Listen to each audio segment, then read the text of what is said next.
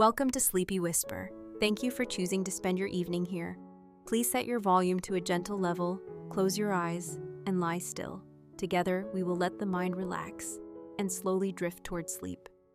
Tonight, we begin with the very first story in our Boring History for Sleep series, the laundry rituals of the past. If this video helps you unwind, don't forget to like and subscribe so you can join us again every night. And now, let the story carry you softly into deep rest. Long before washing machines hummed in the corner of every home, and long before laundromats lined the streets with rows of mechanical drums spinning endlessly, the act of doing laundry was a world of its own, a ritual that shaped daily rhythms and even social life. In the quiet corners of villages, in the yards of farmhouses, and along the banks of rivers, people approached the task of cleaning clothes with patience, strength, and often with a kind of repetitive devotion that turned work into routine. To imagine it, picture the simple sight of linen and wool garments worn through the week, gathering the smell of smoke from open hearths, the dust of unpaved roads, and the marks of labor in fields or workshops. When the time came to cleanse them, families would gather their bundles, soak them in wooden tubs, and begin the long process of scrubbing and rinsing. Unlike today, where detergents flow in precise measurements from plastic bottles, past centuries had their own methods and ingredients. Ash lye, created from soaking ashes in water, produced an alkaline solution that could strip grease and dirt from fabric. Soap, when available, was handmade from animal fats combined with ash or lye, shaped into rough bars that softened when rubbed into cloth. Water was rarely hot unless boiled in large kettles, so much of the work relied on soaking and repeated agitation. Across Europe, riverbanks became the most common sites for laundry. Women would kneel on smooth stones at the water's edge, dipping garments into the current, then lifting them to strike against flat surfaces to loosen dirt. This rhythmic pounding created a soundscape of its own, steady thuds, splashes, and conversations that rose and fell with the flow of the river. Laundry days were rarely silent. They were social gatherings, moments when gossip, stories, and local news moved as freely as the water itself. In colder regions, laundry became even more demanding. Imagine the sting of icy water against raw hands, the numbness of fingers after hours of wringing and scrubbing, the garments stiffening in frosty air as they were hung to dry. Yet the work continued season after season because it was a necessity that could not be avoided. Clothing had to be maintained, and cleanliness carried a moral and social weight that stretched far beyond the fabric itself. In medieval towns, washhouses, communal structures with basins and sometimes even heated water, were built to bring order to this vital chore. These spaces were more than practical facilities. They were also reflections of community effort, where rules and schedules determined when families could use them. In some places, these washhouses became extensions of civic life, where the hum of shared labor reinforced bonds among neighbors. Beyond Europe, other traditions unfolded in equally fascinating ways. In parts of Asia, rice water, left over from cooking, was often used as a natural cleaning agent, the starch acting as a gentle detergent. In the Middle East, soaps made with olive oil, what we now call Castile or Aleppo soap, were prized not only for their effectiveness, but also for their pleasant fragrance. Across cultures, laundry rituals were linked to natural cycles. Rainwater was often collected and stored for its softness, as it rinsed fabric more thoroughly than hard, well water. The phases of the moon even influenced when some communities chose to wash, believing that certain times were better for cleansing both clothes and spirit. To modern ears, these details might sound distant, yet they remind us of how human beings once relied on rhythm, nature, and shared endurance to handle what we now see as a simple household task. Every step, hauling water, heating it over fire, scrubbing cloth against boards, wringing it dry by hand, demanded time and strength. The hours stretched, but within that time people talked, rested briefly, sang songs to keep spirits high, or simply let their thoughts drift with the repetition of motion. What is striking is how laundry in the past was never merely mechanical. It was physical, social, cultural, and even spiritual. Clothes carried not only dirt, but also the memory of daily labor, and washing them symbolized renewal. In many traditions, festivals or seasonal rituals included the thorough washing of garments and household linens as a way to mark fresh beginnings. whether for the new year, a wedding, or the arrival of spring. Each wash day, then, was not only about fabric, but also about the subtle cleansing of life's residue, about preparing to face the next stretch of days with clothes that were, for a little while, bright and clean again. If we step deeper into the world of laundry, before machines, we find not only the people who toiled through the task, but also the tools that became extensions of their hands. Wooden tubs, heavy basins, washboards, paddles, and lines stretched between posts formed the simple yet essential equipment of centuries past. Each item carried with it a history of invention and adaptation, responding to the endless human need for cleaner garments. The washboard, for example, now thought of as a rustic relic or even a musical instrument in folk traditions, was once a revolutionary device. Its ridged surface, made of wood or later metal, allowed cloth to be rubbed and pressed until dirt released its hold. Before its appearance, scrubbing was done directly on stones or by pounding fabrics against hard surfaces. The board created efficiency, though efficiency is relative when compared to the modern machine that completes a full cycle in under an hour. In earlier times, efficiency still meant hours bent over water, moving fabric up and down, the body rocking in rhythm with the motion. Laundry paddles were another common sight. These flat pieces of wood, shaped like short oars, were used to beat clothes in water, loosening grime and soap. In some European regions, women carried their laundry to rivers equipped with these paddles, striking cloth again and again until suds and dirt dissolved downstream. The sound was sharp, steady, and strangely communal when dozens of paddles struck water together. Beyond tools, the process required strategies to handle large volumes of fabric. Soaking was essential. Clothes were often left overnight in tubs filled with ash lye or soap water, softening dirt before scrubbing began. Heavier items like blankets or woolen garments demanded group effort, with multiple hands lifting, wringing, and spreading them out under the sun. The act of wringing itself required remarkable strength. Without the aid of rollers or presses, waterlogged garments had to be twisted by hand, the weight of wet fabric pulling against tired arms. This was slow labor, often leaving hands raw, yet it was unavoidable if clothes were to dry within a reasonable time. Drying, too, followed seasonal rhythms. In summer, lines strung across gardens or fields held shirts and dresses fluttering in warm breezes. In winter, laundry might be draped indoors near hearths, filling homes with the heavy scent of damp cloth. In some regions, especially Northern Europe, laundry was sometimes frozen outdoors, then beaten to break away the frost, a curious method that still managed to freshen garments. Soap itself deserves attention, for it was not the common supermarket commodity it is today, but rather a handmade product, precious in its way. Early soap makers combined animal fats with alkaline substances, boiling them down to form rough cakes or soft pastes.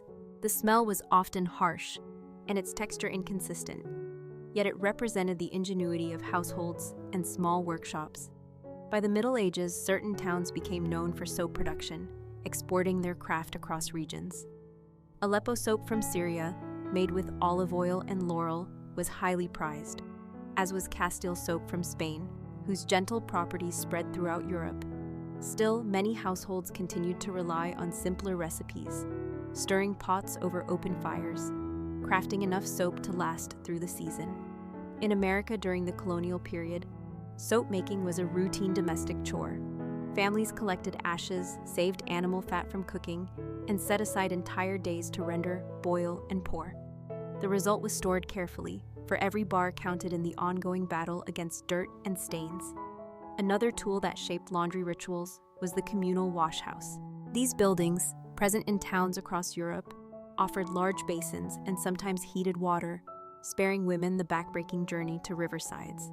They became central to both hygiene and community, a place where lives intersected over suds and steam. Rules often governed their use: designated days for different families, limits on water consumption, and even fines for disorderly behavior. Within their walls, however, work and conversation intertwined. Young mothers learned techniques from elders, disputes were aired, and news traveled quickly.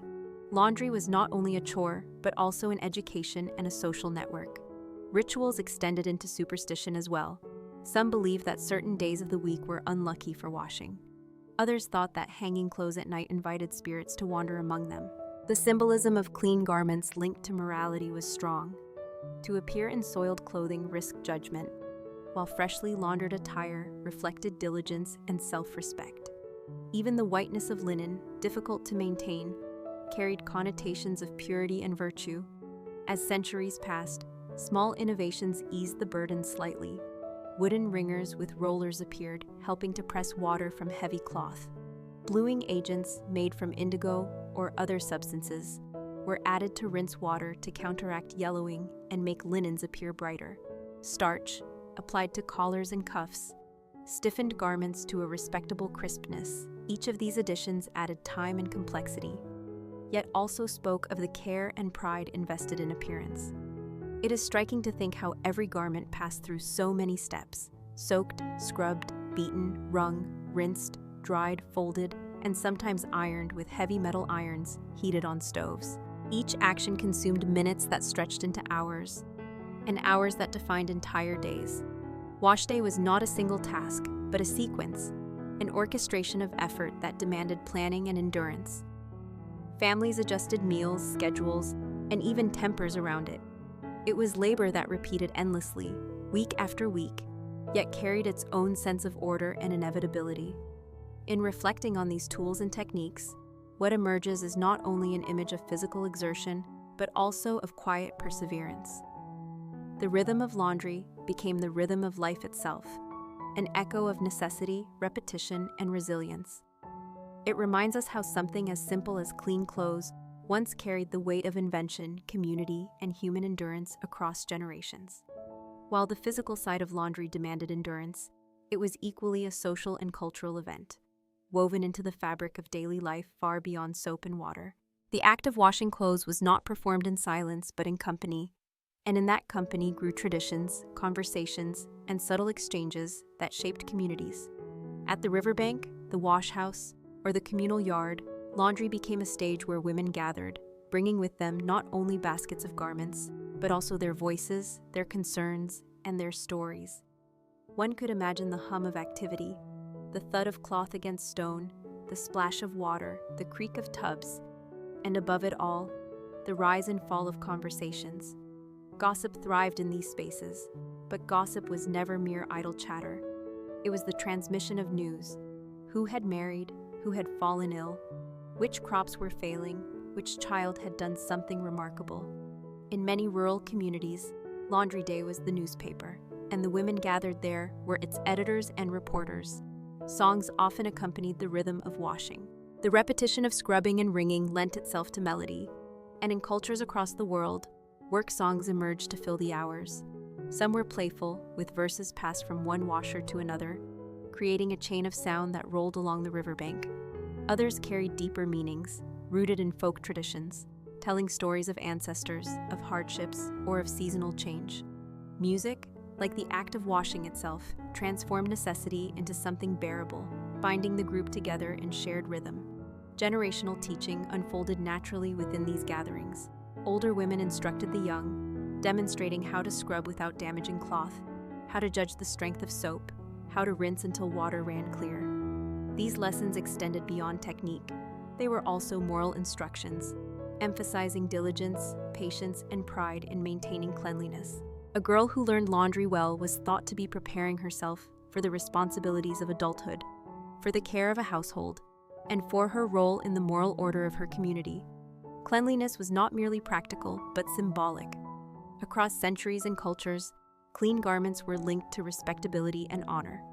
To appear in dirty clothing could suggest laziness, poverty, or disregard for community standards. Conversely, freshly laundered attire was a visible sign of self-respect and discipline. In religious traditions, purity of dress often reflected purity of soul. For example, in Christian rituals, white linen was chosen for its associations with virtue, while in other traditions, washing garments was part of preparation for sacred ceremonies. Thus, laundry took on layers of meaning that transcended cloth, tying it to social standing and spiritual life. Communal wash houses reinforced these values, becoming places where shared effort reflected shared morality. A woman who neglected her laundry duties risked not only soiled clothes, but also social criticism, for it suggested neglect of family and home. In contrast, Those who displayed skill and care in their washing gained quiet admiration. In this way, laundry was never invisible labor. It was constantly observed, evaluated, and remembered within the flow of daily life. Rituals developed around the act itself. In some regions, particular days were set aside as washing days, often chosen for practical reasons such as water availability or weather patterns. These days became ingrained in cultural rhythm, so much so that in literature and diaries, wash day carried a meaning understood without explanation. Markets and gatherings were scheduled around it, and families planned their week knowing that one day would be consumed entirely by soap, water, and drying lines.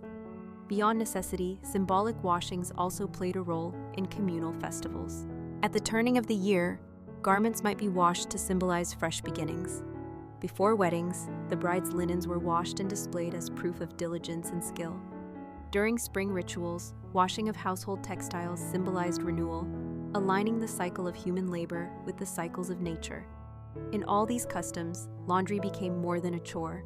It was an act of alignment with social values and natural rhythms. Even in hardship, laundry gatherings carried a sense of companionship. The act of working side by side fostered bonds of friendship and solidarity. When one woman faced illness or difficulty, neighbors might step in to help with her washing, turning labor into an act of community support. In villages, this mutual aid was essential, for without it, a household could quickly fall behind. Thus, laundry was both burden and bridge. Burden because it consumed time and energy, bridge because it connected people in shared struggle. In quieter ways, laundry also offered rare moments of reflection. While hands worked steadily, minds wandered. Women thought about their families, their hopes, their sorrows. For some, it was one of the few times in the week when they stepped outside the confines of the household, breathing fresh air by the river or among neighbors at the washhouse. Though exhausting, it provided a kind of rhythmical solitude and company, where thoughts could drift with the current of the water. All of these dimensions, social, cultural, symbolic, and personal, made laundry far more than a mechanical routine. It was woven into the moral, communal, and spiritual fabric of life. The sight of garments fluttering on lines, the smell of soap mingling with wind, the murmur of voices rising above splashes. These were not merely byproducts of cleanliness, but part of a cultural landscape that shaped identity and belonging. Looking back, one realizes that the ritual of washing, humble as it was, reveals how deeply ordinary tasks can hold extraordinary significance. It was not just about clothes, it was about community, values, and the rhythm of human connection that flowed as surely as the rivers where garments were cleansed.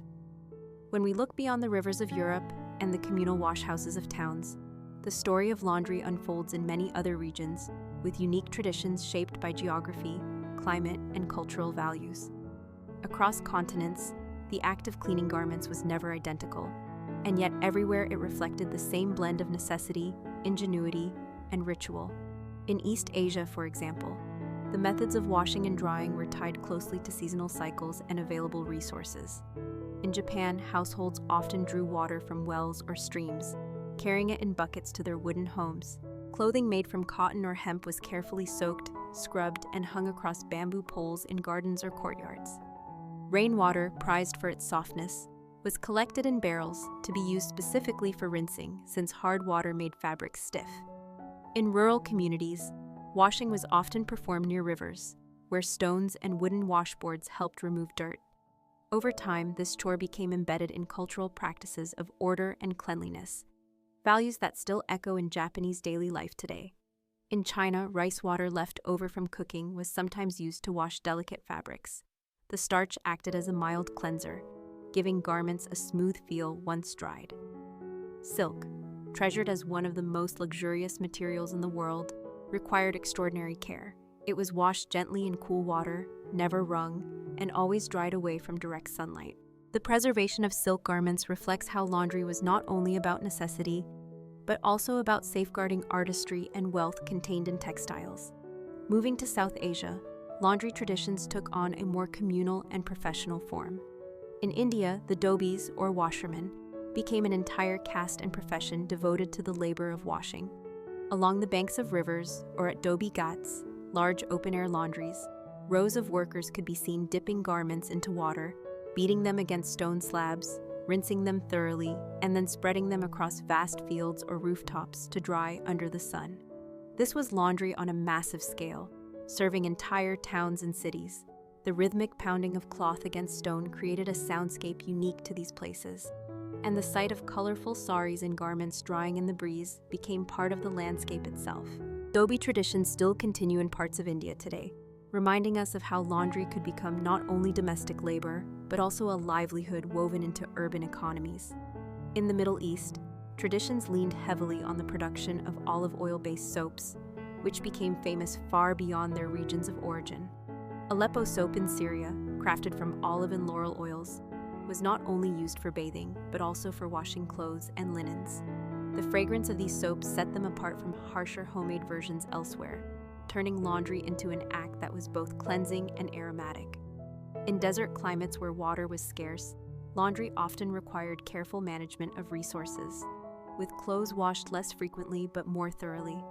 Wells and cisterns became lifelines for this essential task, and in many places, the act of washing garments carried with it a recognition of water as a sacred and finite resource. In Africa, laundry traditions varied widely according to region. In West Africa, women often washed clothes together at rivers or wells, scrubbing with stones or rubbing fabric against itself to remove dirt. Natural materials such as soap made from shea butter or local plants were used, offering both cleaning and gentle fragrance. Brightly colored textiles, like the wax prints and dyed garments so characteristic of African culture, required careful attention to preserve their vibrancy. The sight of cloth spread out on bushes or laid across rocks to dry under the strong sun became part of the everyday visual rhythm of village life. In East Africa, similar communal practices prevailed, where laundry was as much about social connections as about cleanliness.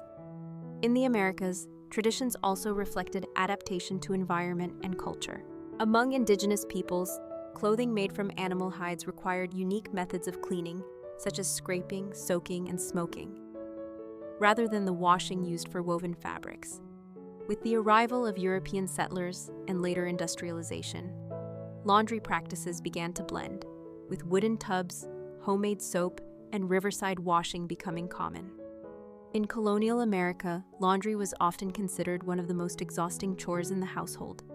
Women set aside entire days for the process, heating water over open fires, scrubbing garments on washboards, and wringing them by hand. Children sometimes assisted, carrying water or hanging clothes, making it a family-wide task. In South America, particularly in the Andes, laundry practices were shaped by altitude and climate. Streams flowing from mountains provided icy water, and garments were beaten against rocks, then spread to dry in the thin, bright air. The cold made the work punishing, but the sun at high elevation could dry clothes quickly once the water had been wrung out.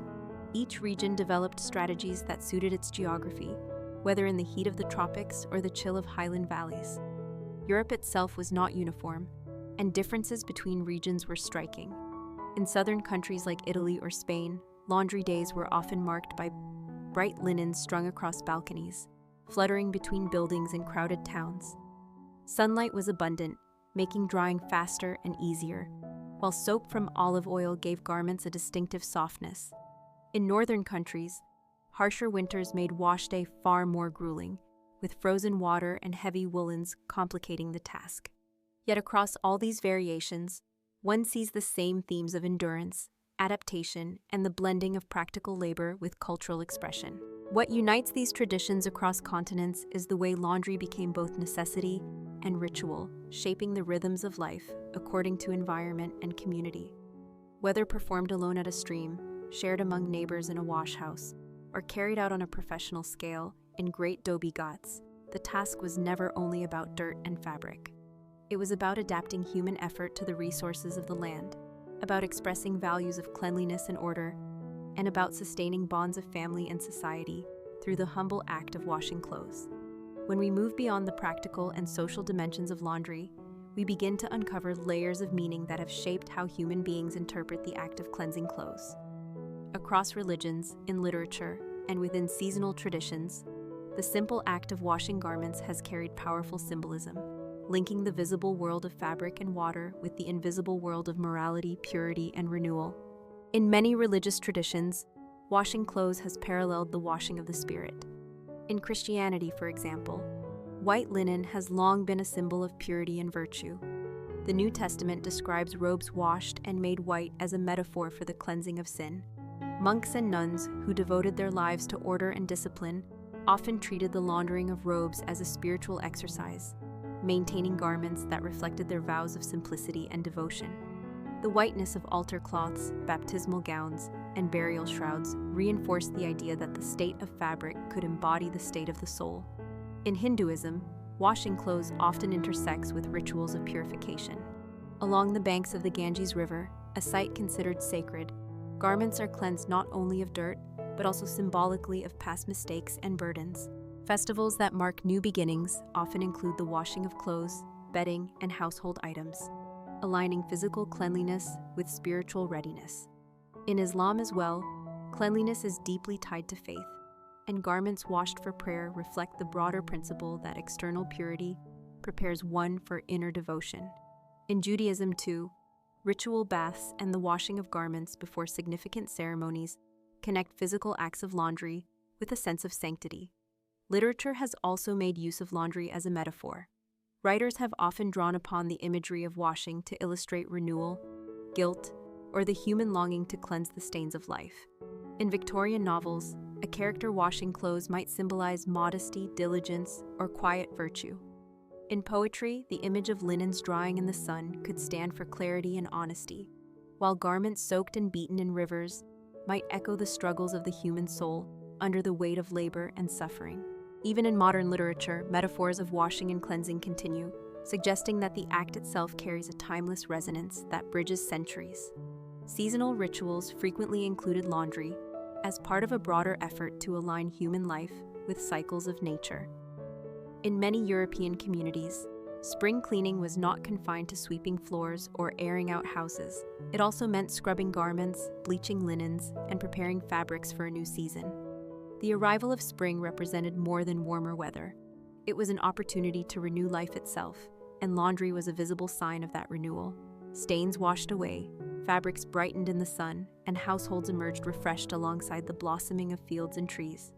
In some cultures, New Year celebrations specifically included washing clothing as a way to cast off the weight of the old year. Just as debts were settled and grievances reconciled, garments too were cleansed, folded, and prepared for the days ahead. The symbolism was powerful, for to put on freshly washed clothes at the threshold of a new year was to step forward with dignity, clarity, and hope. Weddings, too, were surrounded by laundry rituals. In many regions, the bride's household took pride in presenting a dowry of linens that had been washed, whitened, and carefully stored. These items represented not only wealth, but also diligence and the ability to maintain a home.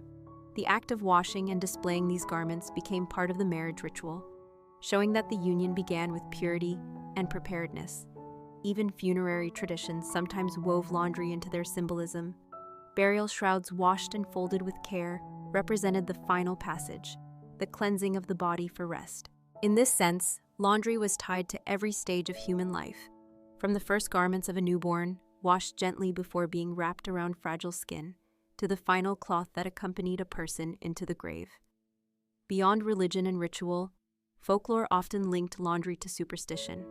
In rural Europe, some believed that washing clothes on certain days would bring misfortune, or that hanging garments outside on moonlit nights invited spirits to wander among them. Others held that the brightness of white linen could ward off evil, or that the act of washing clothes together after harvest bound a community's fortune for the coming year. These beliefs, though varied, point to the way laundry extended beyond the practical into the realm of meaning. What emerges from all of this is a recognition that laundry has never been only about dirt and fabric. It has always stood at the boundary between the material and the symbolic. Every scrub, every rinse, every hanging cloth carried with it echoes of renewal, of moral order, and of alignment with cycles greater than the individual. To wash was to prepare, to reset, to cleanse not only garments but also the lives that wore them. As we look back on these traditions, we begin to see how even the most ordinary tasks held extraordinary depth, and how the sight of clean clothes, fluttering gently in the sun, could embody the hope of a new beginning. As centuries of hand-scrubbing and pounding gave way to the gradual stirrings of invention, the story of laundry entered a new phase, shaped by tools designed to ease the burden. It did not happen overnight, nor did it replace the labor of women and men who had spent generations perfecting their methods. Instead, change came slowly, almost cautiously, with small innovations that shifted the rhythm of wash day one step at a time. The wringer, also called the mangle, was one of the earliest breakthroughs. At its simplest, it consisted of two rollers mounted in a frame, turned by a crank or lever. Wet garments, heavy with water, could be fed between the rollers, which squeezed and pressed until streams of water poured out. The effect was striking. What once required exhausting twisting by hand could now be managed by turning a handle. Yet even this was not effortless. The wringer demanded steady strength, coordination, and caution, for careless fingers could easily be caught between the rollers. Still, the relief it offered made it a prized addition to households and communal washhouses in the 18th and 19th centuries. Alongside wringers, other pressing tools developed. Flat irons, once heated directly on stoves or by coals placed inside their hollow frames, helped smooth fabrics after they had dried. But mangles, large and heavy devices, offered a way to press entire sheets and linens by rolling them under weighted cylinders. These contraptions often stood in the corners of houses or laundries, their bulk a reminder of how seriously people took the care of fabric. Using them was no simple task. They demanded space, maintenance, and constant attention. Yet they saved time in a world where every saved hour mattered. The first stirrings of mechanical washing devices began in the mid-18th century. In 1767, Jacob Christian Schaefer of Germany described a wooden drum that could be turned by hand, agitating clothes inside. Similar designs appeared in England and America, each attempting to mimic the motions of soaking, rubbing, and rinsing, but with less human effort. These machines were crude by modern standards, barrels mounted on cranks, paddles churning water inside tubs, but they marked a profound shift in imagination. For the first time, people could picture laundry not only as a task of muscle, but as a process that might be mechanized. By the 19th century, patents for washing machines multiplied, reflecting the inventive spirit of the industrial age. Some designs placed clothes inside rotating cylinders, others relied on plungers that moved up and down to mimic scrubbing. Few of these early machines were truly efficient, and many households could not afford them. Yet they signaled a new trajectory, one that would eventually transform the relationship between humans and their clothes. The spread of technology was uneven. In rural areas, women continued to wash by hand well into the 20th century, while wealthier urban households might employ servants who used the latest devices. In cities, commercial laundries equipped with larger mechanical washers began to appear, offering services to families who could pay to outsource the task. These laundries often used steam power, harnessing the energy of the Industrial Revolution to turn drums and heat water. Inside, workers labored in hot, damp conditions, feeding garments into machines, transferring them to wringers, and ironing them in endless sequences. The work remained grueling, but the machines allowed for greater volumes of laundry than ever before. Technology also altered the materials of laundry itself. Soap production shifted from small household batches to industrial factories, producing consistent bars and powders. The availability of better soap made mechanical washing more effective, as lather could penetrate fabric more deeply. Bluing agents and bleaching powders further enhanced the brightness of garments, tying scientific chemistry to the age-old desire for whiteness and cleanliness. Despite these advances, resistance to machines lingered. Many households mistrusted the devices, fearing that delicate garments would be torn or worn out by the rough action of rotating drums. Others simply held on to tradition, preferring the familiarity of hand washing. For them, laundry was not only a chore, but also a ritual passed down through generations, and surrendering it to a machine seemed impersonal. Still, with each passing decade, the convenience of technology grew harder to ignore. The rise of wringers and early washing machines coincided with broader social changes. As industrialization pulled more people into factories and offices, time at home became more limited. Households needed ways to accomplish chores faster, and women in particular, who bore the weight of domestic labor, pressed for tools that could relieve their burden. The wringer and the washer, humble as they seem now, we're part of a larger story about the quest for efficiency in an increasingly mechanized world. By the late 19th century, the image of laundry had begun to shift. Where once it was associated with riverbanks and communal washhouses, it now increasingly conjured visions of kitchens and back rooms, where wooden tubs and iron cranks stood beside stoves and cupboards. The sound of pounding cloth against stone slowly gave way to the creak of handles and the churn of paddles inside wooden drums. This transition did not erase the past, but layered new sounds, new motions, and new expectations onto the ancient task. Looking back, we see that the wringers and early washing machines were not the end of tradition, but the bridge between worlds. They carried humanity from the timeless rhythms of riverside labor into the dawning age of mechanization, where effort began to be measured not in hours bent over water, but in turns of a crank and revolutions of a drum. They remind us that even the most ordinary tools can represent profound change, altering not only how work is done, but how people imagine the possibilities of their lives.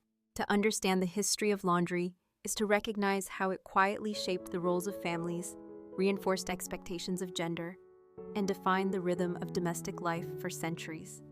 While the act of washing garments may appear on the surface to be a simple household chore, it was in fact a task that influenced the balance of work, authority, and identity inside homes and across communities. In most societies, laundry became the responsibility of women, inherited almost automatically from mothers to daughters. It was assumed that a woman's worth as a homemaker could be measured in part by her ability to keep garments fresh, linens bright, and households orderly. From the first lessons of childhood, girls were instructed not only in stitching and mending, but also in the methods of scrubbing, rinsing, and wringing. Their small hands learned early how to rub cloth against washboards or stones, and by the time they reached adulthood, they carried within them the knowledge of generations. Men, for the most part, remained distant from this sphere of work. Their labor was directed toward fields, trades, or professions, while women's labor was tied to the unseen but unrelenting cycles of domestic upkeep. Yet laundry was not invisible. The sight of clothes on a line or linens folded neatly in a chest spoke volumes about the diligence of a household's women. In this way, the act of laundry became an unspoken language of reputation. To neglect it was to invite whispers about laziness or incompetence, while to excel at it was to gain respect, even if such respect was rarely spoken aloud. Within families, laundry also functioned as a kind of discipline. Clean clothes for children were a mark of parental care, and mothers were often judged by how presentable their children appeared in public. A child sent to school in stained or unkempt garments carried not only dirt, but also the suggestion of neglect. Thus, laundry became a burden of social responsibility, where the fabric itself held the weight of judgment. Husbands, fathers, and sons wore the results of women's labor without necessarily participating in it. Yet in their appearance, crisp collars, clean shirts, whitened linens, they carried forward the reputation of the entire household. In this way, women's invisible work became men's visible presentation. Laundry, therefore, reveals a paradox. While the task itself was confined largely to women, its outcomes were displayed most prominently on the men who walked into public life. The cycle of wash day reinforced a rhythm that defined household routines. In many regions, one day of the week was designated for laundry, and the entire family adjusted around it. Meals were simpler on those days, as hours were consumed by soaking, scrubbing, and drying. Children sometimes assisted, carrying water, turning wringers, or fetching soap, though the heaviest burden fell on mothers and older daughters. Wash day could stretch from dawn until dusk, consuming not only physical strength, but also the emotional energy of the household. It was a day remembered not for rest, but for labor, one that marked the cadence of weeks and months. In larger households, servants or hired washerwomen carried the responsibility. Even here, the division of labor reinforced hierarchies. Mistresses of houses supervised, ensuring standards of cleanliness were met, while laundresses, often from poorer families, shouldered the back-breaking labor.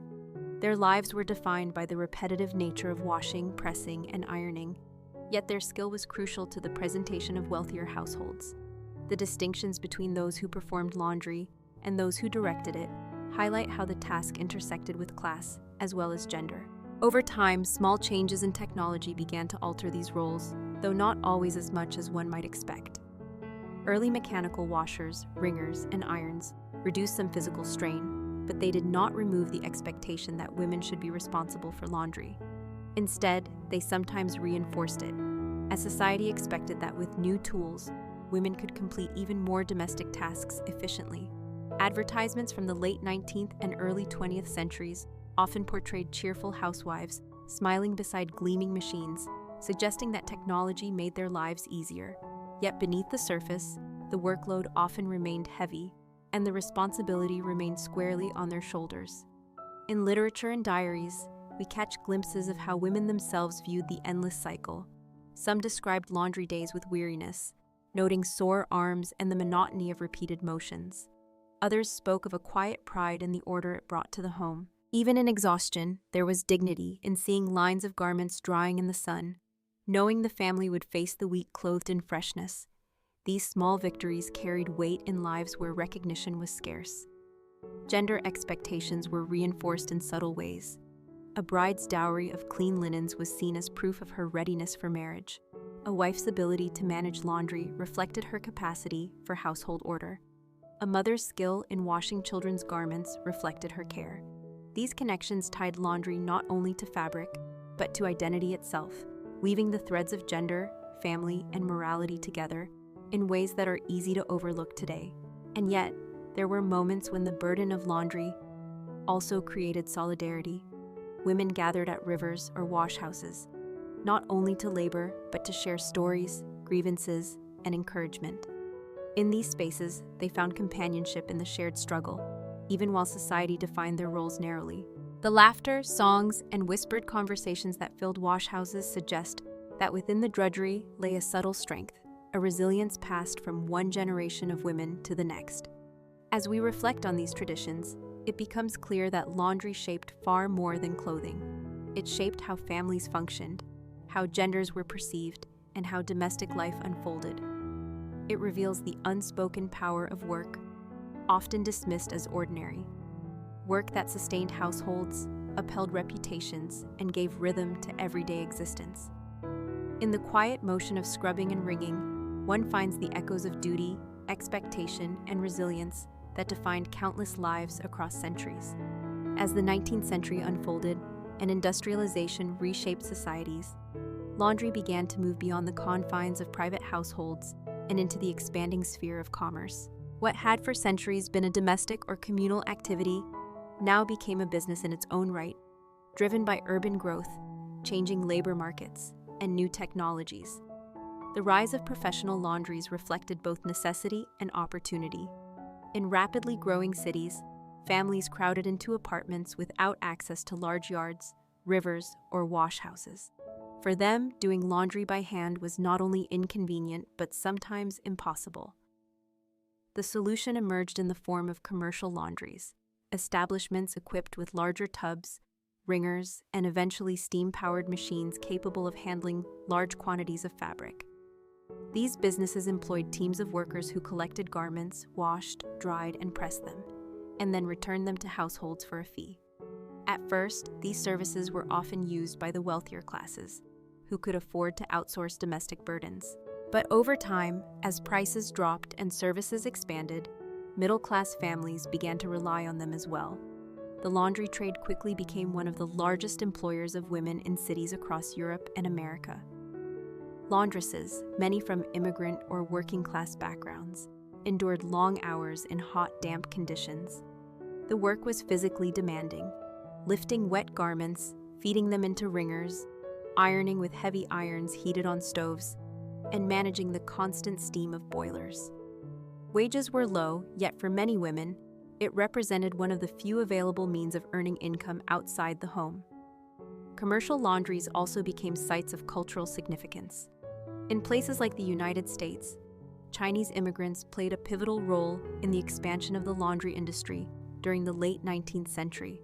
Excluded from many other professions due to discriminatory laws and social barriers, they established small hand laundries across towns and cities.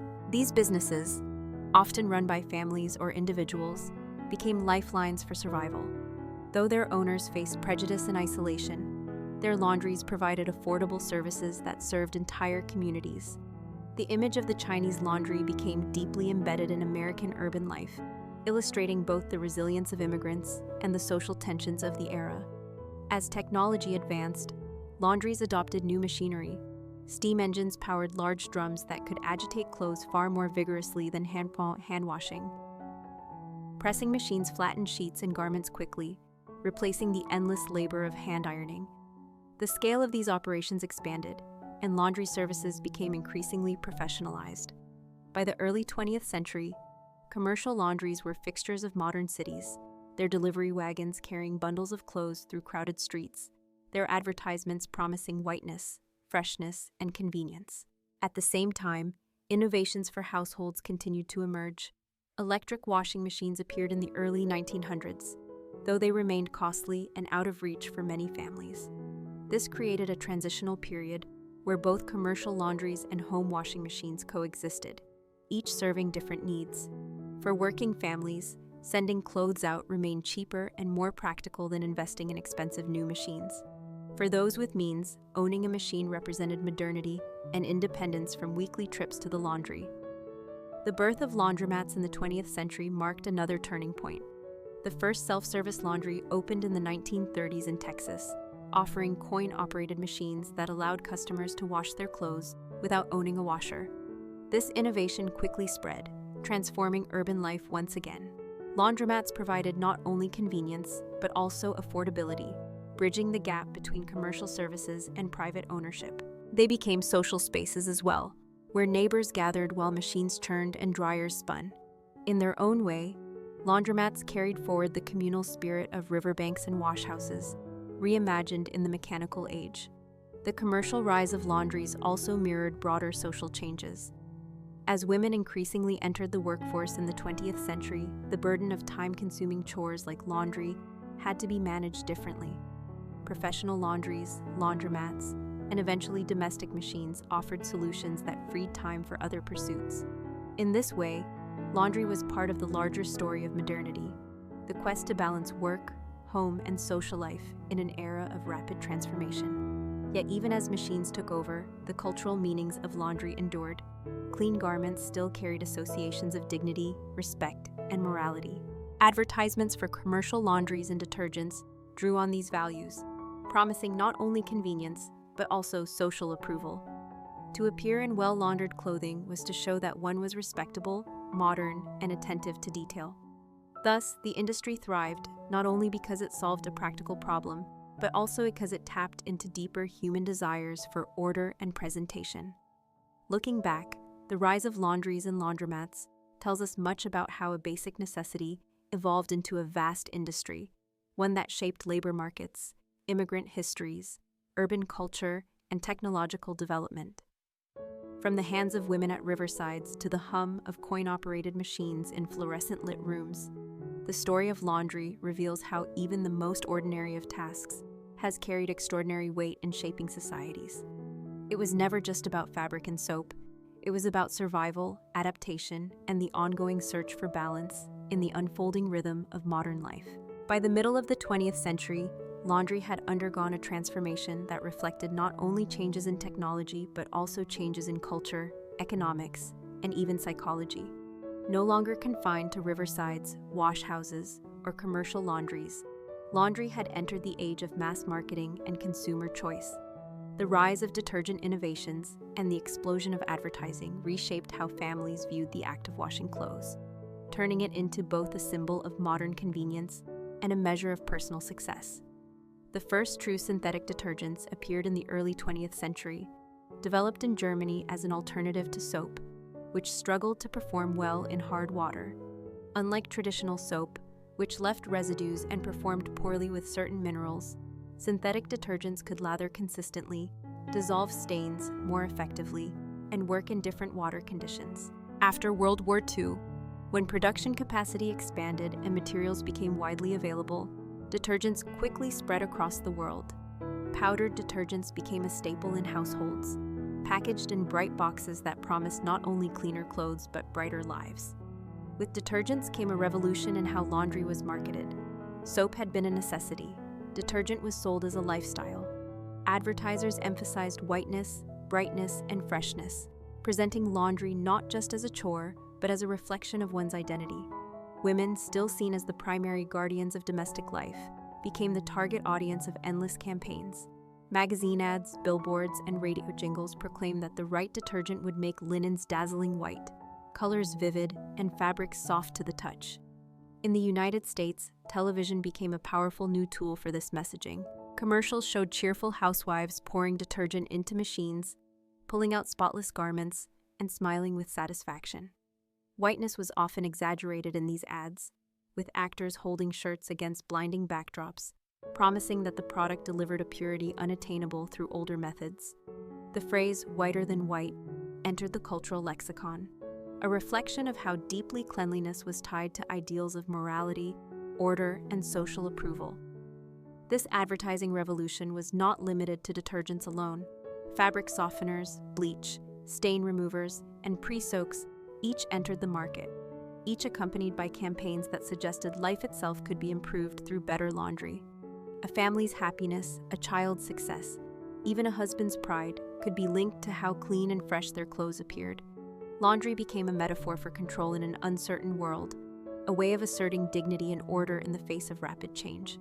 Global companies like Procter & Gamble and Unilever competed fiercely, pouring resources into branding, research, and mass production.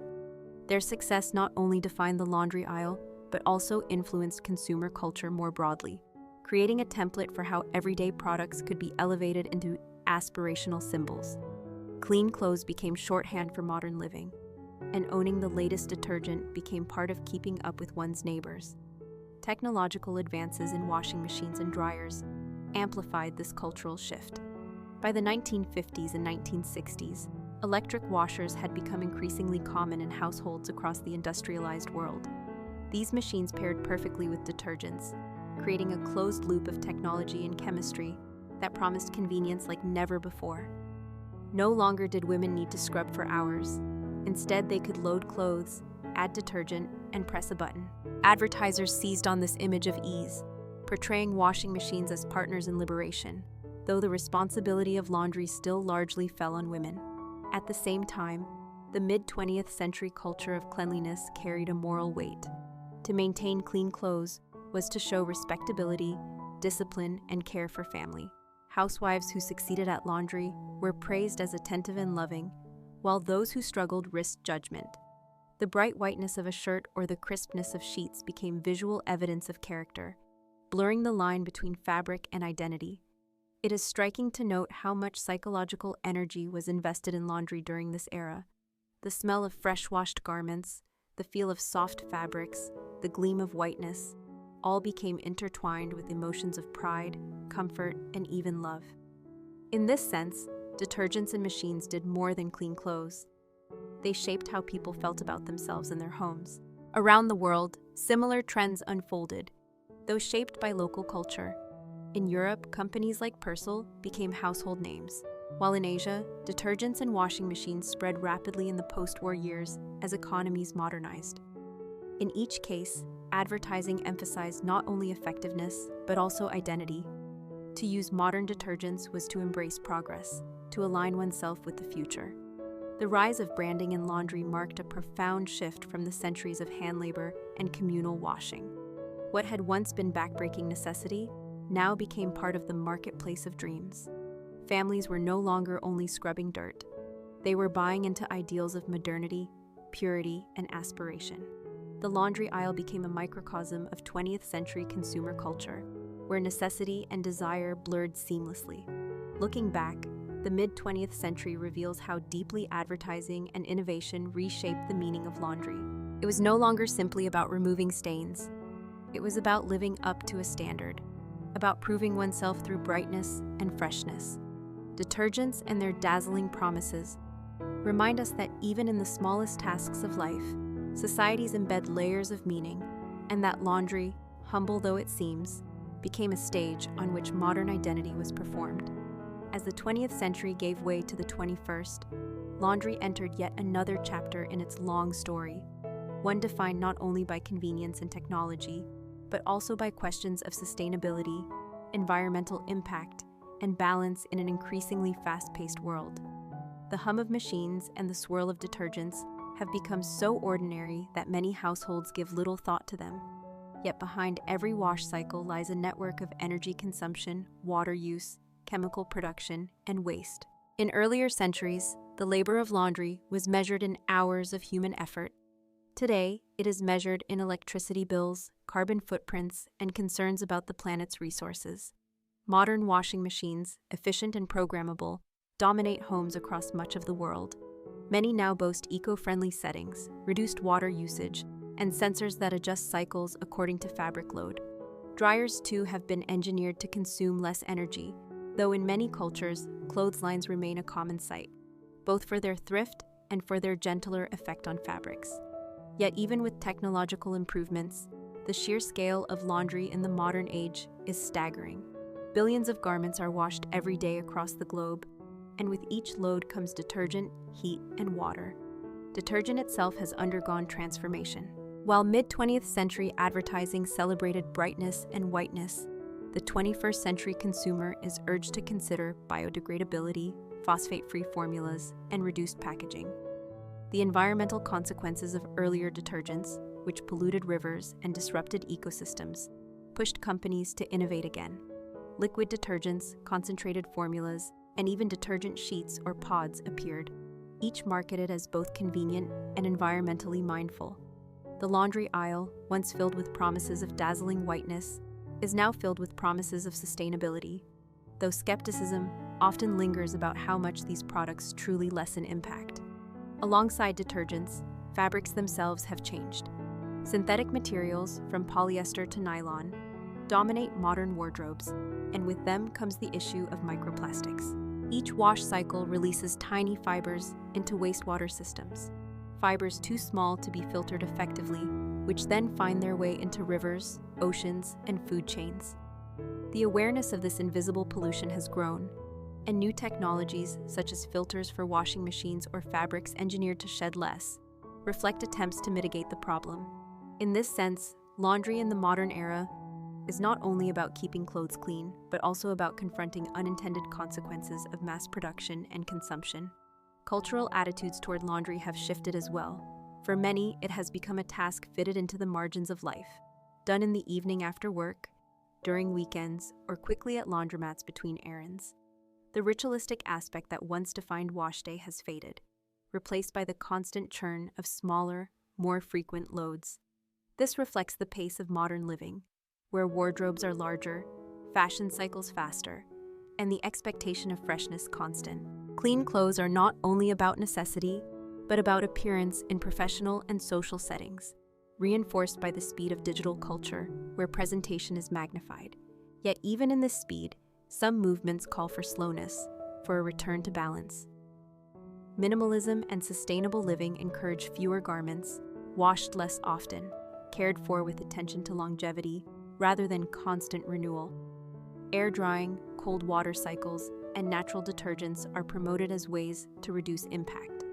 In some urban spaces, communal laundries are being reimagined as eco-friendly hubs, where machines are shared to save resources, and workshops teach repair and care to extend the life of clothing. Thus, the story of laundry today is also the story of rethinking habits in light of global concerns. Interestingly, the symbolism of laundry has not disappeared. Clean garments remain linked to dignity, order, and self-respect, but now they also carry the weight of ethical choices. To wear freshly laundered clothes in the modern age can also mean to participate in broader debates about consumption, waste, and sustainability. For some, it is a simple act of convenience.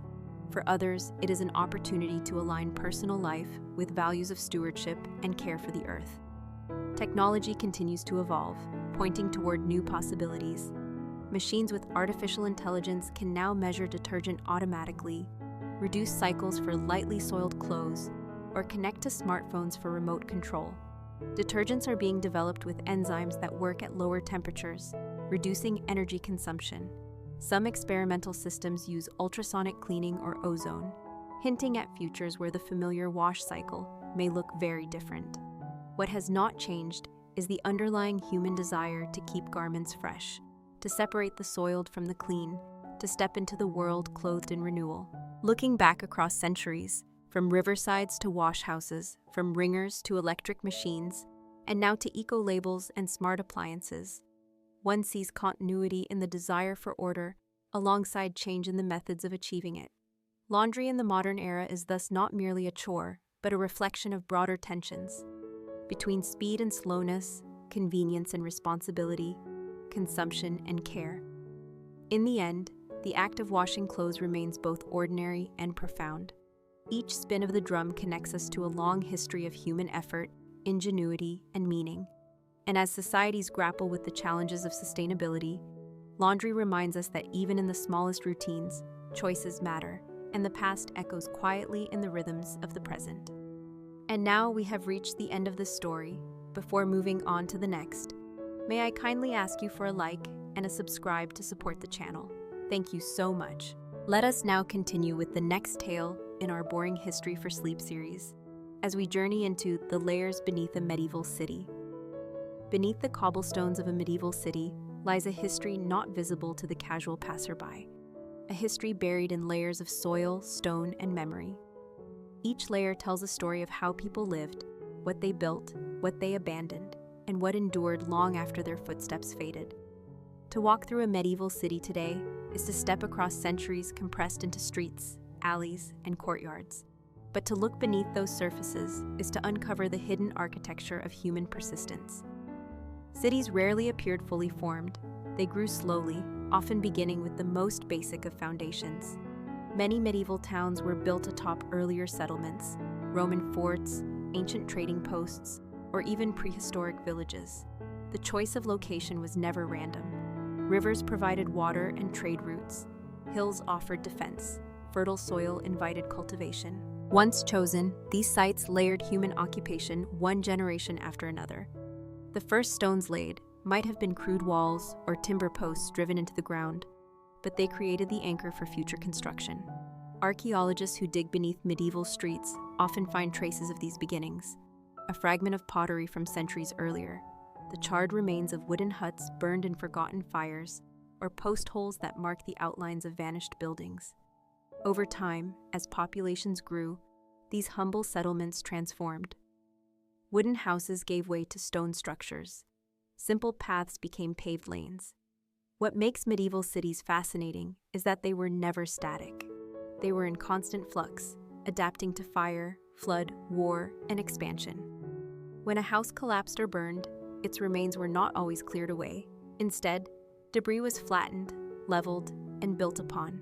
In this way, the ground level of a city slowly rose, creating the phenomenon of stratification that archaeologists study today.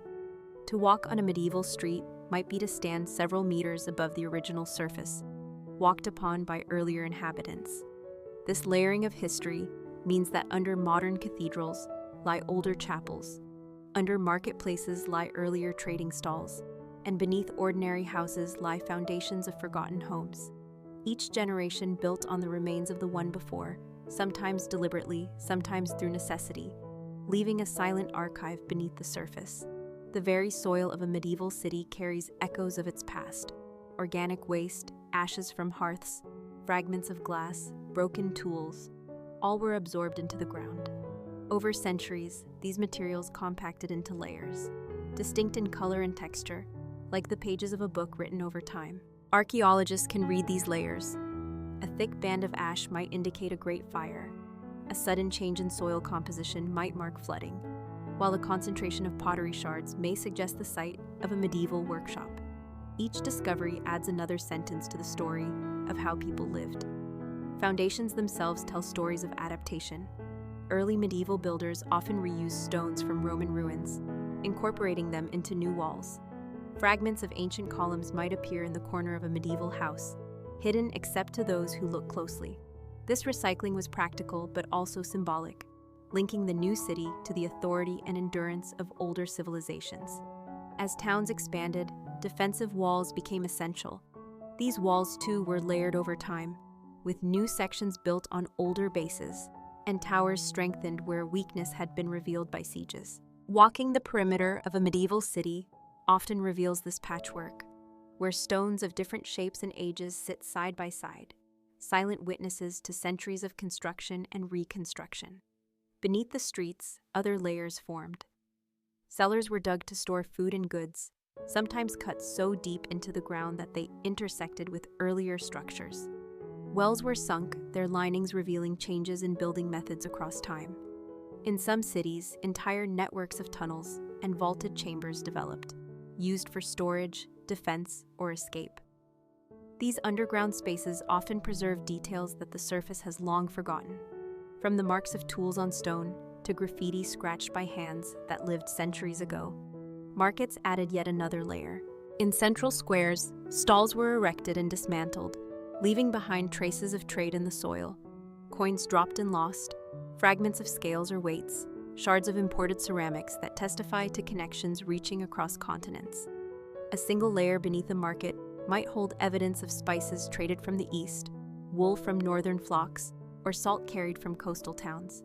To study these remnants is to glimpse the hum of commerce that once filled the air above. Fires, so common in medieval cities, added dramatic interruptions to these layers. Entire neighborhoods were sometimes reduced to ash, only to be rebuilt directly on top of the charred remains.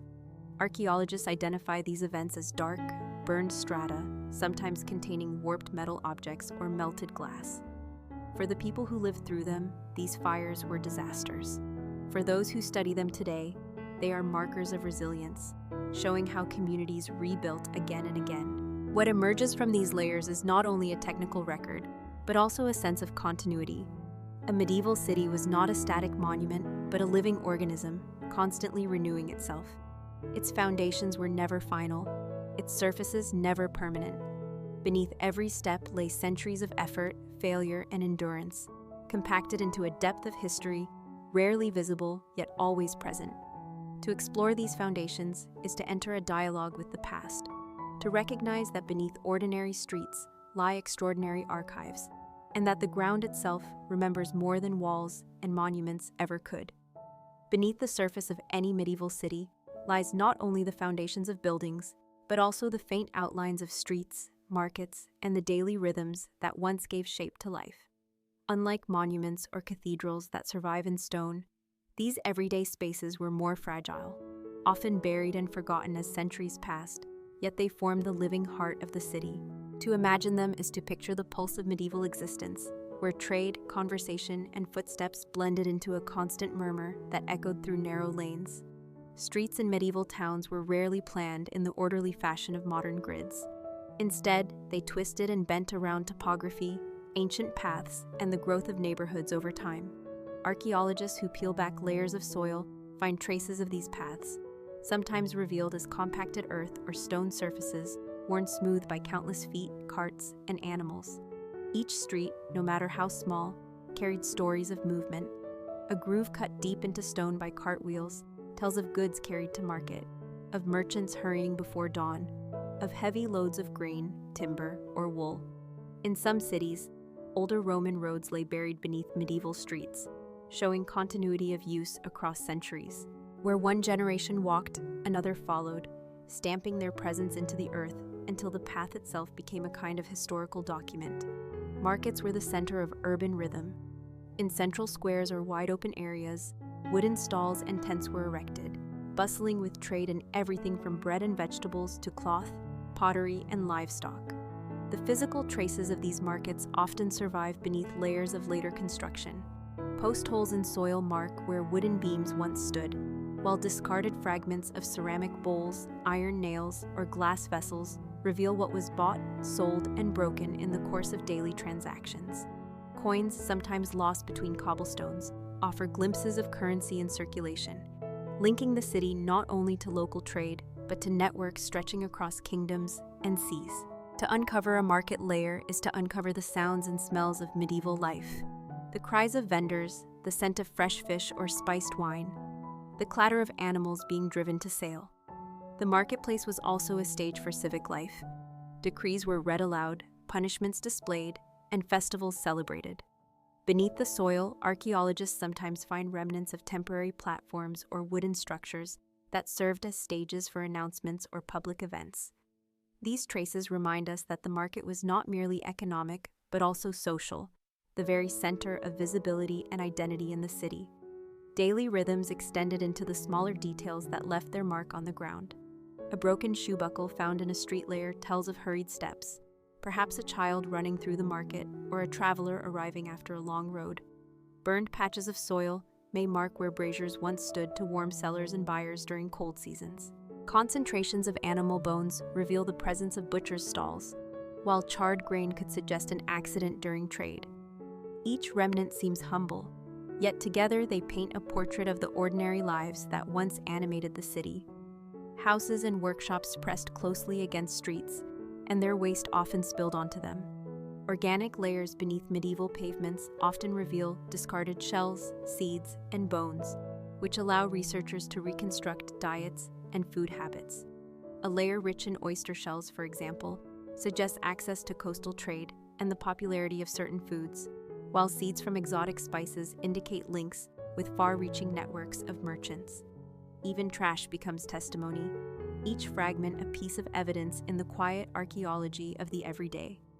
Over time, streets rose as layers of debris accumulated and were leveled before new paving was laid. This means that the medieval street one sees today may be built atop earlier versions buried beneath. In some cities, excavations reveal several generations of pavement, each representing a different moment of urban history. To walk those streets was to participate in a long continuum, where every footprint pressed into surfaces, already bearing the memory of centuries. Beyond markets, specialized districts added their own layers to the city's rhythms.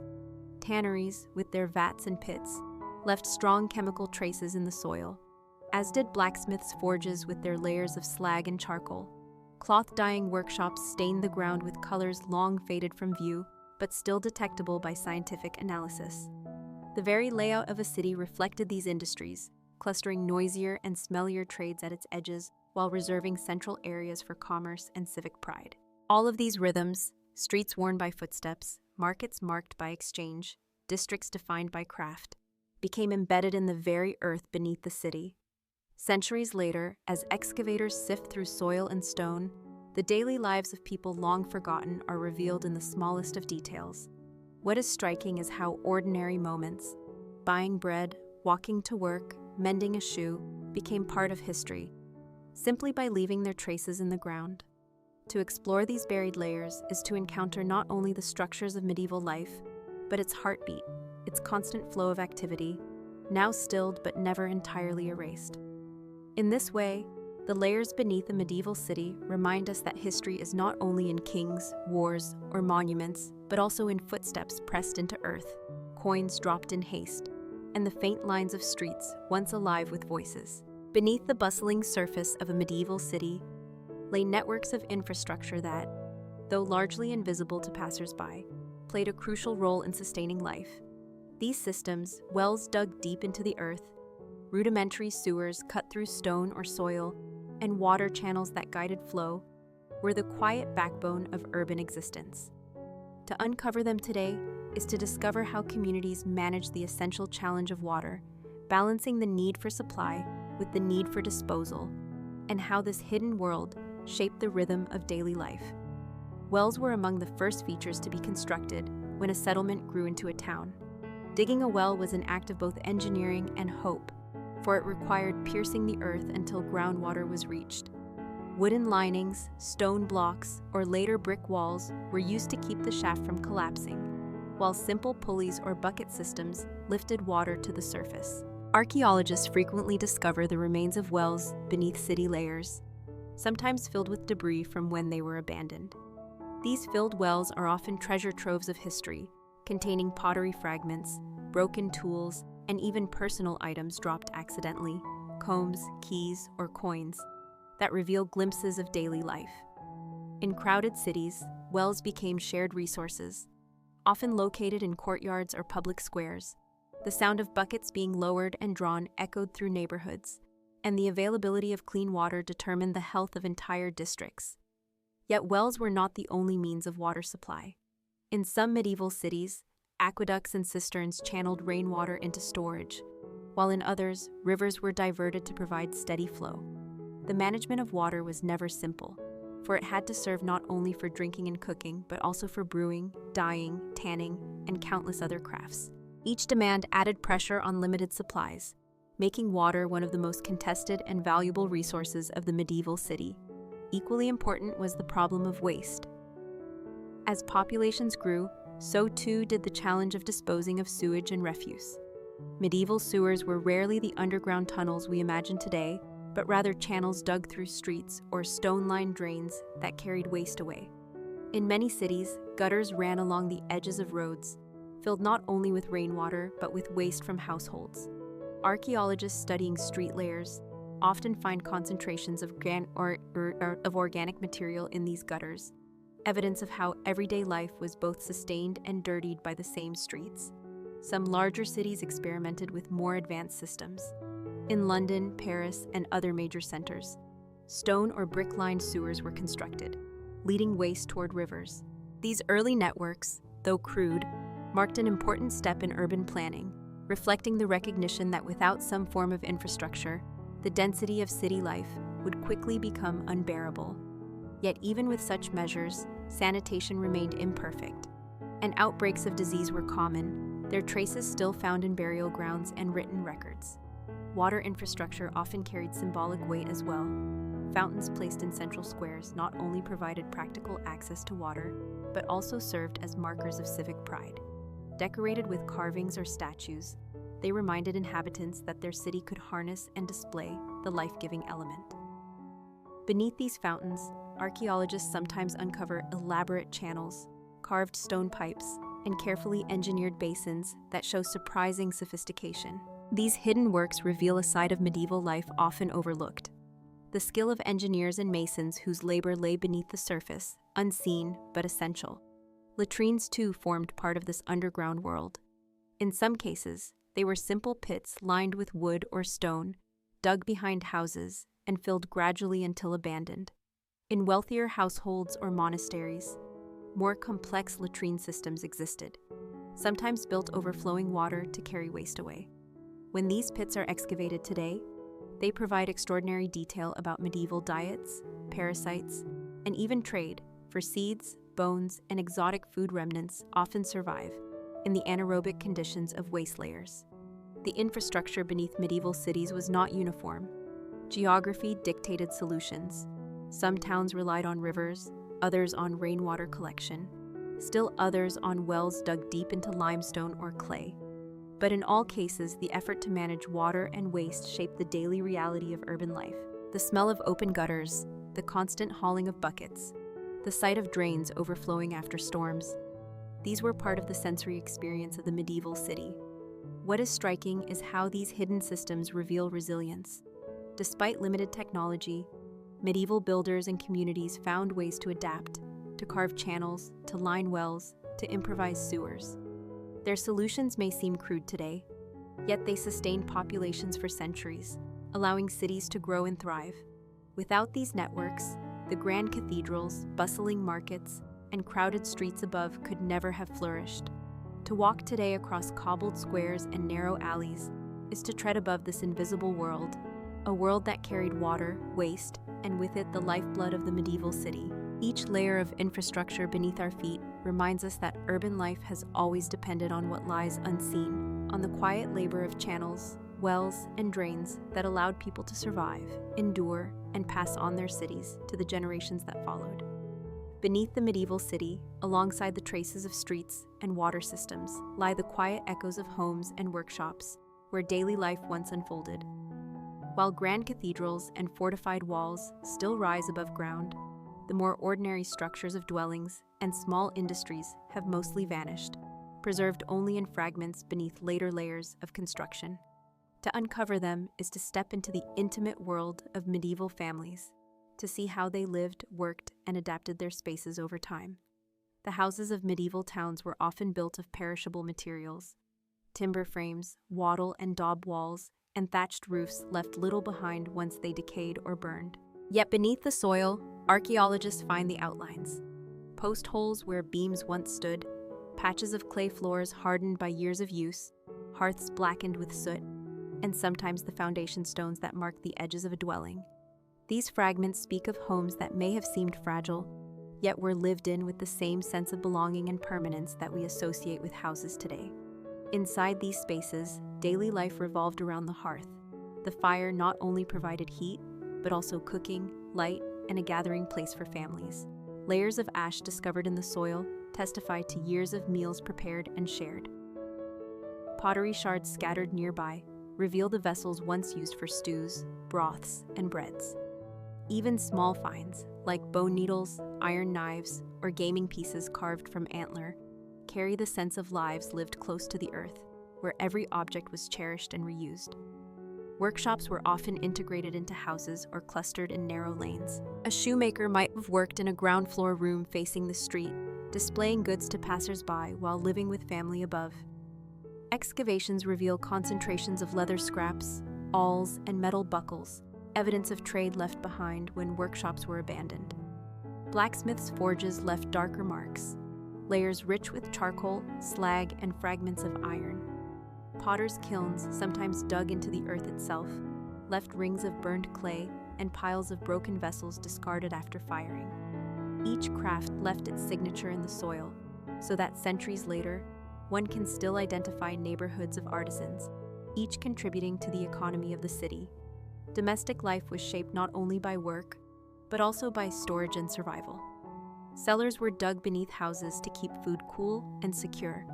When abandoned, these cellars often became repositories of refuse, filled with discarded bones, jars, and broken tools.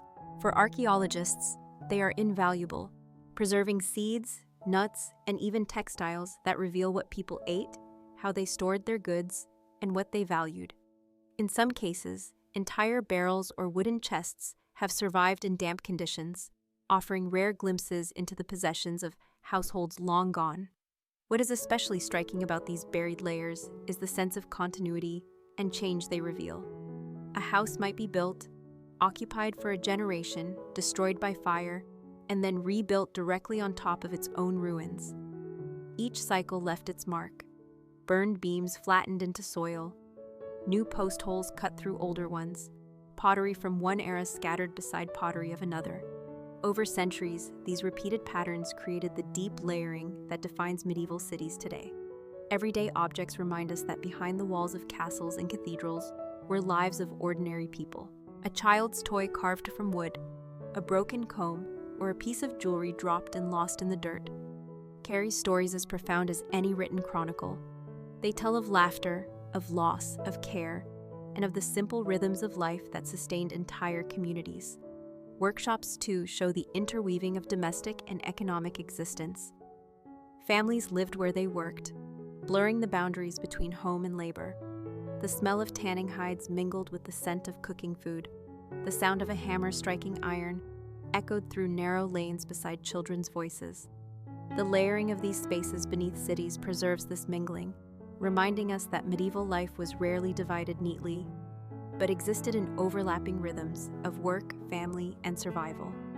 Fires, so frequent in wooden towns, reshaped these layers again and again.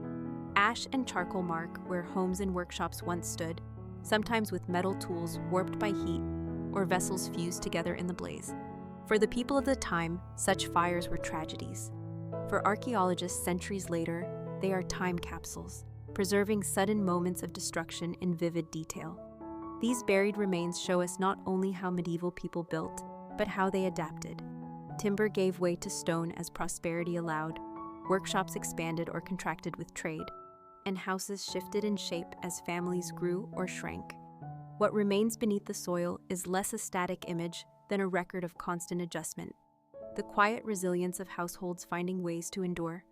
To explore the layers of houses and workshops beneath medieval cities is to connect with the fabric of daily existence. It is to see that history is not only in battles or rulers, but in hearths blackened by cooking fires, in scraps of leather cut by a shoemaker's hand, in floors worn smooth by generations of bare feet. These fragments remind us that beneath the monumental structures of history lie the humble spaces where life was truly lived, and that it is in those spaces, ordinary, fragile, and enduring, that the real heart of a city is found. Beneath the quiet streets of a medieval city lie not only the traces of homes and workshops, but also the remains of structures that once carried immense importance for civic and religious life.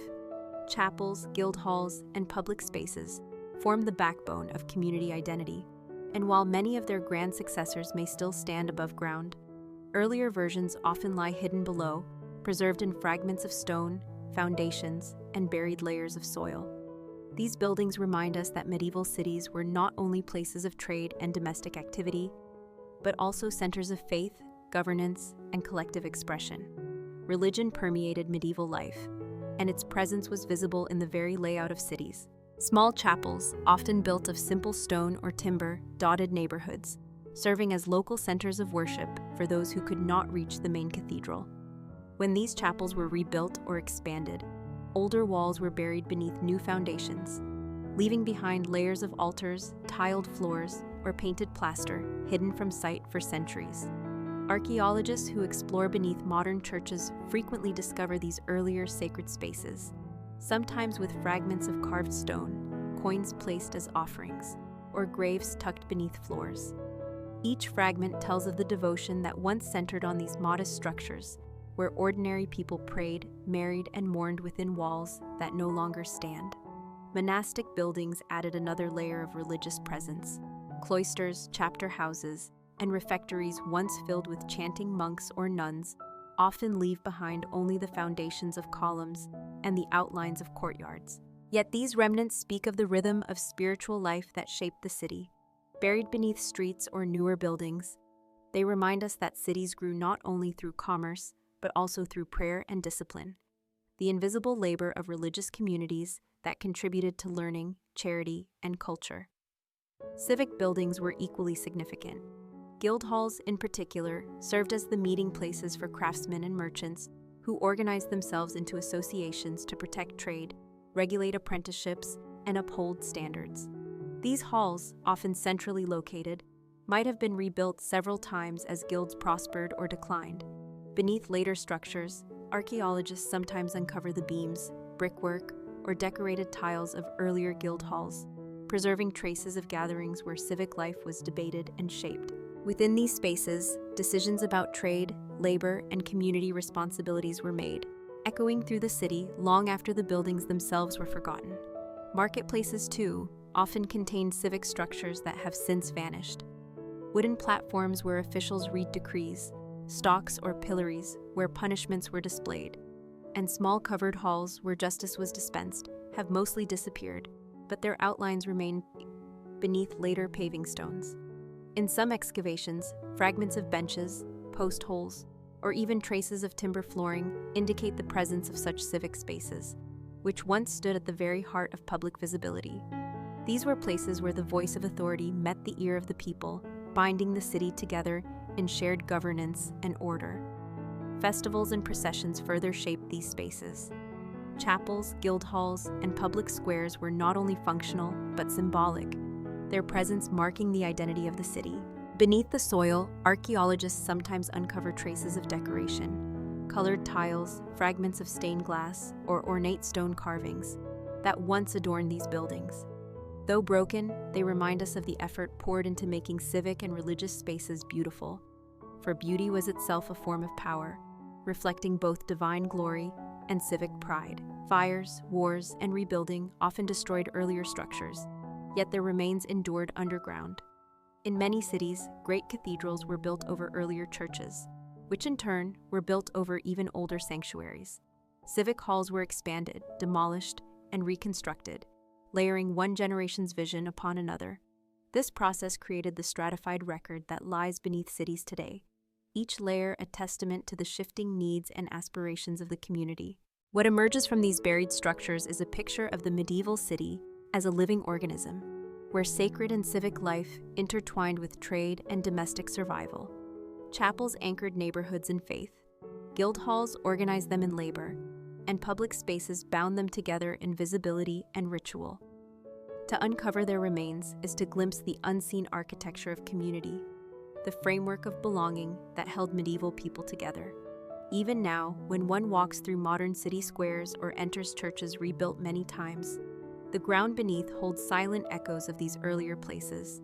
Stone foundations that once supported altars, beams that once framed guild meetings, and platforms where voices once rang out, all remain hidden yet enduring.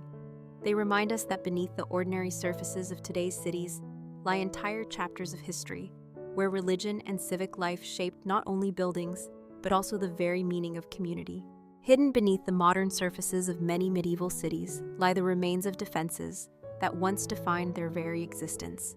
Walls, gates, towers, and ditches shape not only the physical boundaries of towns, but also the identity and security of their people. Over time, as cities expanded, rebuilt, and modernized, these defensive structures were dismantled, buried, or built over, yet their traces remain beneath pavements and foundations, silent reminders of a world where safety was never taken for granted. The earliest fortifications were often simple earthen banks or wooden palisades, created quickly to shield vulnerable settlements from raids. Archaeologists sometimes find these early defenses as ditches filled with darker soil, or as post holes marking where timber stakes once stood. Though modest compared to the stone walls that followed, these defenses carried profound importance, for they transformed a cluster of dwellings into a place of recognized security. Over time, wooden defenses gave way to stone. City walls became monumental projects, built over decades with immense investment of labor and resources. These walls were not static. They were constantly repaired, heightened, or thickened as threats changed. Today, beneath modern buildings and roads, archaeologists often uncover the buried footings of these massive walls, sometimes meters below the current surface. Large cut stones, mortared together, still hold their forms centuries later, revealing the strength and ambition of those who built them. Gates were the focal points of these defenses, serving both as entrances and as checkpoints. The remains of gatehouses, deep foundations, pivot stones where doors once turned, or cobbled surfaces worn by wheels and hoofs, speak of the constant flow of people and goods. Through these gates passed merchants carrying wares, farmers bringing food, travelers seeking shelter, and guards inspecting who entered and left.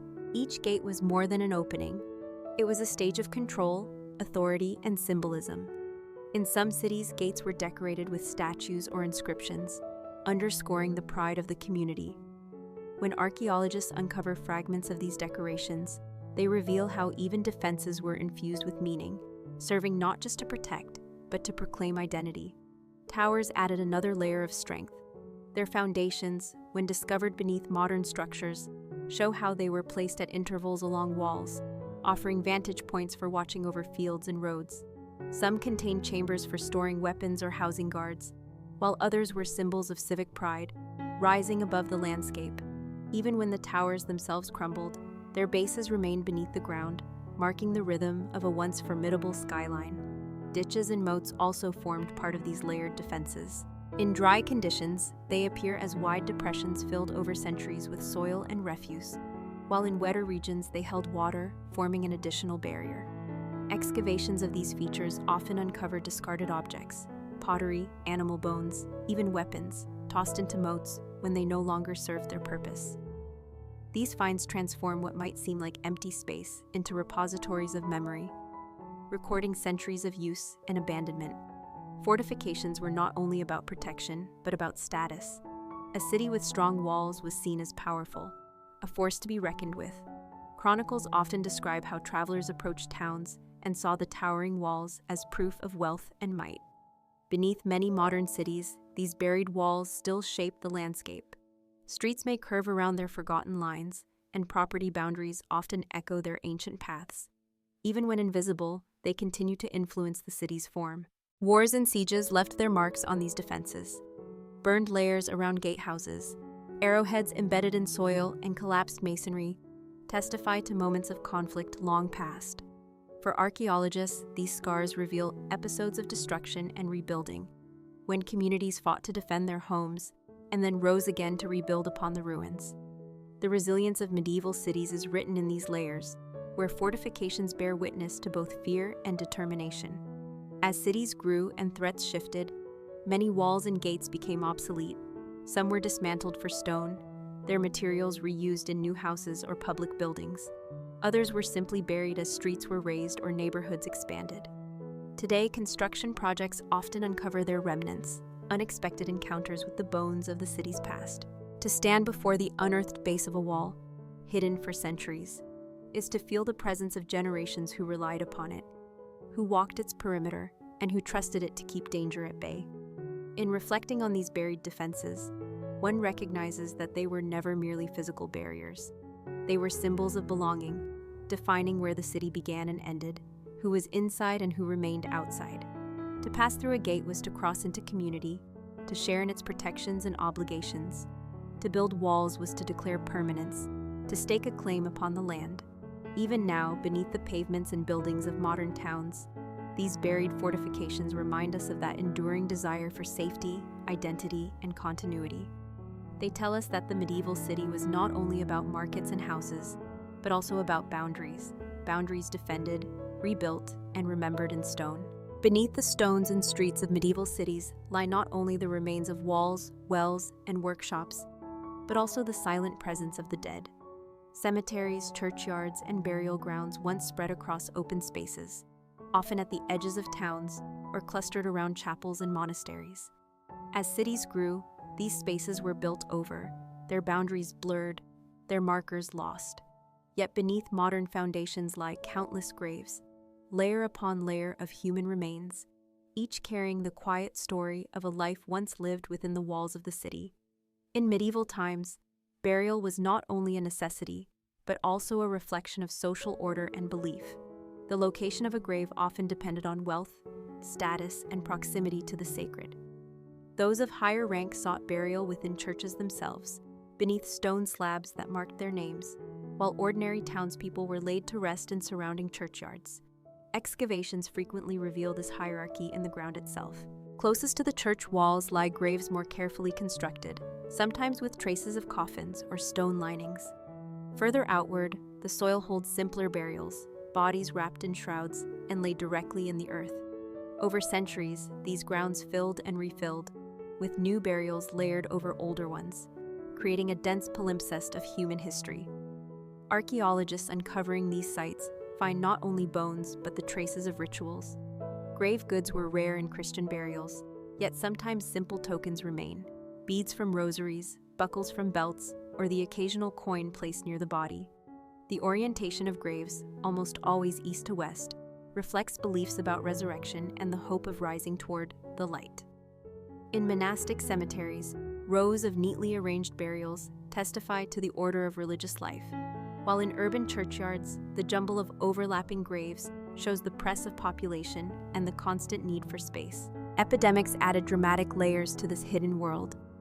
When plague swept through cities in the 14th century, normal burial customs often collapsed under the sheer number of deaths. Mass graves were dug hastily, sometimes outside the usual boundaries, and filled with bodies laid side by side. These layers, when uncovered today, reveal not only the scale of tragedy, but also the resilience of communities struggling to cope with loss. Soil darkened with lime, scattered bones hastily covered, and entire pits of skeletons speak to the desperate measures taken in moments of crisis. Yet even these hurried burials reflect a society trying to maintain dignity in the face of overwhelming grief. The dead beneath medieval cities also tell stories of life through the science of bones. Analysis reveals traces of disease, injury, and diet. Teeth worn by coarse bread, bones marked by hard labor, signs of malnutrition or infection, all emerge from the ground to give a voice to lives otherwise lost to silence. In some cemeteries, archaeologists have identified entire groups of individuals connected by their work, such as craftsmen whose bones show repetitive strain, or soldiers buried with signs of trauma from weapons. These remains turn statistics into individuals, grounding the grand narrative of history in the fragile reality of human experience. Over time, as cities expanded, burial grounds were sometimes relocated, built over, or forgotten. In many modern towns, construction projects unexpectedly uncover these hidden cemeteries, forcing a pause as layers of history are revealed.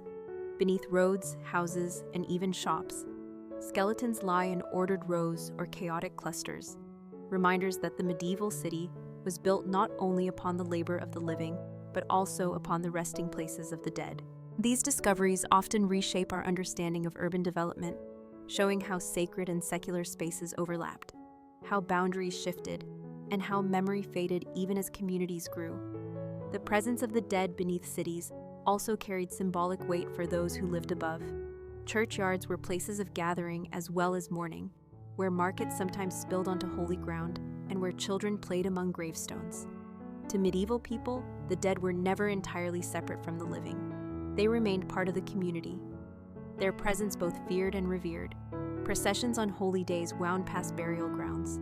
Prayers were offered for souls beneath the earth, and the constant reminder of mortality shaped how people viewed life itself. Fires, floods, and reconstruction sometimes disturbed these resting places, scattering bones and mixing layers of graves. Yet even in this disturbance, the remains endured, folded into the deeper fabric of the city. For archaeologists, these mixed layers present challenges, but they also reveal the resilience of memory. Even when names are lost and markers vanish, the very soil remembers, holding the imprint of those who once walked the same streets. To reflect on the hidden cemeteries beneath medieval cities is to acknowledge that every step taken today treads above countless untold stories. Beneath foundations and pavements lie generations of townspeople, monks, merchants, and children, all contributing to the human depth of the city. They remind us that history is not only about what was built, but also about who lived, who died, and how communities chose to honor their passage. The layers of the dead anchor the medieval city in a cycle of continuity, a rhythm of life and death that formed the silent ground upon which all else was raised. Beneath the foundations of medieval cities, hidden beneath layers of earth and stone, lie the quiet but enduring traces of trade, the lifeblood that sustained towns and linked them to the wider world. Medieval commerce was not confined to markets and stalls above ground. It left its imprint below in the form of warehouses, docks, coins, and goods that traveled across continents. To uncover these layers is to step into the bustling networks of exchange that connected cities to distant lands and shaped their prosperity. Warehouses were essential to medieval trade. Built near rivers, ports, or city gates, they stored goods waiting for sale or transport. Many were constructed of timber with stone footings, and though the upper structures have vanished, their foundations often remain buried. Thick layers of soil sometimes conceal post holes, charred beams from fires, or stone cellars filled with remnants of their contents. Archaeologists occasionally discover large storage jars, amphorae, or fragments of barrels, mute evidence of goods once stacked high: grain, salt, wool, and wine. These warehouses tell the story of abundance and scarcity, of goods flowing in and out in rhythms tied to harvests, wars, and seasons. Near rivers and harbors, the remains of docks reveal how cities managed the flow of trade by water. Wooden pilings driven deep into riverbeds, preserved in damp soil, still stand centuries later, their surfaces marked by the wear of ropes and the scrape of boats. Sometimes layers of silt preserve entire sections of quay walls, built of stone or heavy timber, where ships once unloaded cargoes of cloth, fish, or exotic wares. Excavations in such areas often yield a wealth of objects: anchors, tools, broken pottery, items lost or discarded in the rush of activity. These finds remind us that the medieval city was not an isolated world, but part of a global system of rivers, seas, and roads, pulsing with movement. Coins form another crucial layer of evidence. Dropped in markets, lost in warehouses, or hidden in hoards during times of unrest, they remain preserved beneath city streets. Each coin carries the mark of its origin, an image of a ruler, a mint stamp, a weight of metal, and together they chart the networks of commerce. A coin minted in distant Venice, found beneath a northern market square, tells of merchants traveling vast distances, exchanging silks, spices, or silver. Hoards buried for safekeeping and never retrieved. Speak of uncertainty, of wars and fears, of individuals who sought to protect their wealth in the soil. For archaeologists, coins provide not only chronology, but proof of connection, small discs of metal that map the invisible highways of medieval trade. Imported goods leave their traces as well. Pottery shards from distant kilns, pieces of glassware, or fragments of fabric dyes testify to the reach of commerce. In many medieval cities, archaeologists uncover ceramics from Spain, Italy, or the Middle East, carried over land and sea into households far from their origin. Even broken, these objects reveal stories of aspiration, for to own imported wares was to participate in a wider world of taste and status.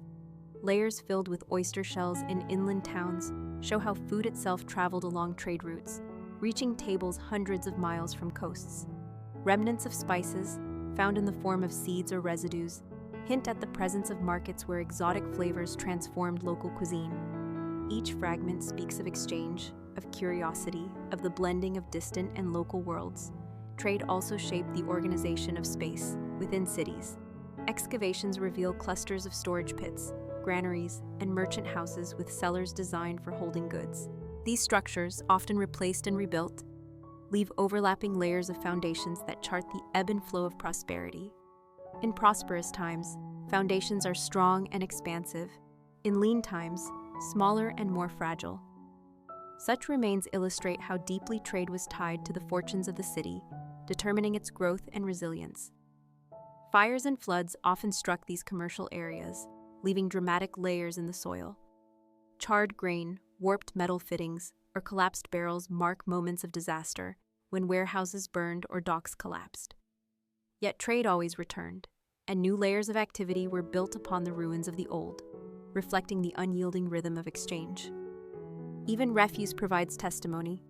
Broken amphorae discarded near docks, shattered glass vessels swept into pits, or piles of animal bones from butchered livestock reveal the sheer scale of consumption tied to trade. These discarded materials, once considered worthless, now form some of the richest sources of knowledge about medieval commerce. Together, the buried remains of warehouses, docks, coins, and imported goods remind us that the medieval city was never isolated. Beneath its soil lies evidence of constant connection, of goods carried on ships and carts, of markets filled with the unfamiliar scents and sights of distant lands. The city lived through trade, and trade left its imprint in the very ground beneath its foundations. To walk across a modern street in a city once medieval is to pass unknowingly above these traces. Coins scattered and lost, pottery broken and buried, docks sunken and forgotten. Each one a fragment of the great network of exchange that sustained life centuries ago. Beneath the orderly streets and quiet buildings of medieval cities, archaeologists often uncover stark reminders of chaos and disaster. Fires, sieges, and wars left indelible marks in the soil, layers of destruction that still whisper of moments when the city was shaken to its core. These events, though centuries past, remain visible beneath the ground in charred beams, shattered walls, and burned debris. To read these layers is to glimpse the fragility of medieval life and the resilience of those who rebuilt upon ruin. Fire was perhaps the most common destroyer of medieval towns. With houses built largely of timber and thatched roofs, flames could spread rapidly from one dwelling to another, leaping across narrow lanes and consuming entire neighborhoods in hours. Archaeological layers often show thick bands of ash where fires raged, with collapsed timbers carbonized and preserved by soil. In these dark strata lie household objects distorted by heat, pots cracked and fused, metal buckles warped, glass vessels melted into shapeless lumps. Each burned layer speaks of a night when flames lit the sky, when families fled with what they could carry, and when the city was remade in the crucible of fire. Beyond accidental blazes, war brought destruction of another kind. Medieval cities were often caught in conflicts between rival lords, kings, or invading forces. Siege warfare left its signature beneath the ground. Arrowheads embedded in soil, broken weapons scattered in ditches, and collapsed defensive walls all testify to moments when cities became battlefields. In some excavations, archaeologists have found catapult stones buried in collapsed layers, remnants of bombardments that pounded walls and towers. Other sites reveal hastily dug trenches or burned gatehouses, evidence of the desperate measures taken to resist or to conquer. These remains show how deeply war imprinted itself upon the urban fabric. Plunder followed conquest, and cities often bore scars long after armies departed. In the soil, one can sometimes detect the abrupt abandonment of houses, with pottery, tools, or even coins left behind, never reclaimed by owners who fled or perished. Such frozen moments reveal the suddenness of disaster, when daily rhythms were violently interrupted. At times, entire districts were never fully reoccupied, and their ruins became foundations for later construction, folded silently into the layers of the city. Floods and earthquakes added their own destructive marks. Though less dramatic than fire or war, their traces remain clear. Flood layers often appear as bands of silt, sometimes containing waterlogged wood, seeds, or organic remains carried by surging waters. These floods reshaped streets, destroyed storage, and forced communities to rebuild higher. Earthquakes, though rarer, left cracked foundations and collapsed masonry, preserved in uneven walls buried beneath later repairs. Each event added another layer of disruption, another reminder that medieval cities were vulnerable not only to human conflict, but also to the forces of nature. Yet perhaps most striking is how often destruction was followed by renewal. Fires destroyed neighborhoods, but rebuilding brought stronger stone walls or wider streets. Wars leveled fortifications, but communities raised them higher and thicker in response. Even when cemeteries had to absorb sudden influxes of the dead from plague or battle, life returned, and the city grew again. Archaeological layers show this rhythm clearly. A band of ash and ruin, followed by fresh floors, new pottery, and restored hearths. The soil records not only loss, but also endurance. These buried layers also shaped memory. Chroniclers often wrote of great fires or sieges, but the physical evidence beneath the city grounds those words in reality. To hold a melted vessel in one's hand, or to see a collapsed wall preserved in earth, is to connect directly with the night of terror experienced centuries ago. For medieval citizens, the memory of such events lived on in stories passed down. But for us today, the buried evidence provides its own kind of testimony, mute yet powerful. In reflecting on these layers of fire, war, and destruction, one realizes that the medieval city was both fragile and resilient. Its timber houses could burn in hours, its walls could crumble under siege, its markets could be flooded or shattered, yet again and again it rose from its own ruins. Each destructive layer, now hidden beneath quiet streets, was once a moment of fear and loss, but also the beginning of renewal. These layers remind us that history is not only built in moments of triumph, but also in the ability to endure catastrophe. Beneath every medieval city lies not only the story of daily life, but also the story of its darkest nights, when fire consumed, when enemies attacked, when floods and quakes reshaped the streets. And yet, above those layers of destruction, people rebuilt, reoccupied, and carried forward their cities, leaving behind the deep and silent archives of resilience that still rest beneath the ground today. In the modern world, where streets are paved with asphalt and buildings rise in steel and glass, it is easy to forget that beneath our feet lie centuries of history, compacted and hidden in layers of soil and stone. Archaeology today seeks not only to uncover these layers, but also to connect us with the lives of medieval people who once walked the same ground.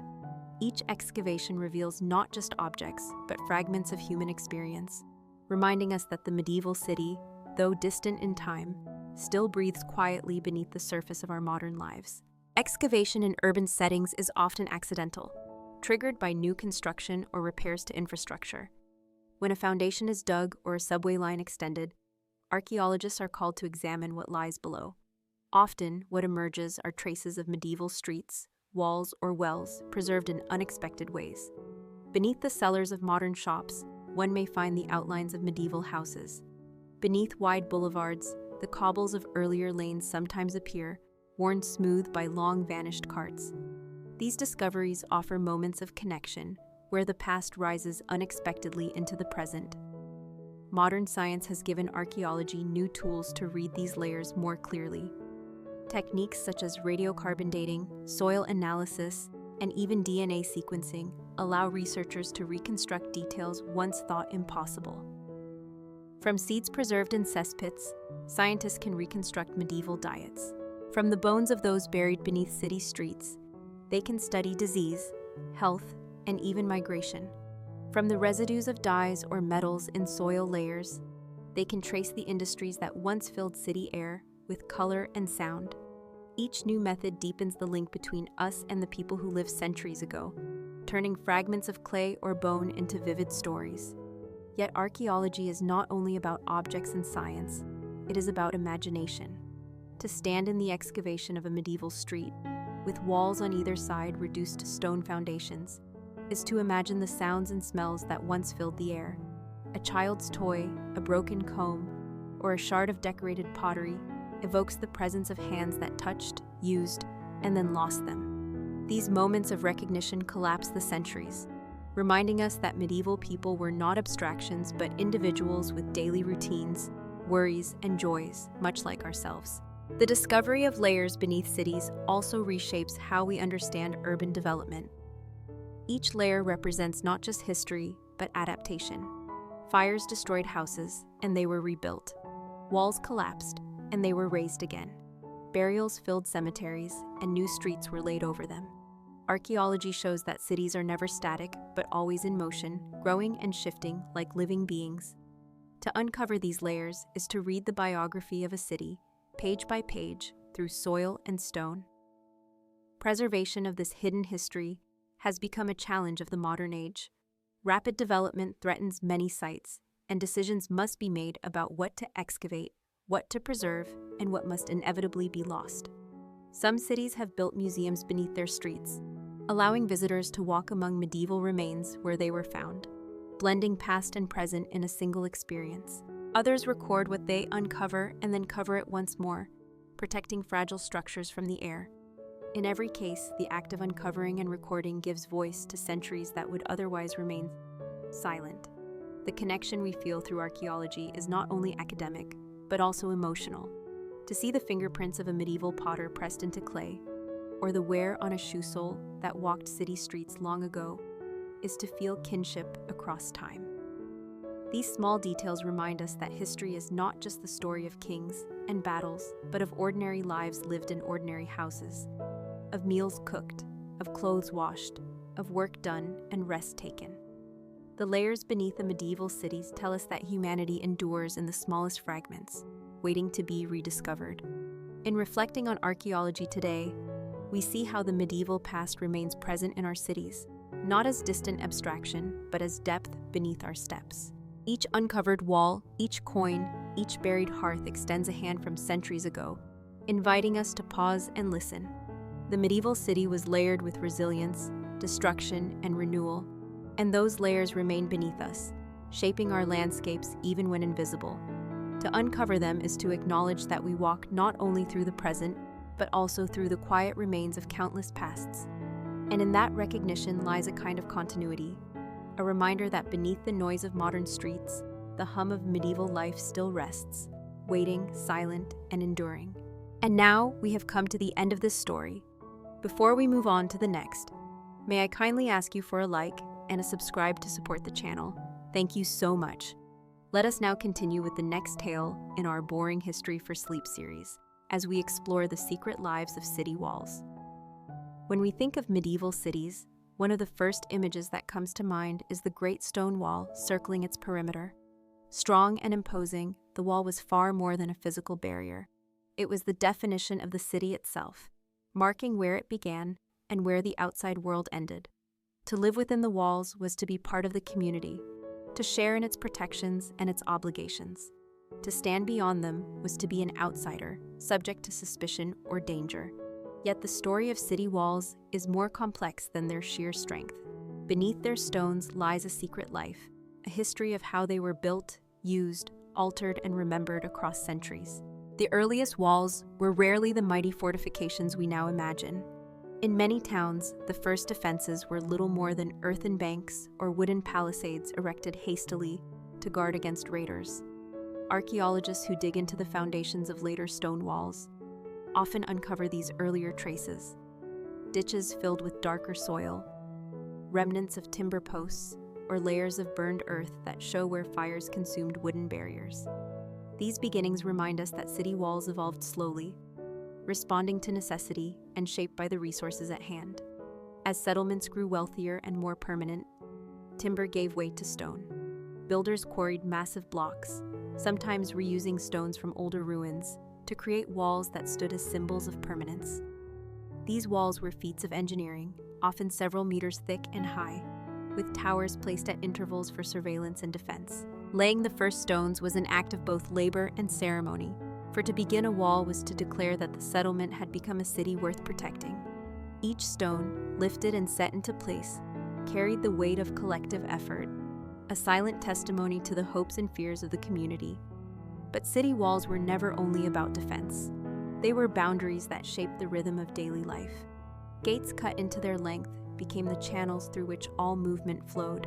Merchants entered with carts of grain, shepherds drove their flocks, pilgrims approached with dust on their feet, and travelers waited as guards inspected who could pass.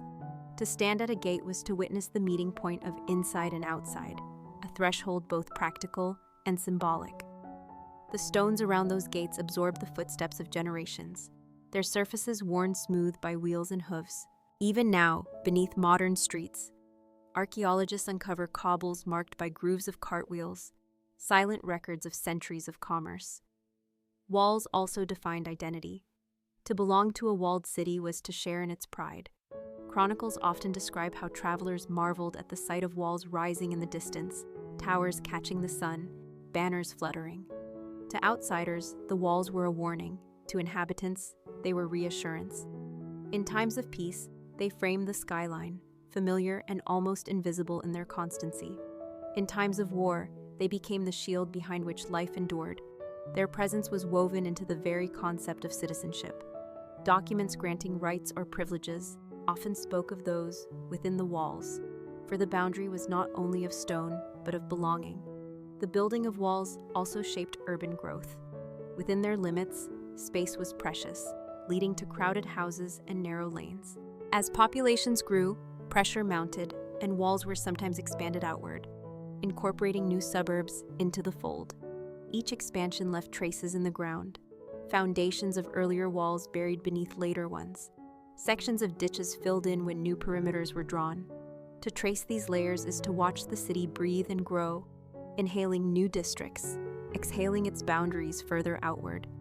Yet the secret life of walls was not always visible. Behind their facades, small chambers were sometimes built into thicknesses, serving as storerooms, prisons, or even chapels.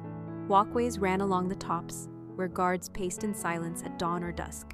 In some places, walls contained wells or staircases, hidden from ordinary view. Archaeologists occasionally find graffiti carved into stones by bored sentries or masons, the scratch of names and symbols left as private marks. These quiet details reveal the human side of walls, reminding us that they were not only grand monuments, but lived spaces, touched daily by ordinary hands.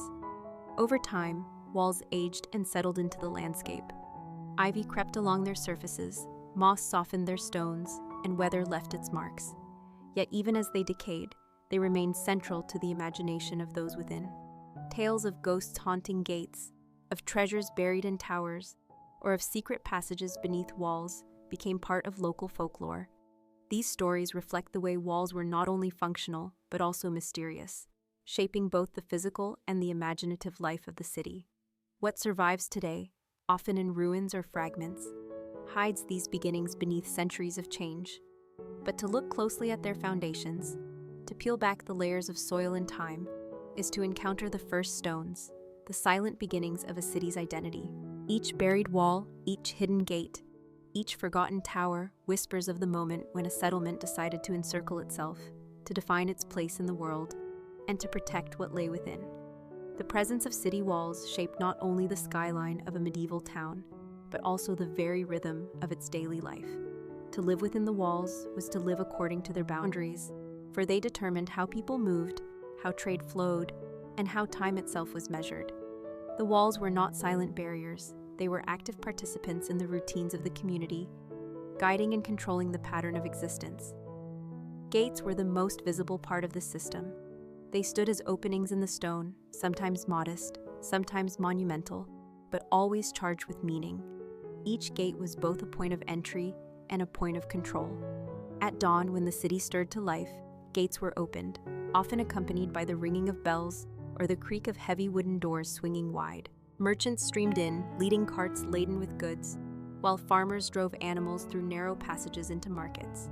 Pilgrims arrived with dust-covered feet, soldiers passed on patrol, and peddlers carried baskets of wares. At dusk, the gates closed again, sealing the city for the night. This ritual of opening and closing structured the flow of life, reminding inhabitants daily of the boundary that separated safety within from uncertainty beyond. The rhythm of trade was dictated by these entrances. Market days saw a rush of activity as gates admitted streams of traders from surrounding villages.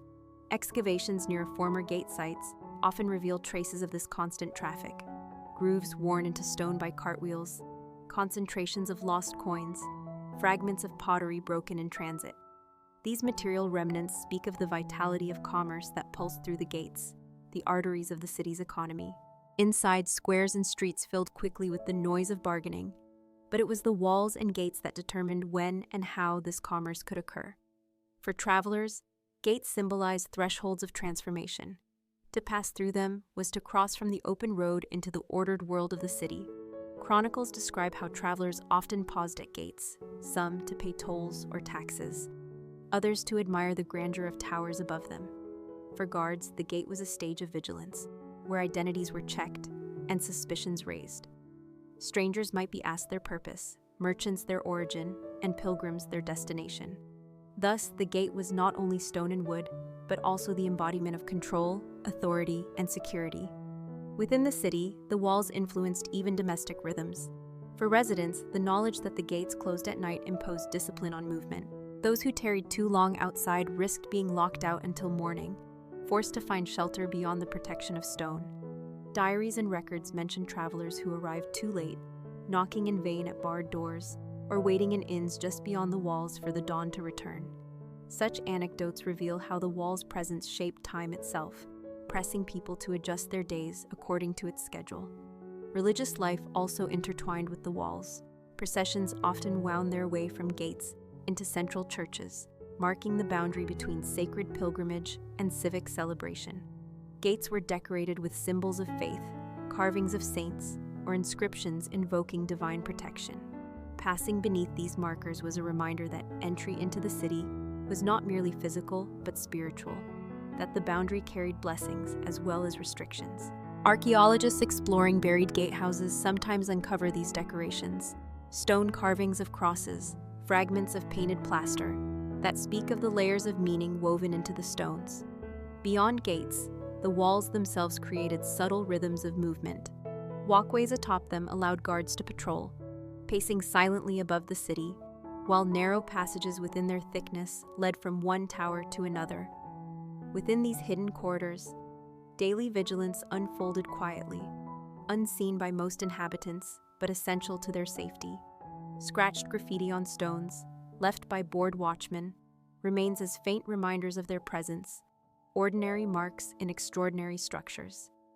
The economic role of walls extended beyond trade control to taxation. Many cities required tolls to be paid at gates, ensuring revenue from all goods entering. Records preserved in charters and archives show careful accounting of such tolls, linking the very act of passing through the wall to the prosperity of the city. Even now, excavations sometimes reveal small weights or tokens lost in these exchanges, remnants of centuries of regulation. Yet alongside this control, the walls carried symbolic reassurance. For children playing in alleys, the distant sight of towers meant safety. For merchants storing goods, the closed gates meant protection against thieves. For travelers, the sight of walls on the horizon meant rest and security after long journeys. The wall thus lived in the imagination of the city, as much as in its stone, a constant silent presence that framed both fear and comfort. To reflect on the gates and boundaries of a medieval city is to see how deeply they shaped the pulse of life. They determined the hours of waking and resting, the flow of trade, the safety of nights, and the meaning of belonging. They were barriers and bridges, obstacles and invitations, silent and yet constantly speaking through their presence. Beneath modern streets, where old gate foundations sometimes lie buried, these rhythms still echo, reminding us that city walls were never passive monuments. They were living boundaries, setting the pace of daily existence, guiding movement, and shaping identity for all who lived within their embrace. When one imagines medieval city walls, the mind often turns quickly to images of battle, and indeed their most dramatic role emerged in times of conflict. Yet to understand them fully, one must picture not only the thunder of siege engines or the clash of armies, but also the quieter, longer rhythms of preparation, vigilance, and endurance. The wall was both shield and stage, designed to protect, to endure, and to symbolize strength when fear pressed heavily against its stones. To stand upon a medieval wall during war was to inhabit a place of layered experience. From the parapets, defenders looked out across the landscape, watching for signs of approaching enemies. Chroniclers described the tense days before an attack, when the horizon was scanned constantly and rumors traveled swiftly through the city. Farmers brought in their crops, animals were driven behind the gates, and villagers from surrounding areas often sought refuge within the walls. In these moments, the city swelled, its population crowded, its supplies tested, and its collective life reshaped by the imminence of danger. Siege warfare was slow, grinding, and often more about time than sudden assault. Walls were designed to withstand this, with thick layers of stone and earth meant to absorb the pounding of trebuchets or the scratching of miners who tried to tunnel beneath. Archaeological evidence from ruined fortifications shows the scars of these attacks. Stones blackened by fire, collapsed tunnels, and patched masonry where breaches were repaired. Each mark tells of the contest between persistence and resilience, between those who attacked and those who endured. Life inside the walls during a siege was a test of patience and survival. With gates closed and supplies limited, the city became an island of endurance. Chronicles recount the rationing of food, the careful guarding of wells, and the spread of disease in cramped quarters. Families huddled together in fear, children quieted by the distant thunder of engines, priests leading prayers for deliverance. Diaries and annals, when they survive, offer glimpses of the emotional strain, the gnawing hunger, the weight of uncertainty, the relief when a supply convoy broke through, or the despair when allies failed to arrive. The walls, in these times, were both prison and protector, holding people in but also holding enemies out. Above, defenders lined the battlements, armed with bows, crossbows, or stones ready to be dropped through machicolations. Boiling water or heated sand might be prepared, grim but practical defenses against those who scaled ladders. The architecture of walls reflects this purpose. Arrow slits angled for wide fields of fire, walkways broad enough for movement, towers that offered vantage points to rain missiles down. These were not ornamental features but carefully designed tools for survival. The psychological effect of walls in wartime should not be underestimated. To see a strong wall rise before you as an attacker was to confront not only stone but also determination. Many sieges ended not with walls falling, but with attackers abandoning the effort, worn down by the sheer resilience of those within. Conversely, when a wall cracked or a gate burned, the terror inside was magnified, for the symbolic protection was breached as well as the physical. In this sense, the wall's power lay as much in perception as in engineering. Yet even in war, walls were not invincible. Accounts describe mining operations that collapsed entire sections, or artillery barrages in later centuries that rendered once proud walls obsolete. The arrival of gunpowder artillery in the late Middle Ages shifted the balance, as cannon could batter stone relentlessly, forcing cities to rethink their defenses. Star-shaped fortresses with angled bastions began to replace older walls, but even then, the memory of stone ramparts endured as symbols of past resilience. Still, during their centuries of prominence, city walls shaped how wars were fought. They bought time for negotiations, delayed enemy advances, and protected lives that otherwise would have been swept away. The very endurance of cities like Carcassonne, Avignon, or York testifies to the defensive strength of walls, their stones carrying the echoes of countless alarms, marches, and sieges that never fully broke them. Within the walls, stories of courage and despair unfolded side by side. Chronicles tell of defenders who stood for months without surrender, and of betrayals when gates were opened secretly by conspirators. Excavations sometimes reveal caches of hidden valuables, hastily buried during sieges and never recovered, the last desperate acts of families uncertain of survival. Such finds remind us that war pressed not only on soldiers, but on every inhabitant whose life was bound by the stones. When peace returned, walls bore the scars, repairs were made, towers rebuilt, but marks of fire and broken stone often remained, silent reminders of what had been endured. In this way, walls carried memory within their very structure, each patched crack a testimony to conflict, each restored gate a symbol of renewal. To consider city walls in war, then, is to see them not merely as barriers, but as living instruments of endurance. They were the canvas upon which the drama of siege unfolded, shaping the strategies of generals, the fears of citizens, and the outcome of conflicts that defined centuries.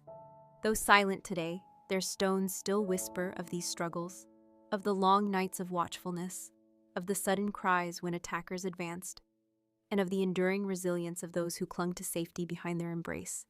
While city walls were undeniably practical as fortifications, their role went far beyond stone and defense. They were also powerful symbols of authority, prosperity, and communal identity. To walk up to a city in the Middle Ages and see its walls rising against the horizon was to be confronted not only with stonework, but with a message. Here is a place of order, wealth, and permanence. The walls spoke before any official words could, and they framed the way outsiders understood the city's importance. In many cases, the construction of walls was an act of deliberate political expression. Rulers, bishops, or wealthy councils invested heavily in their creation, not simply to repel enemies, but to declare the legitimacy of their rule. To encircle a city with a strong barrier was to announce that it was worth defending, that within lay treasures, markets, and lives that carried weight. The walls thus became both shield and stage, wrapping the city in a garment of stone that declared its place in the world. The scale of a wall communicated the resources and ambition of its builders. A small town with a simple earth rampart signaled modest means, while a city girded with multiple layers of stone and elaborate gates proclaimed prosperity. Gates, in particular, became places of display. They were adorned with carvings, coats of arms, statues of saints, or inscriptions that reminded all who entered of the city's faith and authority. In some cities, gates were deliberately monumental, towering higher than needed for defense, intended to impress traders, visitors, and potential rivals alike. They stood as open-air proclamations that this community had resources, craftsmen, and the will to endure. Beyond their external image, walls also shaped how citizens inside saw themselves. To live within walls was to belong to a bounded community, separate from the countryside and its dangers. The walls marked a line between urban and rural, between citizen and outsider. Passing through the gate each day was a small ritual of identity, reinforcing the sense that one was part of a chosen community, sheltered within. This sense of identity was further reinforced during festivals and ceremonies. Gates often became the stage for processions, for welcoming monarchs or bishops, or for celebrating victories. Chronicles describe banners fluttering from towers, trumpets sounding from parapets, and citizens gathering at the walls to cheer or pray. In these moments, the wall ceased to be a mere defense and became the backdrop of civic pride, its stone arches and battlements woven into the story of belonging. In medieval chronicles and poetry, walls often appear as metaphors. Writers used them to describe stability, virtue, or even moral boundaries. A well-defended city became an image for a well-ordered soul, while a breached wall symbolized sin or corruption. This blending of physical structure and symbolic meaning deepened the resonance of walls in the medieval imagination, embedding them not just in stone, but in thought. Economically, walls symbolized the prosperity of the city. Their construction required immense labor, skilled masons, and resources that only wealthy communities could sustain. They were long-term investments, sometimes built over decades or even centuries, and their completion was often celebrated with pride. To maintain walls in good repair signaled ongoing strength, while crumbling walls might be taken as signs of weakness. Thus, walls carried reputations across generations, shaping how outsiders judged the fortunes of a city. Walls also served as instruments of authority by enforcing boundaries. Customs officials and guards stationed at gates controlled the movement of goods and people, collecting tolls, regulating trade, and sometimes inspecting for contraband.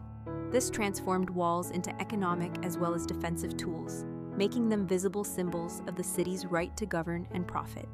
Citizens knew that their safety, their trade, and their very lives were bound to these stones, and in turn, their loyalty was reinforced by them.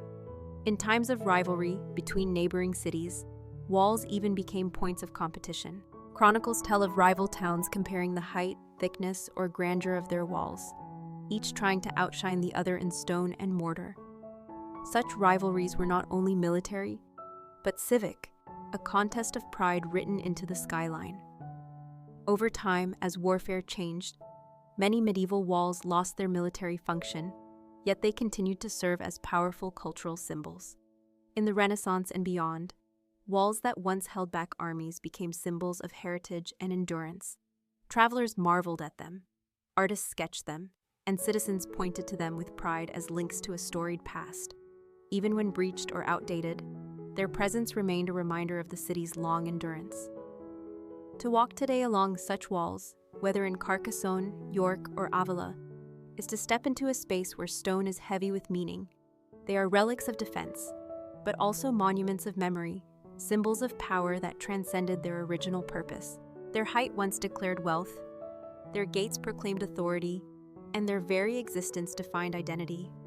Though centuries have passed, their silent presence continues to whisper of the pride and permanence they once embodied. Although today we may look at city walls and see only stone relics of a distant past, in the Middle Ages they were living spaces that framed daily existence for countless people. The walls were not silent barriers. They were busy places where trades, customs, and ordinary lives unfolded. From dawn until dusk, the walls and their gates hummed with human activity.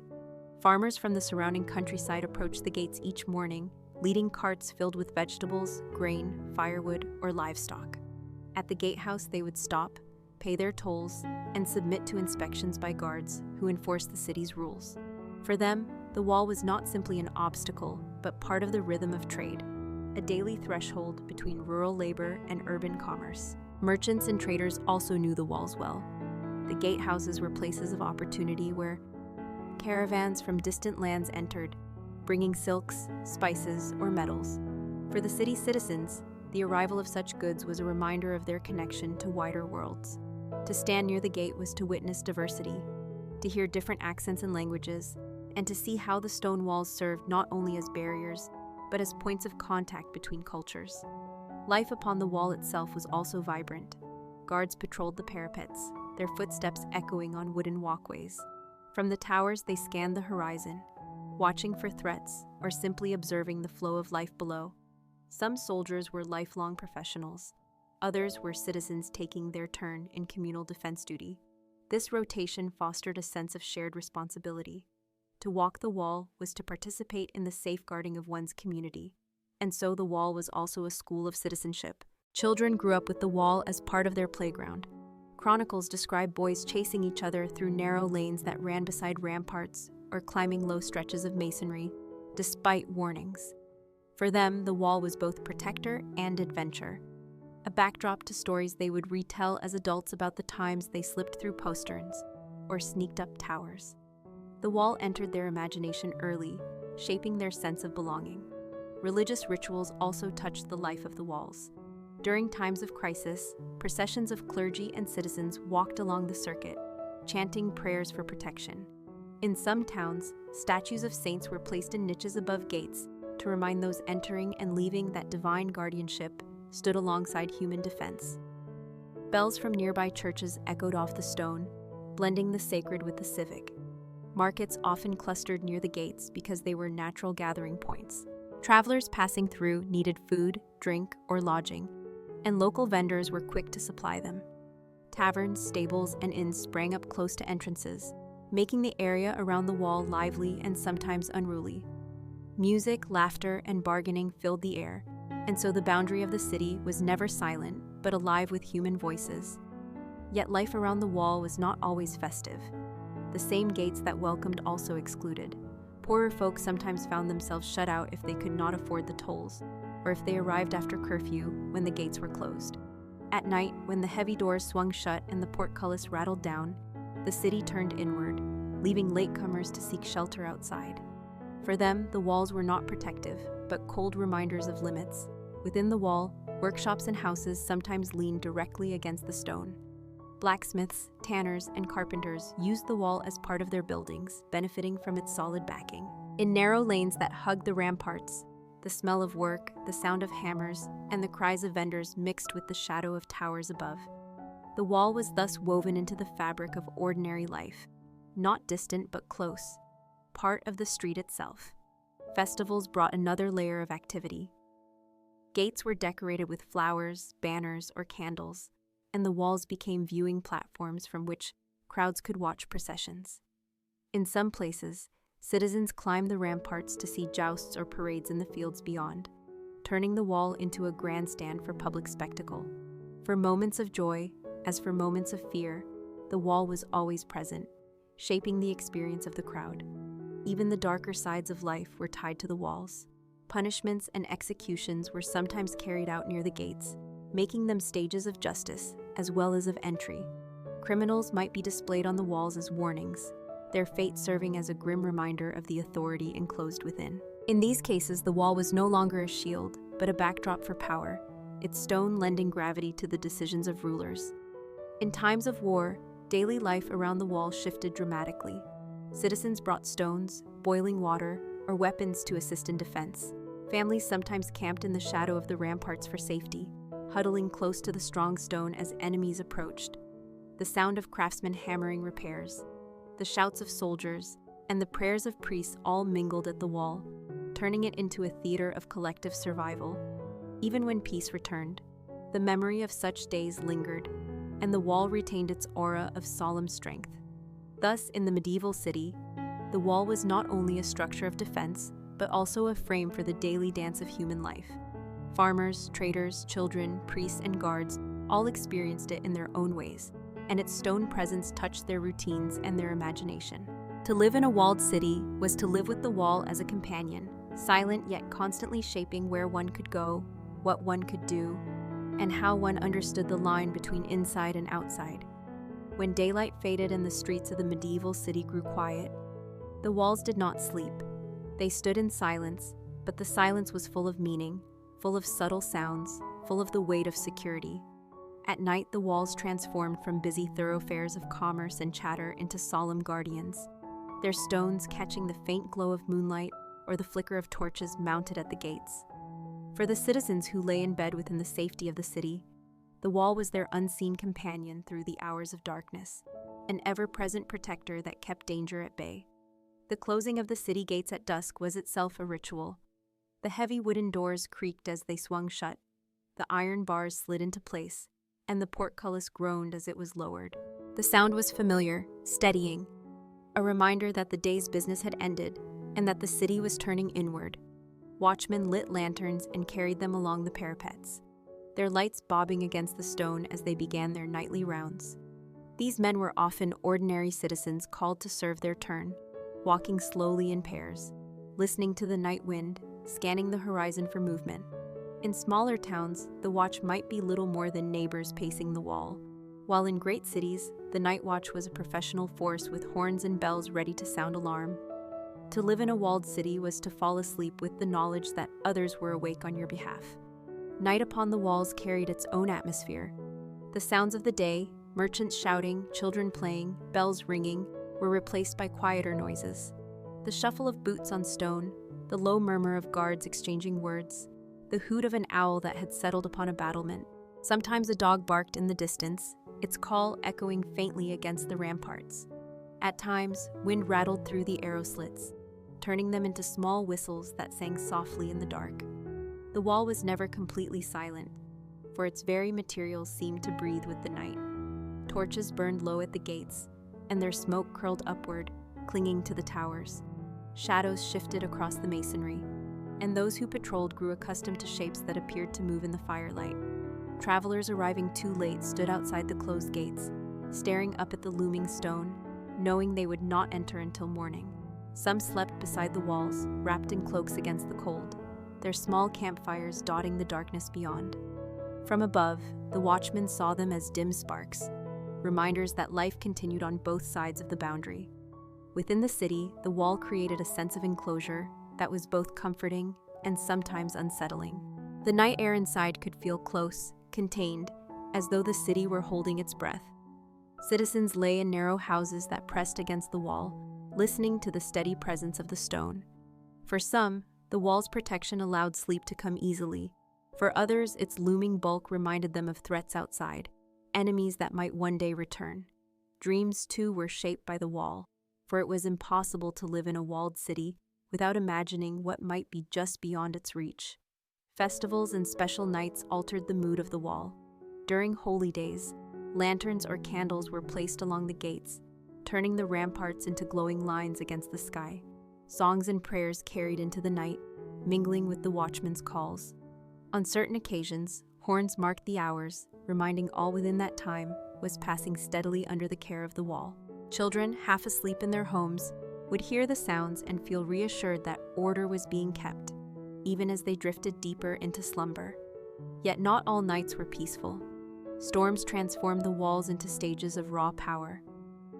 Rain lashed against the stone, running down in streams, pooling at the base, soaking the guards who hunched in cloaks. Lightning illuminated towers in sudden flashes, and thunder rolled so heavily that it seemed to shake the very foundations. For those inside their houses, the walls amplified the storm's voice, echoing the fury of nature. In those hours, the wall was both shield and resonator, holding back floodwaters while magnifying the sense of awe that storms inspired. The wall also bore witness to the darker movements of night.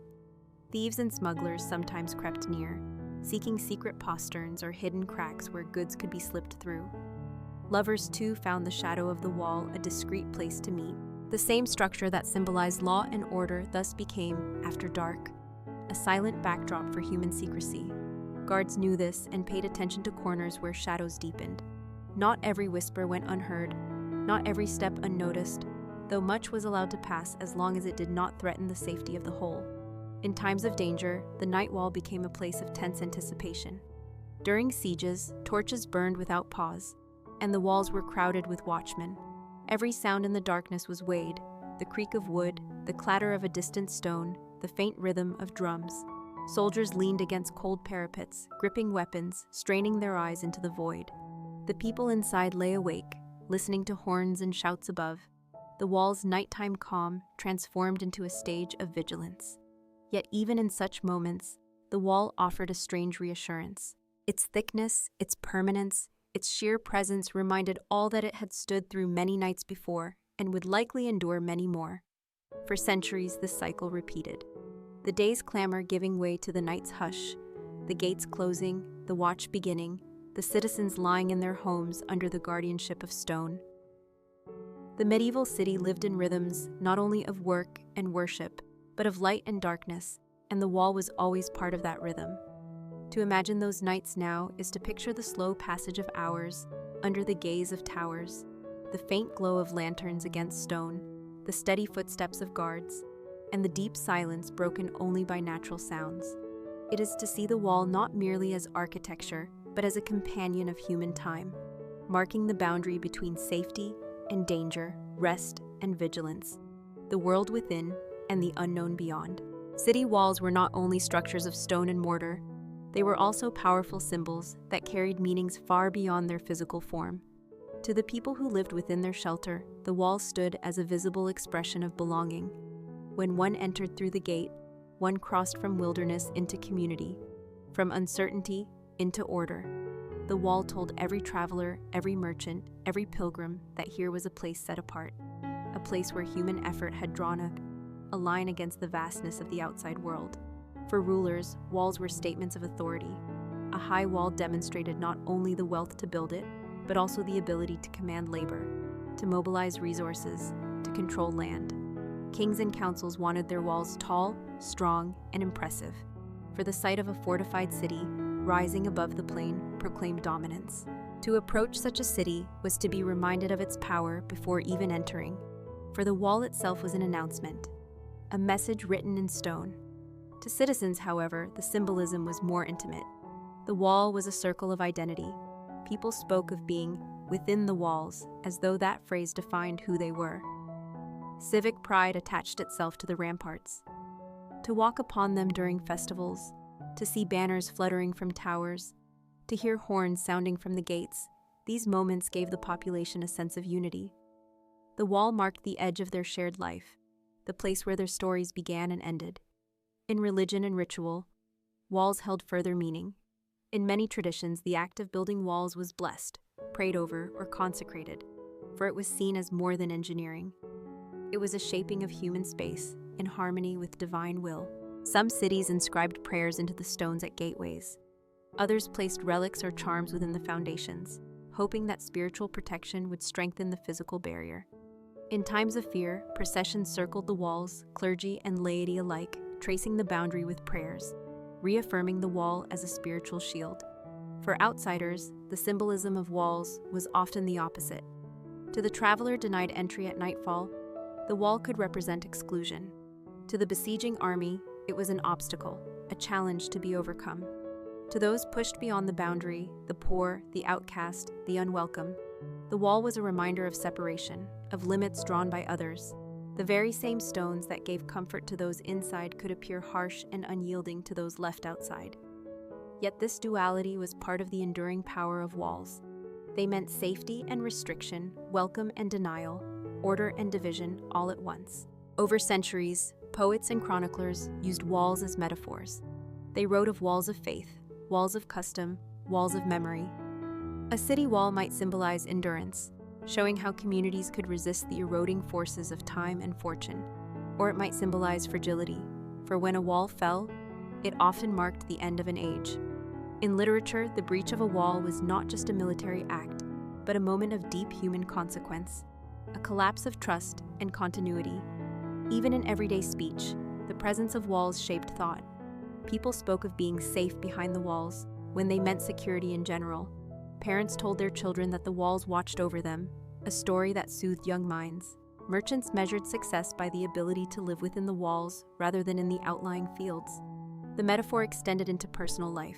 A strong household was described as having walls firm and unshaken, while weakness was likened to crumbling stone. In politics, the wall was a tool of identity. Cities often minted coins showing their walls and gates, tiny engravings that traveled with trade and told distant lands of their strength. Seals of councils featured stylized ramparts, symbols of unity and defense. To belong to a city was to be walled, to be part of a defined space, in contrast to the open, uncertain lands beyond. This symbolism endured even as walls lost military importance. In the early modern age, cannons and new strategies made medieval walls less effective, yet they were preserved, repaired, and sometimes rebuilt, not only for defense, but for what they represented. A city without walls seemed exposed, diminished. A city with walls, even outdated ones, appeared whole, proud, complete.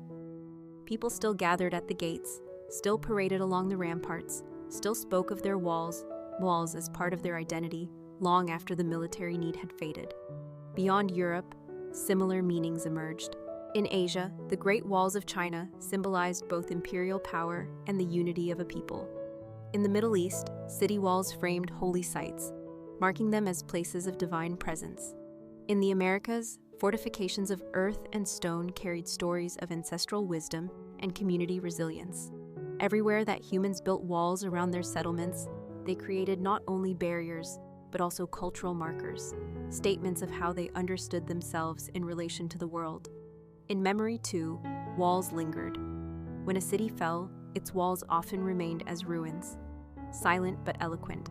Travelers centuries later would stand among broken towers and feel the weight of vanished lives. The wall's symbolism thus extended into history, speaking of both human achievement and human fragility. To touch the weathered stone was to sense the aspirations of generations past, the hopes and fears embedded in every block. Today, when visitors walk through preserved medieval walls or pass beneath ancient gates, they often feel something more than curiosity. They feel the symbolism still alive, the sense that these stones carry meanings too vast to be reduced to mere architecture. The walls whisper of belonging, of exclusion, of pride, of endurance, of the human desire to shape space and declare identity. They remind us that while the people have changed, the ideas they invested in stone remain visible, tangible, and deeply human. The presence of city walls shaped not only the defense and identity of a settlement, but also the daily lives of those who lived near them. To wake each morning within sight of stone ramparts was to be reminded of both protection and confinement, and these feelings colored the rhythm of ordinary existence. The walls were not silent backdrops, but active participants in the city's daily routines. Life around the walls began with sound.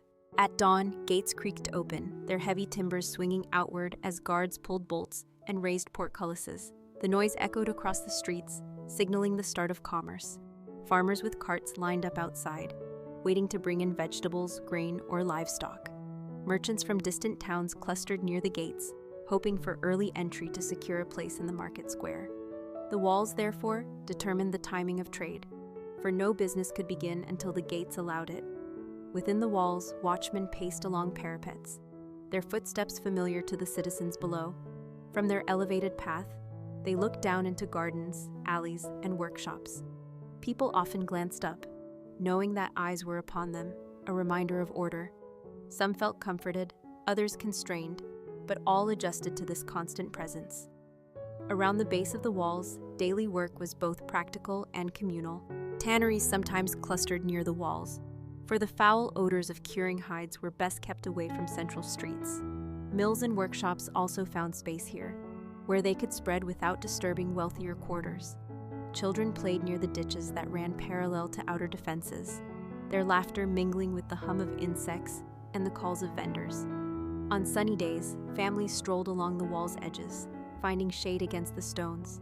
At festivals, banners were hung from towers, and trumpets sounded from gatehouses, turning the walls into stages for civic pride. Yet on ordinary afternoons, the walls were quieter, their bulk a constant backdrop for routine tasks like fetching water, herding animals, or mending tools. The walls also shaped the flow of people. Each gate became a point of gathering, where strangers met locals, where rumors spread quickly, where officials inspected goods and sometimes demanded tolls. Gatehouses served as miniature centers of administration, where guards recorded names, travelers declared intentions, and disputes over trade were settled. The rhythm of entry and exit gave the walls a pulse, one that beat each morning and evening with the tides of human activity.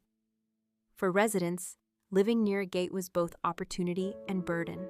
One might profit by offering food, lodging, or services to newcomers. Yet one also endured the noise of constant traffic, the risk of theft, and the tension of being so close to the city's vulnerable point. Thus, daily life was defined by the walls not only in abstract symbolism, but in tangible, practical terms. Inside, gardens sometimes leaned against the walls, using their stones as shelter from winds. Ivy crept upward, birds nested in cracks, and moss softened the outlines. People gathered herbs at the base of the stones, or dried laundry on lines strung from nearby posts. Children played games where the wall served as boundary, while elders sat upon low stones and shared stories of past sieges or legendary heroes. Even leisure and memory intertwined with the presence of the ramparts. Night brought another rhythm. As dusk fell, bells rang to warn of closing gates. Stragglers hurried inside, while guards prepared to shut the city away from the world. The heavy thud of doors closing was followed by a hush, as torches flickered and only patrols remained active upon the walls. Families near the gates adjusted their evenings to the sound, just as others marked their days by church bells or market calls. To hear the gates shut was to know the city was enclosed, safe but sealed. The outside world held at bay until morning. In times of peace, these routines became ordinary, unremarkable, and yet they gave structure to life. The walls told people when to wake, when to trade, when to rest. They marked the edges of community, set limits to expansion, and shaped the way people understood time and movement. To live in a walled city was to weave one's daily life around stone boundaries, to measure the hours by the rhythm of gates and the steps of watchmen. Over generations, these routines created memories as enduring as the stones themselves. Citizens could recall where they first waited at a gate, where they once climbed to watch a festival, where they heard the alarm bell during a storm or skirmish. The wall became a silent witness to countless small acts, a marriage procession passing beneath a gate arch, a traveler embraced at the threshold, a merchant tallying goods by the roadside.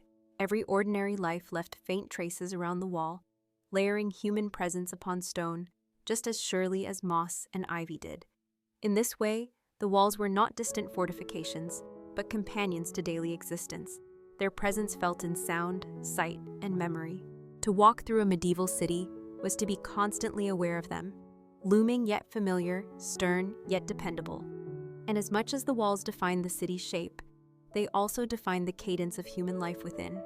City walls were more than architectural boundaries. They were instruments of survival, tested in moments of fear and remembered in times of calm. When war approached, their stones took on a new weight, no longer mere backdrop to daily life, but the line between life and ruin. The transition from peace to siege was felt in every sound, every movement, every ritual of the city. At the first rumors of an advancing army, watchmen on the walls became more vigilant, scanning the horizon for dust clouds that signaled marching feet. Bells might toll, not for prayer or trade but for alarm, summoning citizens to prepare. Merchants gathered supplies, Families stored water, and craftsmen sharpened weapons. The gates that once welcomed traders were reinforced with iron, while ditches were cleared of debris to hinder enemies. Suddenly, the walls that had seemed familiar became urgent, their presence dominating thought and conversation.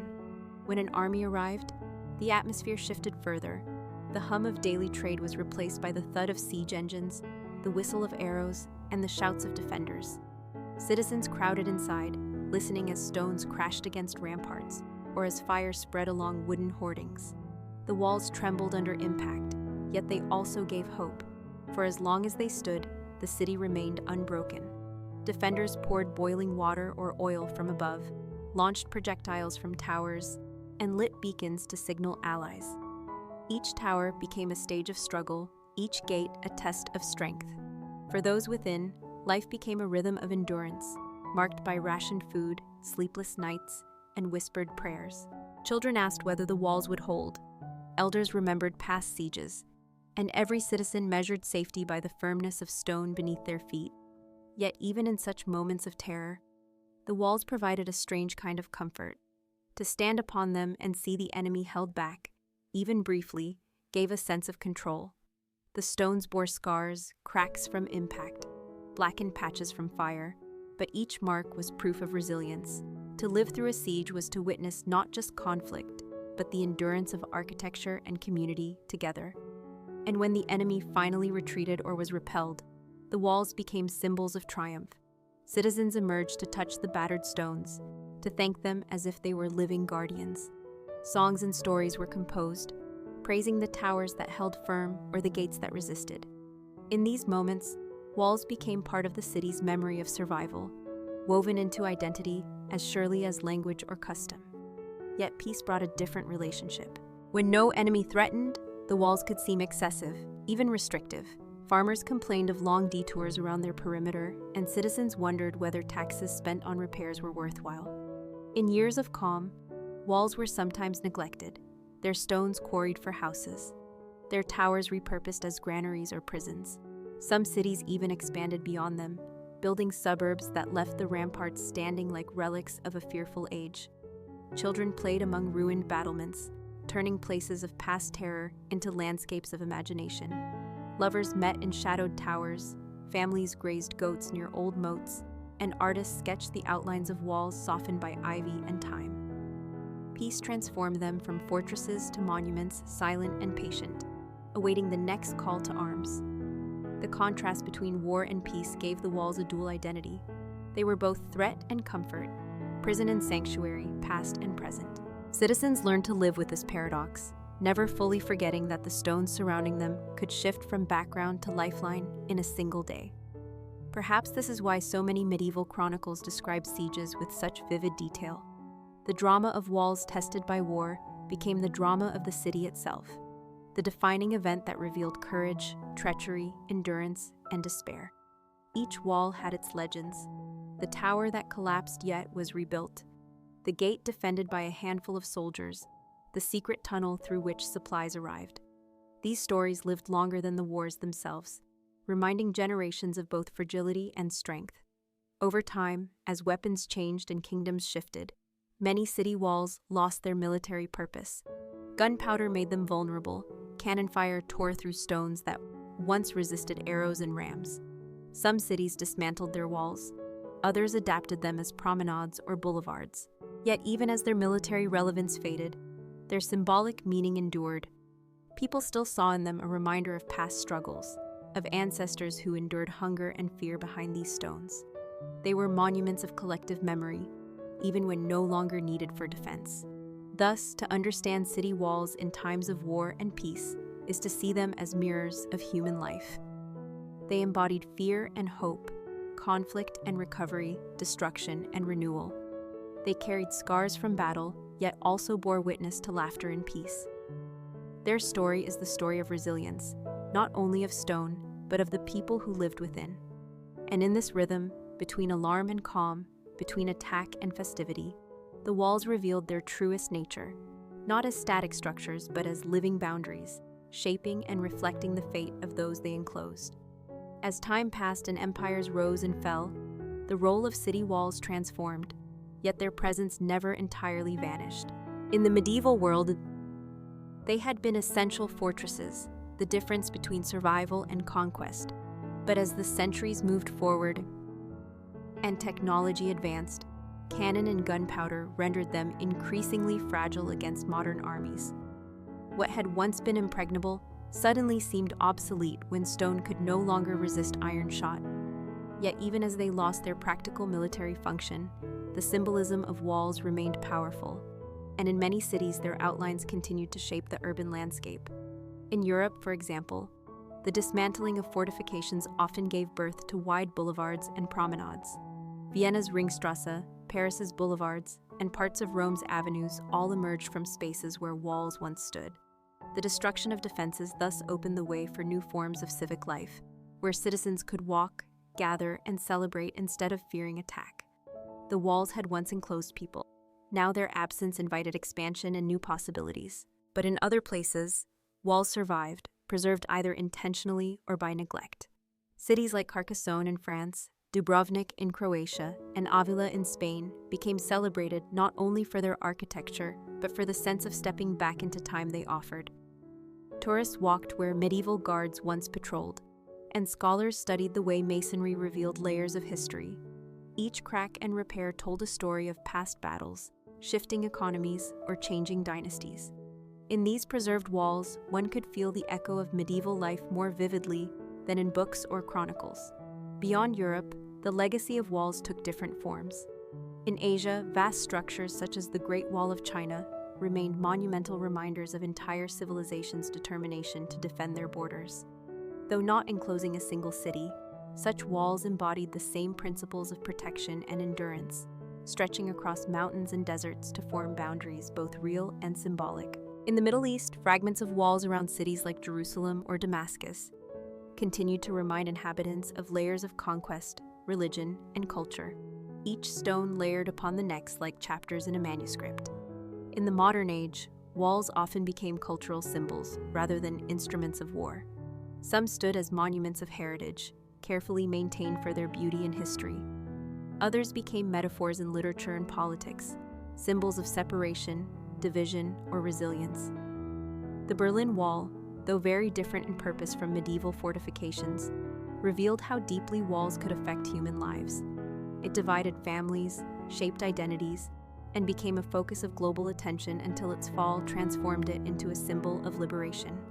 Thus, the legacy of walls is not confined to the distant past, but continues into present memory and imagination. Cities that dismantled their ramparts often left behind traces still visible in street patterns. Curving roads may reveal where walls once stood, or neighborhood names may recall vanished gates. In some cases, archaeological digs uncover foundations hidden beneath modern houses, reawakening awareness of forgotten defenses. Even where no stone remains, the memory of walls shapes identity, reminding people of struggles endured by ancestors, of times when survival depended on what those stones could withstand. In another sense, modern architecture has reinterpreted the wall in new ways. Skyscrapers, apartment complexes, and urban developments create vertical walls of glass and steel, not to defend against armies, but to enclose human activity in new patterns. Though their purpose differs, the psychological impression is similar. To stand before a towering wall, whether of stone or glass, is to feel human effort condensed into form, separating spaces and defining boundaries. Perhaps this explains why city walls continue to fascinate, even in a world where they are no longer needed for defense. They embody paradox. They were both prisons and sanctuaries, barriers and protections, symbols of division and of unity. In remembering them, we remember the fragility and resilience of human communities. For the traveler who walks along the walls of an old city at dusk, the stones speak quietly of centuries past. They whisper of soldiers who stood watch in cold rain, of merchants who waited at gates for dawn to trade, of children who grew up within safe perimeters, of bells that once rang to warn of danger. These walls, even when silent, are storytellers, carrying the memory of lives long gone yet still felt. In this way, their legacy extends beyond masonry. They invite reflection on how humans create boundaries, protect themselves, and later outgrow the very barriers they once relied upon. To study city walls is to see not just architecture, but human history in compressed form, to observe how fear, hope, creativity, and endurance left their imprint on stone.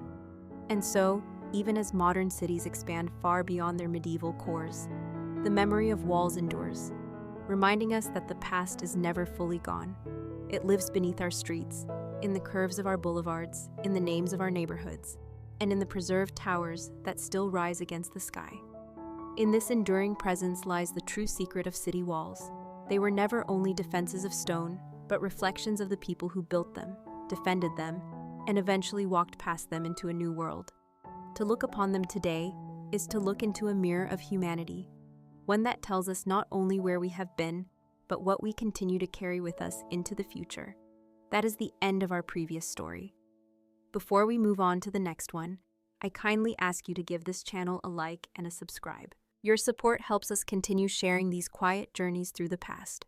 And now, let us continue with another tale in our series of boring history for sleep, as we drift into the story of how aqueducts fed public fountains for centuries. When we speak of the ancient world, the mind often conjures images of emperors, battles, marble temples, and vast marketplaces. Yet beneath those grand stories lies another tale, quieter but just as essential, the tale of water. To survive, cities needed not only walls for defense and markets for trade, but also water, clean and steady, flowing through their streets and into their lives. In the Roman world, aqueducts became one of the most brilliant answers to that question. These long, arching structures are often thought of today as ruins decorating the landscape, with moss clinging to stones and quiet valleys stretching beneath them. But in their time, they were alive with purpose. They carried fresh water from springs and mountains, often many miles away, and delivered it into the heart of crowded cities. Among the many places that this water reached, the public fountains stood out. They were more than simple basins of stone. They were the heartbeat of daily life, where men, women, and children gathered not only to draw water, but to share in the rhythm of the community. Imagine walking through a Roman street 2,000 years ago. The cobblestones are worn by carts and footsteps. The walls of homes and shops rise close together. And around a corner you hear the sound of trickling. It is the voice of a fountain. A marble basin rests under a carved spout, from which water endlessly flows, never ceasing. The people come and go with clay jars, wooden buckets, or bronze vessels. They dip them into the clear stream, lift them out with care, and carry them back to kitchens and workshops. This daily ritual was possible because aqueducts, stretching across valleys and supported by arches of stone, kept the water flowing even when the spring lay miles away. The fountains were not mere conveniences. In many neighborhoods, they were a necessity, especially for those who did not have private wells or household connections. The wealthy might afford indoor piping, their own cisterns, even small courtyards with trickling features, but most of the urban population depended on public fountains. They stood at crossroads, in marketplaces, near temples, and outside bathhouses, ensuring that the lifeblood of the city was never too far away. Water meant survival, but also cleanliness, ritual, and refreshment. Children splashed their hands in the basins, old men filled their cups, and travelers stopped to wash dust from their faces. In this way, the aqueduct was not only a feat of engineering, but a quiet thread woven into the daily existence of countless people. The sheer scale of it all is astonishing when we pause to reflect. Some aqueducts stretched for tens of miles, carried across bridges, tunneled through hills, and carefully angled so that the water would always descend at just the right slope, never too steep to rush wildly, never too shallow to stagnate. Roman engineers measured gradients with remarkable precision, allowing a flow so gentle and steady that by the time it reached the city, it still had enough force to bubble through fountains and fill reservoirs. And yet the fountains were designed not to waste, but to distribute. Once water poured from a fountain spout, it did not simply vanish. It flowed onward into drains, into underground channels, into sewers, or to irrigate gardens nearby. Every drop was used and reused, keeping the city alive. For centuries, the sound of fountains was as familiar as the call of vendors or the creak of wagon wheels. It was a background melody to the lives of millions. To live in a Roman city was to live with water close at hand, water that connected the mountains to the marketplace, the countryside to the heart of civilization. The aqueducts themselves became symbols of permanence and pride. Emperors boasted of building them, citizens admired them, and poets even praised them. Yet at the ground level, in the quiet of dawn or the heat of noon, what mattered most was the simple act of a fountain flowing. Women filling pitchers, children laughing, neighbors greeting one another, all framed by the endless gift of water. It was in this steady rhythm that the aqueducts revealed their secret greatness. They were not only monuments of stone, they were guardians of daily life, ensuring that the city could breathe, wash, drink, and endure.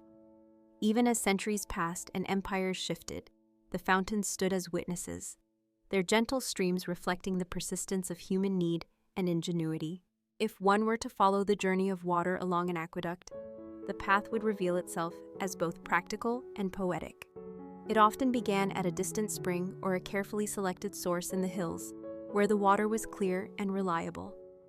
Engineers marked the location with care, building intake structures that protected the flow from contamination. From there, stone channels carried the stream forward, guided by gravity and the patient calculation of surveyors. The slope was so gentle that at times it seemed imperceptible, yet over dozens of miles it ensured a steady descent toward the city. Along this route, the aqueduct passed through landscapes that varied from forested valleys to arid plains. To cross a lowland, the Romans raised rows of arches, their symmetry still striking against the horizon, even in ruin. To pierce a hill, they dug tunnels with picks and chisels, working from multiple shafts until their lines met with surprising accuracy. Every obstacle became a canvas for ingenuity.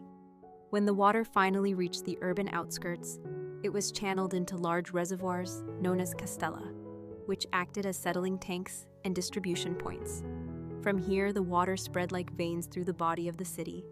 Pipes of lead, terracotta, or stone carried it in different directions, some toward bathhouses, others toward private homes, but always, and in significant measure, toward the public fountains. These fountains were not uniform in style or scale.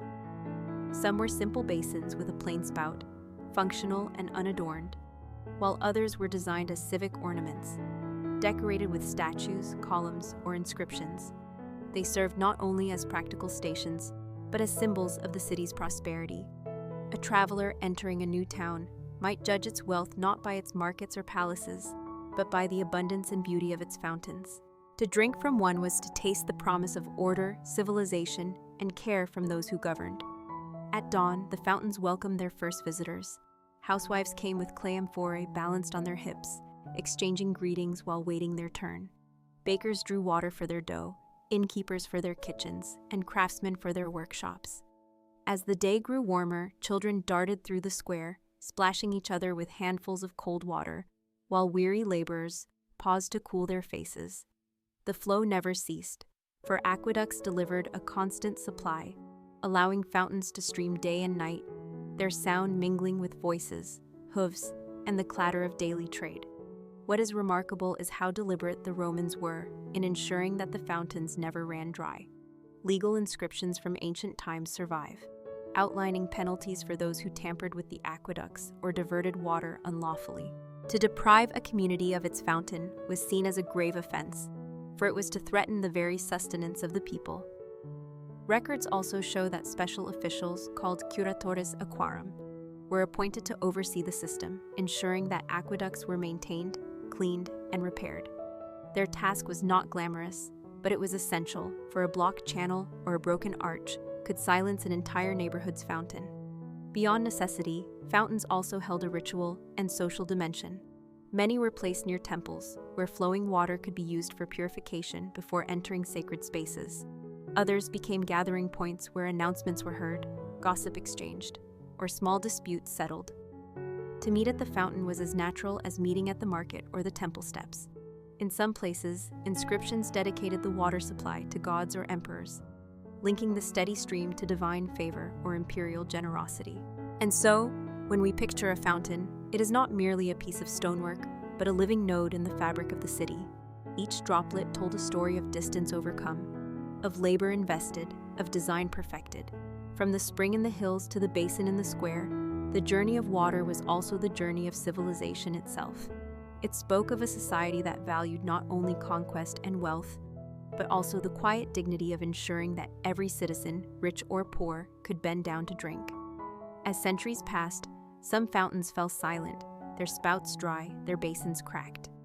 Yet others endured, still fed by ancient channels, reminding later generations of the ingenuity that had once made water seem endless. The aqueducts, in their arches and channels, were grand symbols, but it was the fountains, small and constant, that made the gift of water human, intimate, and immediate. They stood as proof that even in an empire of vast distances, the most enduring legacy might be the sound of water flowing in the heart of a city square. As the centuries unfolded, aqueducts and the fountains they fed became woven into the rhythms of daily life so completely that one could hardly imagine a city without their gentle streams. The infrastructure that carried water was not only an engineering marvel, but also a cultural heartbeat, shaping how people interacted with their surroundings and with one another. Walking through an ancient Roman town or a later medieval city that inherited the practice, the presence of fountains marked both geography and community. They were placed at crossroads, in bustling squares, near marketplaces, and even at the entrances of city gates, serving both travelers and citizens alike. The careful positioning was deliberate, ensuring that water was always within reach, for it was understood that a city could only thrive if its people were never far from refreshment. Inscriptions carved into stone basins often recorded the benefactors who had sponsored their construction, reminding passers-by that generosity and public service were remembered not by monuments alone, but by the steady trickle of water that eased thirst and toil. To stand at a fountain was to participate in an unspoken bond between rulers, engineers, and ordinary people. The aqueduct might stretch for miles across countryside, but its success was measured in the cool touch of water upon the lips of a child, or the ease with which a mother filled her jar without fear of scarcity. The fountains also embodied a remarkable sense of equality. In societies often divided by class, wealth, and privilege, the fountain became one of the rare places where those divisions softened. Senators and merchants might have access to private water supplies in their villas, but even they might pause at a public fountain when passing through a crowded street. The same stream that fed the grandeur of marble baths also found its way into the simplest stone trough, accessible to the poor, to travelers, and to animals alike. In this way, the fountains were democratic by design, offering a common good in an empire where much else was determined by status. With time, the artistry of fountains evolved. Early designs were utilitarian, little more than spouts and basins, but as cities sought to display their wealth and taste, fountains grew into works of art. Sculpted lions' heads spouted water with fierce grace, while nymphs and gods were carved to preside over basins where citizens gathered. In Rome itself, monumental fountains known as nymphia stood as elaborate structures adorned with columns, mosaics, and statues, blending architecture, sculpture, and hydrology into single creations. These were not merely water points, but stages upon which the city performed its grandeur, reminding everyone that even the act of drinking could be touched by beauty. Yet for all their artistry, the practical function never disappeared. Each fountain was carefully connected to the main lines of the aqueduct, and engineers regulated the flow with skill, ensuring that pressure remained steady across the city. To achieve this, distribution systems were designed with multiple outlets, prioritizing fountains over private connections whenever water was scarce. The principle was clear. The public had the first right to water, for a fountain that ran dry was a civic failure visible to all. Maintenance was constant, involving teams who cleared sediment, repaired leaks, and ensured that algae did not choke the flow. Ancient records note fines for those who polluted or obstructed fountains, showing that communities guarded these spaces with vigilance, aware that the health of the city depended on them. Beyond the physical, fountains began to carry symbolic weight in rituals and ceremonies. In some places, water drawn from certain fountains was used in religious rites, marriages, and festivals. To sprinkle water upon a threshold was to invoke blessings. To wash before entering a temple was to prepare the soul. And to gather at a fountain during a celebration was to acknowledge water as a gift linking the human and the divine. It was no coincidence that myths often placed nymphs, gods, or spirits at springs and streams, for water was seen as alive, sacred, and worthy of reverence. The aqueduct had rationalized the sacredness into controlled channels, Yet the fountains preserve the aura of wonder. When travelers wrote of cities they had visited, they frequently mentioned the fountains first, describing the freshness of the water, the skill of the masonry, or the abundance that astonished them. To come upon a fountain in the heat of summer, gushing as though the earth itself had been coaxed to generosity, left an impression as lasting as any temple or theater. In this sense, the fountains became silent ambassadors of their cities, impressing visitors with the promise of prosperity and stability. The whisper of water was reassurance that order prevailed, that the city cared for its own, and that nature itself had been guided into service of the community. Even as time eroded empires and kingdoms, the principle endured. To build a city was to provide water, and to provide water was to build fountains where life could pause, refresh, and continue. As centuries passed, the aqueduct-fed fountains not only remained vital to daily existence, but also began to influence the rhythm and atmosphere of urban life in ways that extended far beyond the practical. To walk through a Roman city, or later a medieval town that had inherited the same traditions, was to experience a landscape where the sound of water was a constant companion. The gentle murmur of a stream falling into a stone basin created an acoustic backdrop that softened the clamor of carts, footsteps, and voices. For citizens who lived in dense neighborhoods where privacy was scarce and streets were narrow, the sound of fountains offered an unexpected sense of tranquility. They became places where mothers soothed restless children, where elders lingered in quiet conversation, and where solitary wanderers paused to let the noise of the world settle around them. The fountain was never just about water, it was about a rhythm that reassured, a presence that reminded each passerby that the city provided for them, that abundance flowed from unseen mountains through engineered marvels into the heart of their community. In this sense, the fountains were a kind of civic poetry, written not with words but with flowing streams. The symbolism deepened when one considers how fountains shaped social encounters. Markets often grew around them, not only because water was necessary, but also because people naturally gathered where water was free and abundant. A buyer and seller might strike a bargain at the fountain's edge, pausing to dip hands into cool water or to wash away the dust of travel. Neighbors exchanged greetings as they filled pitchers, and gossip spread as easily as the ripples in the basin. In a world without printed newspapers or electronic devices, fountains became nodes of communication, centers where news was shared, disputes settled, and relationships nurtured. They were, in many ways, the social media of their time, with the added benefit of sustaining life itself. Travelers who entered a city by its gates found fountains waiting for them, and in those moments the first impression of the city was formed. A fountain in full flow suggested prosperity, good governance, and civic pride. A dry or neglected fountain, on the other hand, hinted at decline or disorder, leaving a shadow on the reputation of the place. It is no wonder then that city leaders invested heavily in maintaining the fountains, for their visibility was as important as their utility. A governor who built or restored a fountain secured not just the gratitude of his citizens, but also a place in history, his name often carved into the stone as a reminder that he had given back to the community. Thus, fountains were not only civic assets, but political tools, embodiments of authority and benevolence. The technological sophistication behind their continuous operation was equally remarkable. Engineers designed subtle gradients within the aqueducts so that water could flow steadily without pumps, relying purely on gravity and careful calculation. Distribution networks within the city included reservoirs and castellum structures that divided water into different channels, each calibrated to ensure that fountains received steady supply. Priority was always given to public fountains over private households, demonstrating a principle of fairness encoded into the very flow of water. The logic was unshakable. If fountains ceased to run, everyone would notice, and social order could unravel quickly.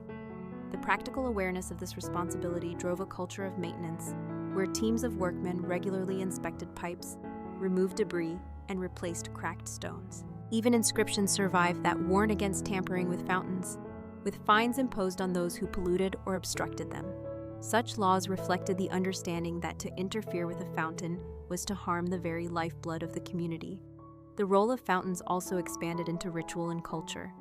In many places, water from specific fountains was thought to hold purity or blessing, and thus it was collected for use in temples or ceremonies.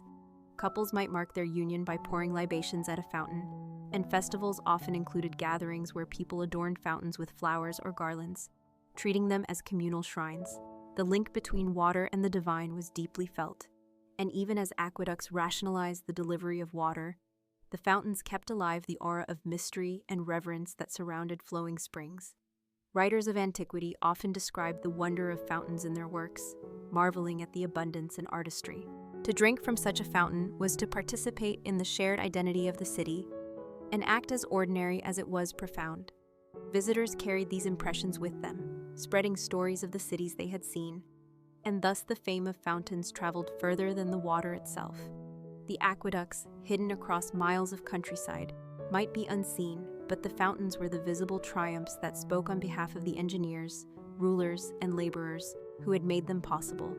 They embodied the triumph of human ingenuity, the cooperation between nature and design, and the enduring truth that water, guided with wisdom, could sustain not only life, but civilization itself. Over time, the fountains that drew their strength from the aqueducts came to embody a curious blend of functionality, artistry, and symbolism that few other civic features could match. They were both utterly ordinary and deeply extraordinary, standing at the crossroads of the mundane and the monumental. For the average citizen, a fountain was the place to fetch water, to rinse vegetables, to wash dust from weary feet, or to let children splash and play on a warm day. Yet at the same moment, the very same fountain might be admired by a poet, recorded by a historian, or dedicated by a magistrate as a testament to prosperity and culture. This dual existence of fountains, practical necessity and cultural treasure, allowed them to weave themselves into every layer of daily life. When one imagines the layout of an ancient city, it is tempting to focus on temples, amphitheaters, or markets. But in truth, the fountains were equally central to the experience of urban living. They stood at crossroads where paths converged, ensuring that no resident could go about their routines without being reminded of the shared lifeline flowing through stone and water. Travelers who carried buckets balanced on shoulders, merchants who paused their carts, and officials walking to their duties all intersected at these basins. In such spaces, social boundaries blurred. The patrician and the plebeian, the artisan and the soldier, all approached the same streams, cupping hands or filling jars with equal need. Water erased hierarchy in a way few other civic institutions could. That silent leveling power carried immense social weight, reminding communities that while wealth and titles might differ, thirst was universal, and fountains satisfied that thirst without discrimination. Beyond the boundaries of Rome or medieval Europe, fountains that traced their origins to aqueducts carried their influence into later centuries and other regions. In Islamic cities, for instance, the presence of fountains within courtyards echoed both practical and spiritual traditions, symbolizing purity and hospitality. While in Renaissance Europe, engineers adapted the ancient knowledge of aqueduct distribution to feed fountains that dazzled with sculptures of gods, animals, and mythical creatures. In each case, the steady flow of water became a metaphor for continuity, abundance, and harmony. Even in the driest seasons, when fields cracked and rivers shrank, the sight of a fountain gushing in the city square reassured residents that order and provision had not failed them. Such assurance carried psychological comfort as much as physical relief. The fountain whispered of governance that worked, of engineers who calculated gradients with precision, of workers who rose each day to clear silt and mend leaks. This trust in continuity was fragile, yet when it held, it nurtured a sense of civic belonging that bound people together. Artists and writers often drew on the imagery of fountains to express the deeper ideals of their societies. A fountain could represent the generosity of rulers, the grace of the divine, or the resilience of a people who had harnessed nature's gifts through ingenuity. The soft arcs of water were likened to threads of silver, or to liquid jewels falling from the heavens, while the basins, whether plain stone or carved with intricate motifs, were seen as earthly vessels catching blessings from above. Thus, even those who were not engineers or masons could find meaning in the daily act of watching water fall and gather, a meditation on cycles, abundance, and time. It was not uncommon for fountains to be woven into legends, where a particular stream was said to have sprung from the footsteps of a saint or to contain healing powers. These stories, whether rooted in fact or imagination, gave added layers of identity to the structures and ensured that they lingered in cultural memory long after their practical role diminished.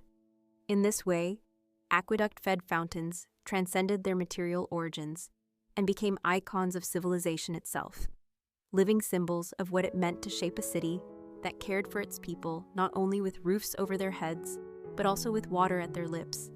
Every splash in the basin echoed with centuries of human effort, every drop a reminder of how fragile and yet enduring the human bond with water truly was. The endurance of aqueduct-fed fountains across centuries cannot be understood without considering the continuous care, adaptation, and reverence that communities invested in them. Unlike monumental buildings that might stand idle once their original purpose had faded, fountains demanded constant attention.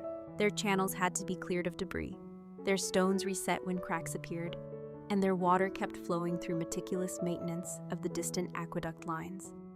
This routine care was not glamorous, yet it was essential, and it fell to a network of workers, often humble and unnamed, whose dedication preserved the lifeblood of the city. These individuals formed a quiet backbone of urban life, rising before dawn to inspect sluices, patch leaks with mortar, and scrape mineral deposits from spouts. The water they safeguarded was more than a utility. It was the heartbeat of civic pride, the assurance that the city remained alive. Citizens rarely thought of the unseen labor behind each drop, but subconsciously they trusted it, just as one trusts the rising of the sun or the tolling of bells. Over time, as empires waned and new powers rose, aqueducts and fountains were sometimes neglected, only to be restored again when rulers recognized their symbolic and practical importance. In the Middle Ages, when many Roman systems had fallen into disrepair, certain towns revived portions of them, seeing in the fountains not only a means of survival, but also a connection to a storied past. During the Renaissance, this reverence blossomed into a full embrace of classical knowledge, and fountains were deliberately styled to echo antiquity, their waterworks combining utility with elaborate artistry that spoke to a rediscovery of heritage. A visitor strolling through such a city might find a fountain adorned with marble figures, each drop of water gleaming in candlelit streets at night, serving both to quench thirst and to inspire reflection. The aqueduct channels beneath the earth and above the valleys remained largely invisible, but their presence was felt in every gurgle of water at a public square. As centuries passed, even when modern piping began to replace older methods, many cities chose to preserve their historic fountains, not simply as relics, but as working symbols of identity. A fountain that once provided drinking water might shift to a purely ornamental role, yet the continuity of its flow suggested the continuity of the community itself. Tourists marveled at them, artists painted them, locals still gathered around them, and in each case, the fountain kept serving as a silent meeting place where time and tradition overlapped. The story of these structures is not only a tale of engineering, but also a testament to human persistence, to the way societies protect what they value most deeply. Water, the most fleeting of substances, was given permanence by being directed, channeled, and celebrated through fountains. And in doing so, it offered each generation a quiet reminder of both their fragility and their ingenuity. The rhythm of falling water echoed the rhythm of life itself, cycles of rise and fall, of growth and decay, of continuity in the face of change.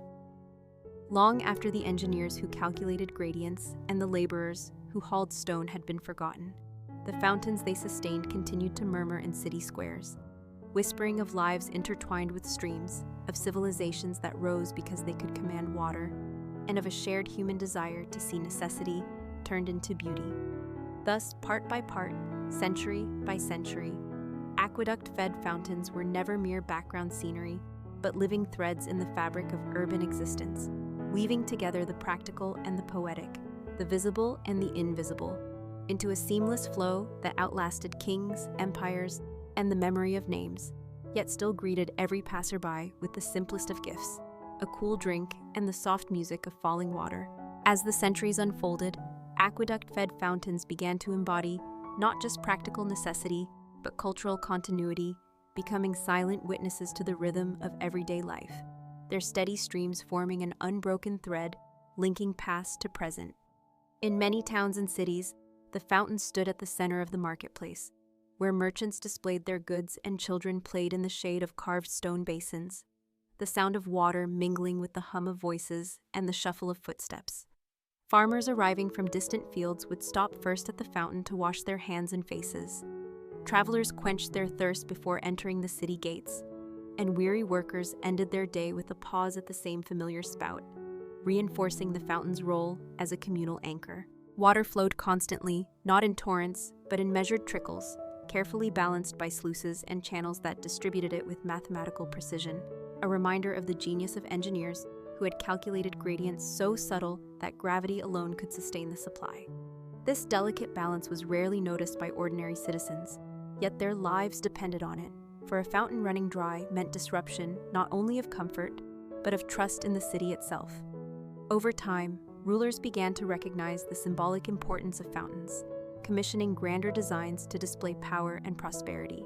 In Renaissance Italy, especially in Rome, aqueducts were painstakingly restored and extended, leading to the creation of monumental fountains like the Trevi, where artistry and engineering combined in triumph. Such fountains did more than supply water. They proclaimed stability, continuity, and civic pride. Their statues of gods, sea creatures, and allegorical figures reminding citizens of heritage and aspiration. In smaller towns, fountains were simpler but no less cherished, often decorated with modest carvings of animals or plants, details that reflected local craftsmanship and identity. Travelers' diaries from the early modern period often noted the charm of such fountains, describing them not as luxuries, but as indispensable parts of the urban fabric, where strangers found hospitality in the simple offer of free water. With the rise of modern plumbing in the 18th and 19th centuries, aqueduct-fed fountains gradually lost their central role as providers of drinking water, yet rather than disappearing, they adapted, shifting into ornamental symbols of memory and continuity.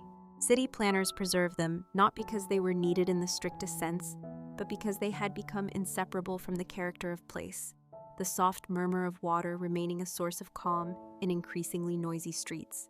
Even when the aqueducts that once sustained them were replaced by iron pipes and pumps, many fountains were kept alive, their water flowing in endless cycles powered by modern means, but still echoing the ancient principle of balance and flow. Today, when one stands before such a fountain, whether in Rome, Paris, Seville, or a small village tucked in the hills of southern Europe, the experience is more than aesthetic. It is a brief encounter with continuity itself, a reminder that countless generations before paused at the same spot, listening to the same trickle, seeing the same shimmering droplets catch the sunlight, and feeling the same quiet reassurance that life, like water, would keep flowing. The survival of these fountains illustrates humanity's ability to take something as ordinary as the movement of water and elevate it into a lasting symbol of resilience and shared memory, an echo across centuries that still ripples through the air each time a drop strikes stone. As the story of aqueduct-fed fountains moved into the age of industry and rapid change, their presence took on yet another layer of meaning. For while steam engines roared and factories filled the air with noise, the quiet trickle of water at the city fountain remained unchanged, as though untouched by the upheavals of progress.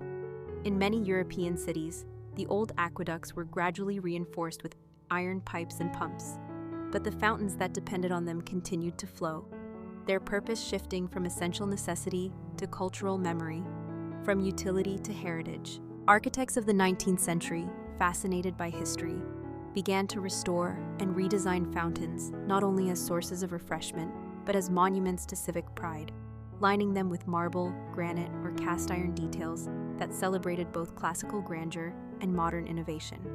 Travelers who visited Paris during the time of Baron Haussmann's grand urban renewal remarked upon the abundance of fountains dotting the new boulevards, each connected either to ancient aqueducts or to new waterworks, proving that the tradition of flowing public water was not to be abandoned, but reinterpreted for an industrial age. Across the Atlantic, American cities adopted similar ideas, commissioning fountains to stand in parks, plazas, and squares, often supplied by complex underground aqueduct systems that mirrored the ingenuity of their European predecessors.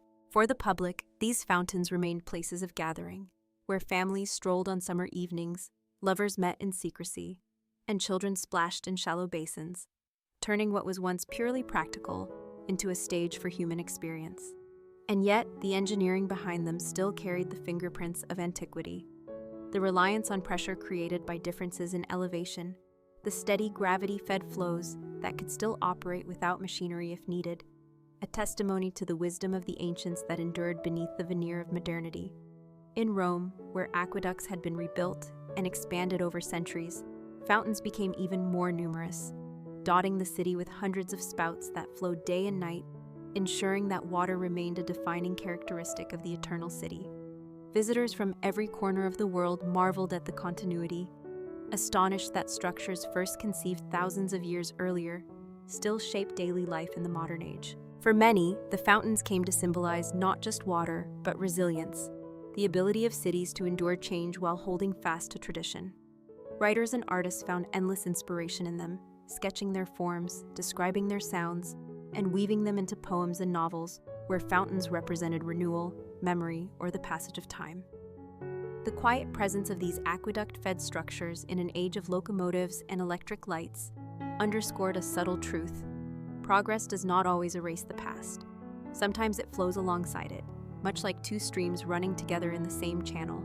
Thus, when one wandered the streets of 19th century Europe or America, the sight of a fountain was never merely decorative, but a link to a lineage of ingenuity stretching back to Rome, to Greece, to the earliest civilizations that understood the life-giving power of water. Even today, when tourists toss coins into the Trevi Fountain or admire the ornate spouts of Parisian squares, they are participating in a ritual older than they realize, one that began with the simple need to bring water from mountains to cities and grew into a symbol of connection, continuity, and communal peace. In this way, aqueduct-fed fountains achieved immortality not by resisting change, but by flowing gently into it, adapting, enduring, and reminding each new generation that water is not only for the body, but also for the spirit. As the 20th century unfolded, the story of aqueduct-fed fountains entered a new chapter, shaped by technological innovation, shifting urban priorities, and a growing awareness of heritage preservation. In many cities, modern water systems replaced the ancient channels, with pumps, reservoirs, and filtration plants, providing cleaner and more reliable supplies. Yet the fountains continued to flow, often still linked to aqueduct routes that had guided water for centuries. Engineers, mindful of history, preserved portions of aqueducts as working conduits, while redirecting others into protected monuments, allowing the public to see not only the beauty of water as it danced in sunlight, but also the hidden structures that made such displays possible.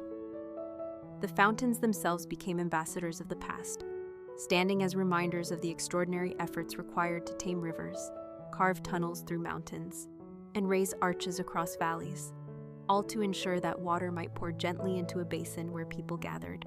In Rome, for example, even as electricity powered modern pumps, many fountains still relied on the aqueducts built by emperors, with the Aqua Virgo continuing to supply the Trevi Fountain as it had since antiquity, a living stream linking modern visitors to ancient Romans who once drank from the same source. In Paris, London, and Madrid, fountains evolved into civic artworks, blending sculptural elegance with functional design, their jets illuminated at night by electric lights that turned simple flows into dazzling spectacles.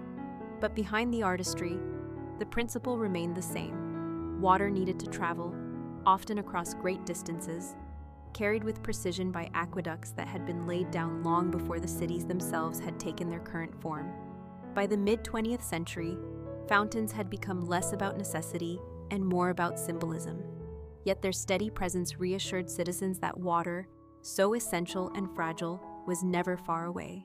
Urban planners placed them in central squares, parks, and memorial grounds, using them to soften the harshness of concrete and traffic, to create spaces where one could pause, breathe, and feel connected to something older than skyscrapers and automobiles. In this period, fountains gained new meanings as symbols of peace and resilience, as cities rebuilt after wars and sought beauty in public life. Water, flowing without cost and without end, became a gentle declaration that life continued, that even in times of destruction, restoration was possible. For the weary passerby, the sound of water spilling from an ancient aqueduct-fed fountain into a stone basin offered comfort, reminding them of endurance across centuries.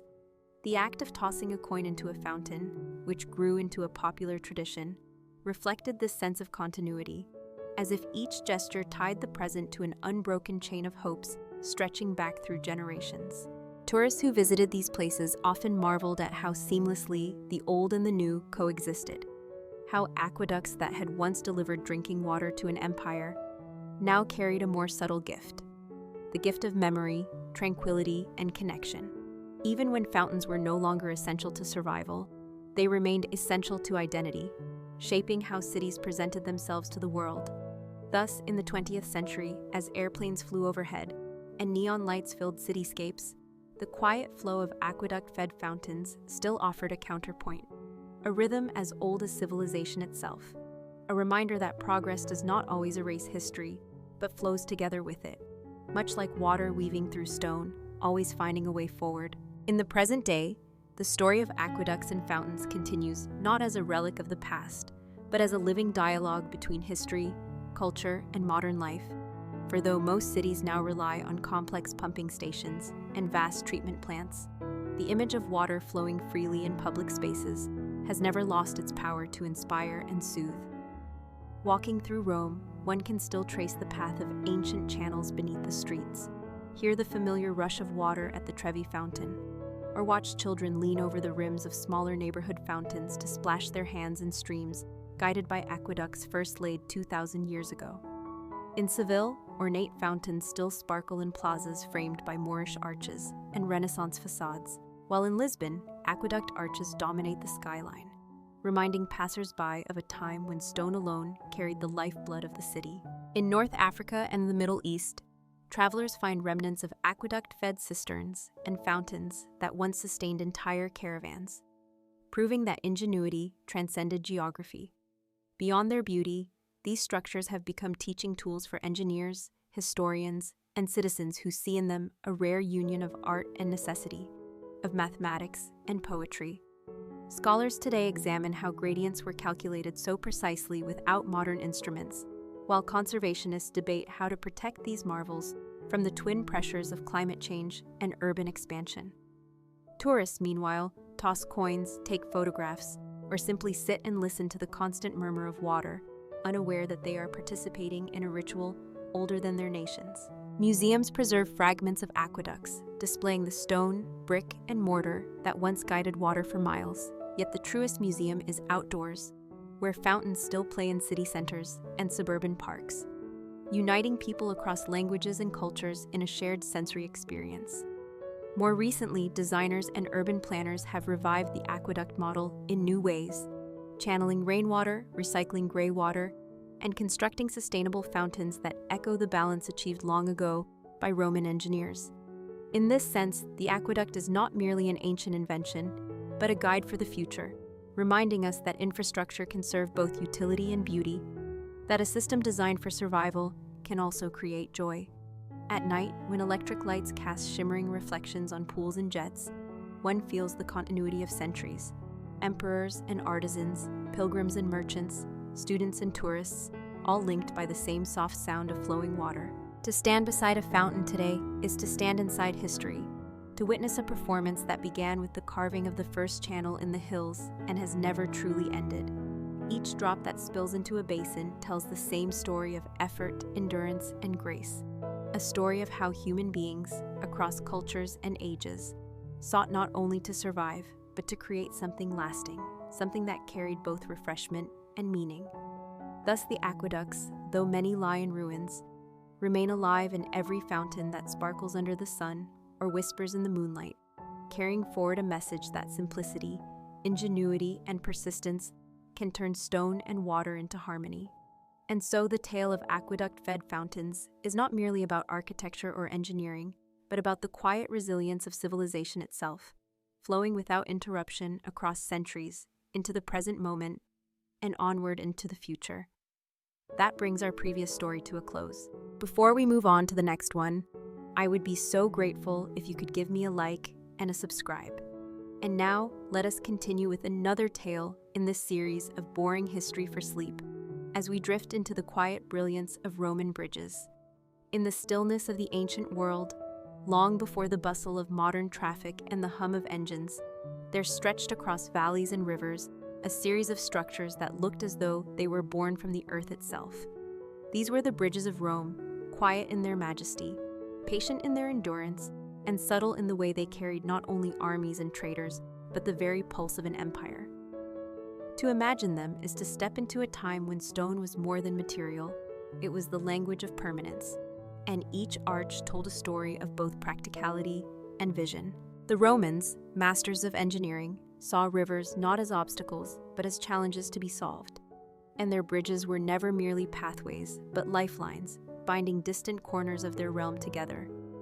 Picture a Roman engineer, perhaps standing on the bank of a wide, unruly river, watching the current push and pull against the stones and reeds. Around him are soldiers, craftsmen, and laborers, all waiting for direction. To cross the water is not only a matter of convenience, it is survival, strategy, and control. A temporary wooden structure would never last, so the Romans thought in terms of centuries rather than seasons. They turned to stone, to arches, and to mortar, building with a patience that matched the slow rhythm of the flowing river itself. The brilliance of these bridges lies not just in their endurance, but in their elegance. The arch, so simple yet so profound, distributed weight in such a way that allowed spans to stretch wider, higher, and stronger than those built by many civilizations before them. Each keystone, fitted with precision, locked the entire structure in place, a silent guardian ensuring the stability of what lay above. To walk across one of these bridges in the age of Rome would have been to walk upon the very triumph of human ingenuity over nature's barriers. Traders bringing olive oil and wine would have felt the solid stone beneath their feet. Soldiers carrying the weight of armor would have marched in steady rhythm, and ordinary citizens would have crossed to markets, temples, or distant villages, often without even pausing to marvel at the craftsmanship that allowed their passage. Yet the beauty of Roman bridges is that they did not need to call attention to themselves. They were made to serve, and in serving they became timeless. Consider the Ponte Milvio, standing north of Rome, where battles were fought and emperors secured their fate. Or the Alcantara Bridge in Spain, stretching in harmony with the Tagus River, inscribed with words that still echo the pride of its builders. These bridges were not just stone and mortar, but symbols, reminders that Rome was not merely an empire of conquest, but of connection. To this day, many Roman bridges stand, weathered yet strong, their stones worn smooth by centuries of footsteps, hooves, and wheels. They have outlasted kingdoms, seen the rise and fall of dynasties, and quietly endured the shifting of borders. When one stands upon such a bridge now, the silence it carries is not emptiness, but fullness, as though every voice of every traveler who has ever crossed is still there, folded into the stone. There is a quiet brilliance in this endurance, a reminder that strength need not roar to be remembered. In the gentle arch of each span, in the patient strength of each pillar sunk deep into riverbeds, there is a lesson in how permanence can be achieved without haste, and how beauty can emerge not from ornament, but from necessity. The Roman bridge was never built to dazzle, yet in its humility, it became extraordinary. To imagine them by moonlight, their outlines casting shadows across rippling waters, is to feel the calm rhythm of time itself. The world around them has changed in countless ways, yet the bridges remain, whispering their story slowly, patiently, without demand for attention. They are not loud monuments, but quiet ones, and it is in their silence that they shine most brightly. When considering the bridges of Rome, it is easy to become absorbed only in their appearance, the graceful arches and the stone pathways, but the deeper story lies in how they were conceived and constructed. For these bridges were not accidents of labor, but careful designs born of observation, mathematics, and an intimate relationship with the natural world. The Romans studied the currents of rivers, the weight of materials, the resistance of water, and the way stones pressed against one another, learning to transform raw elements into a structure that could endure. At the heart of this brilliance was the arch, an idea borrowed and perfected, a shape that captured gravity and redirected it, channeling force down into the piers and outward into the ground, distributing strain in such a way that the bridge was not only strong, but almost eternal.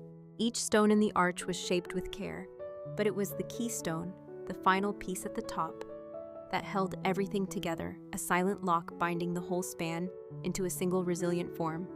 Without mortar, without metal fastenings, without modern machinery, the Romans crafted arches that could bear the weight of thousands, and in doing so, they gave their empire not only mobility, but identity. To build a bridge was to make a statement that Rome had come not merely to conquer, but to stay, for such a structure was an investment in permanence.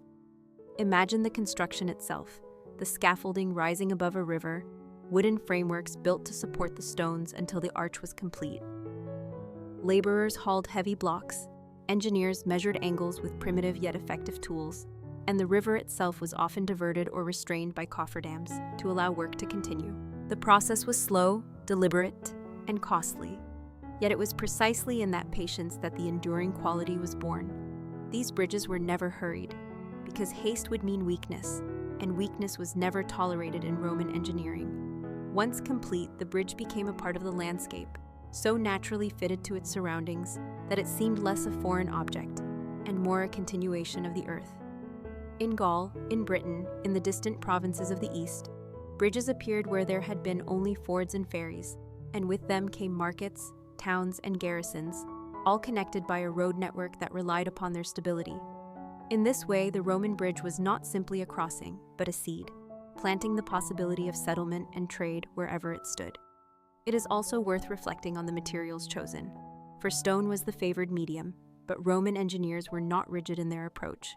In some regions where volcanic rock was abundant, bridges bore a darker hue, while in other places, lighter limestone gave them a softer presence.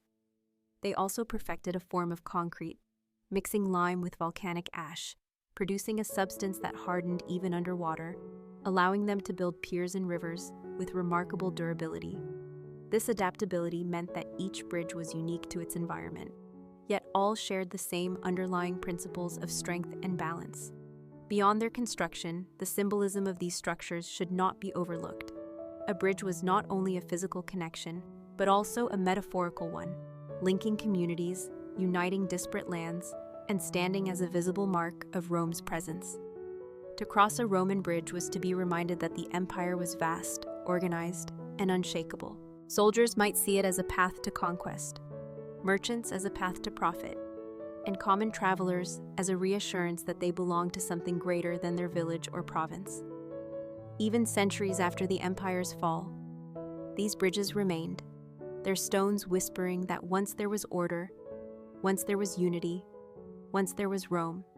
And so, in the quiet brilliance of their form, one finds not only utility, but also philosophy, a way of seeing the world that understood permanence as both a practical and a cultural goal. When we stand today beside such a bridge, perhaps hearing the faint murmur of water flowing beneath, it is not hard to imagine the countless footsteps that came before, the horses that trotted across, the carts that rumbled with goods, the voices that carried in the air. All of that life has gone, yet the bridge remains, patient and unmoved, as though it remembers for us what time has taken away. When examining Roman bridges more closely, one begins to notice the thoughtful precision that went into every stage of their existence, not just their construction, but their placement, their maintenance, and their integration into the life of the empire. The choice of location was itself a subtle art, for it was never enough to merely span the narrowest point of a river. Roman engineers understood that rivers were living forces, changing with the seasons, swelling in spring, shrinking in drought, and shifting their banks with time. To place a bridge at the wrong site was to invite disaster, so they studied carefully, often building where the bedrock was firm, where the flow was steady, and where the crossing would align with the roads that stretched onward to towns, forts, and markets. A Roman bridge was never isolated, but always part of a greater plan, connected to the famous roads that marched straight across landscapes, binding together an empire that prided itself on order and predictability. Once built, the bridges demanded care. And here too the Romans excelled, for they had a keen awareness that even stone must be watched, inspected, and repaired. Local officials were sometimes charged with the upkeep, and inscriptions have been found naming those responsible for maintaining specific bridges, a sign of both accountability and civic pride. Some bridges had to withstand floods that tore at their piers, others bore the weight of armies on the move, and yet many endured, not only through the Roman centuries, but through the medieval period, and even into our own time. This durability was not chance, but the fruit of a culture that valued foresight. For Roman engineers built as though their work would be judged not tomorrow, but in centuries to come. The bridges themselves were varied in scale, from small rural crossings, modest in size but essential to local life, to vast spans like the Bridge of Alcantara in Hispania, with its towering central arch rising almost 40 meters above the river Tagus, a monument as much as a passage. Each one was a blend of function and form, robust yet elegant, heavy yet graceful, their arches forming rhythms across the water, like a stone echo of music frozen in time. Travelers who encountered them must have felt a mixture of awe and reassurance, knowing that Rome's hand had reached even into remote provinces, offering a path forward that was solid, clear, and enduring. Yet beyond the technical and visual achievements, there is a quiet human story in these structures. Think of the thousands of nameless laborers whose hands lifted the stones, who endured the cold of riverside mornings and the heat of midday suns, whose sweat mingled with dust and mortar. Their efforts, unrecorded in history, live on in the very fabric of these bridges, for without their strength, the empire's vision could not have been realized. Then think too of the travelers, soldiers, merchants, families who crossed day after day, each leaving behind invisible traces of their lives. The clatter of hooves, the rumble of carts, the voices calling, the footsteps hurrying or lingering, none of these remain. Yet all once filled the air, and the stones beneath still bear silent witness. In this way, a Roman bridge is more than a feat of engineering. It is a vessel of memory, carrying echoes of an empire that passed away yet never wholly vanished. When modern visitors pause upon these spans, perhaps pausing to watch the same rivers flowing as they did 2,000 years ago, they step into a continuity that defies the usual limits of history. It is not only the bridge that has lasted, but also the sense of connection it was meant to embody, the link between past and present, between here and there, between the transient human journey and the enduring natural world. The quiet brilliance of Roman bridges lies in this paradox. They were built to be useful, to serve a practical need, and yet by their endurance they have become symbols, almost philosophical statements in stone, reminding us that what is crafted with care, balance, and vision may outlast the hands that made it, and may still whisper across centuries to those who are willing to listen.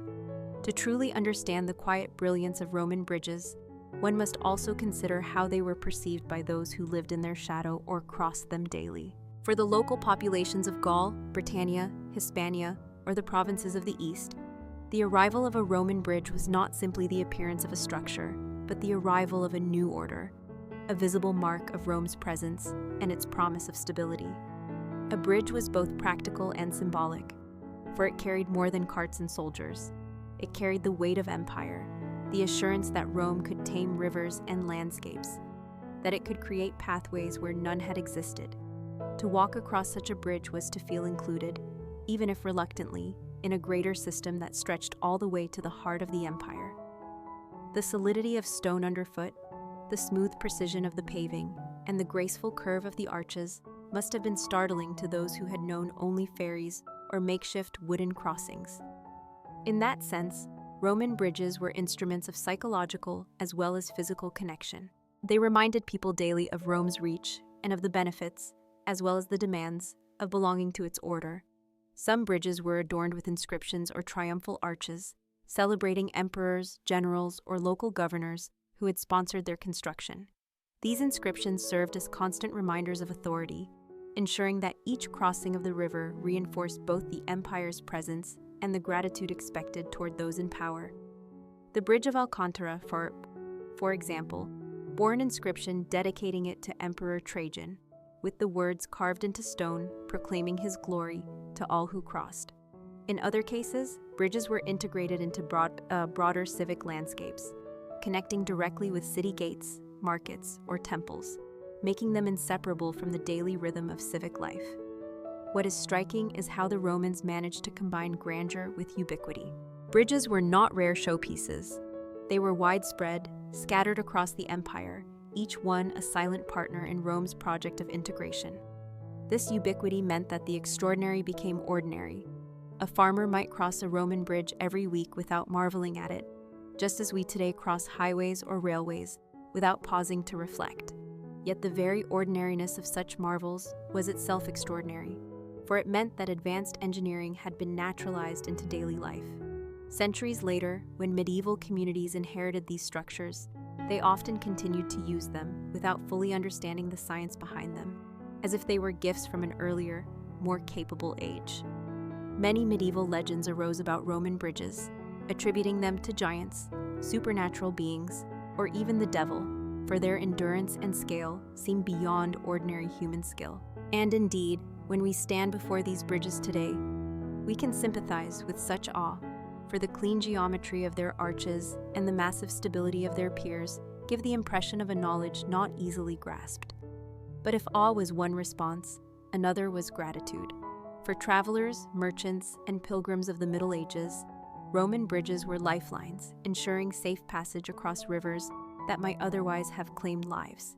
In this sense, Roman bridges became part of a shared heritage, serving not just the empire that built them, but countless generations afterward. Their quiet brilliance lies not only in their engineering, but in their ability to transcend time, to remain useful long after the context that gave birth to them had faded. They became, in effect, bridges not only across rivers, but across centuries, linking antiquity with the medieval world, and ultimately, with us. That is perhaps their greatest legacy. They were designed to solve immediate problems, yet they solved them so well, with such foresight, that they continue to serve as enduring companions to human history. To walk across a Roman bridge today is to join a line of footsteps that stretches back 2,000 years, a line unbroken, humble, yet profound.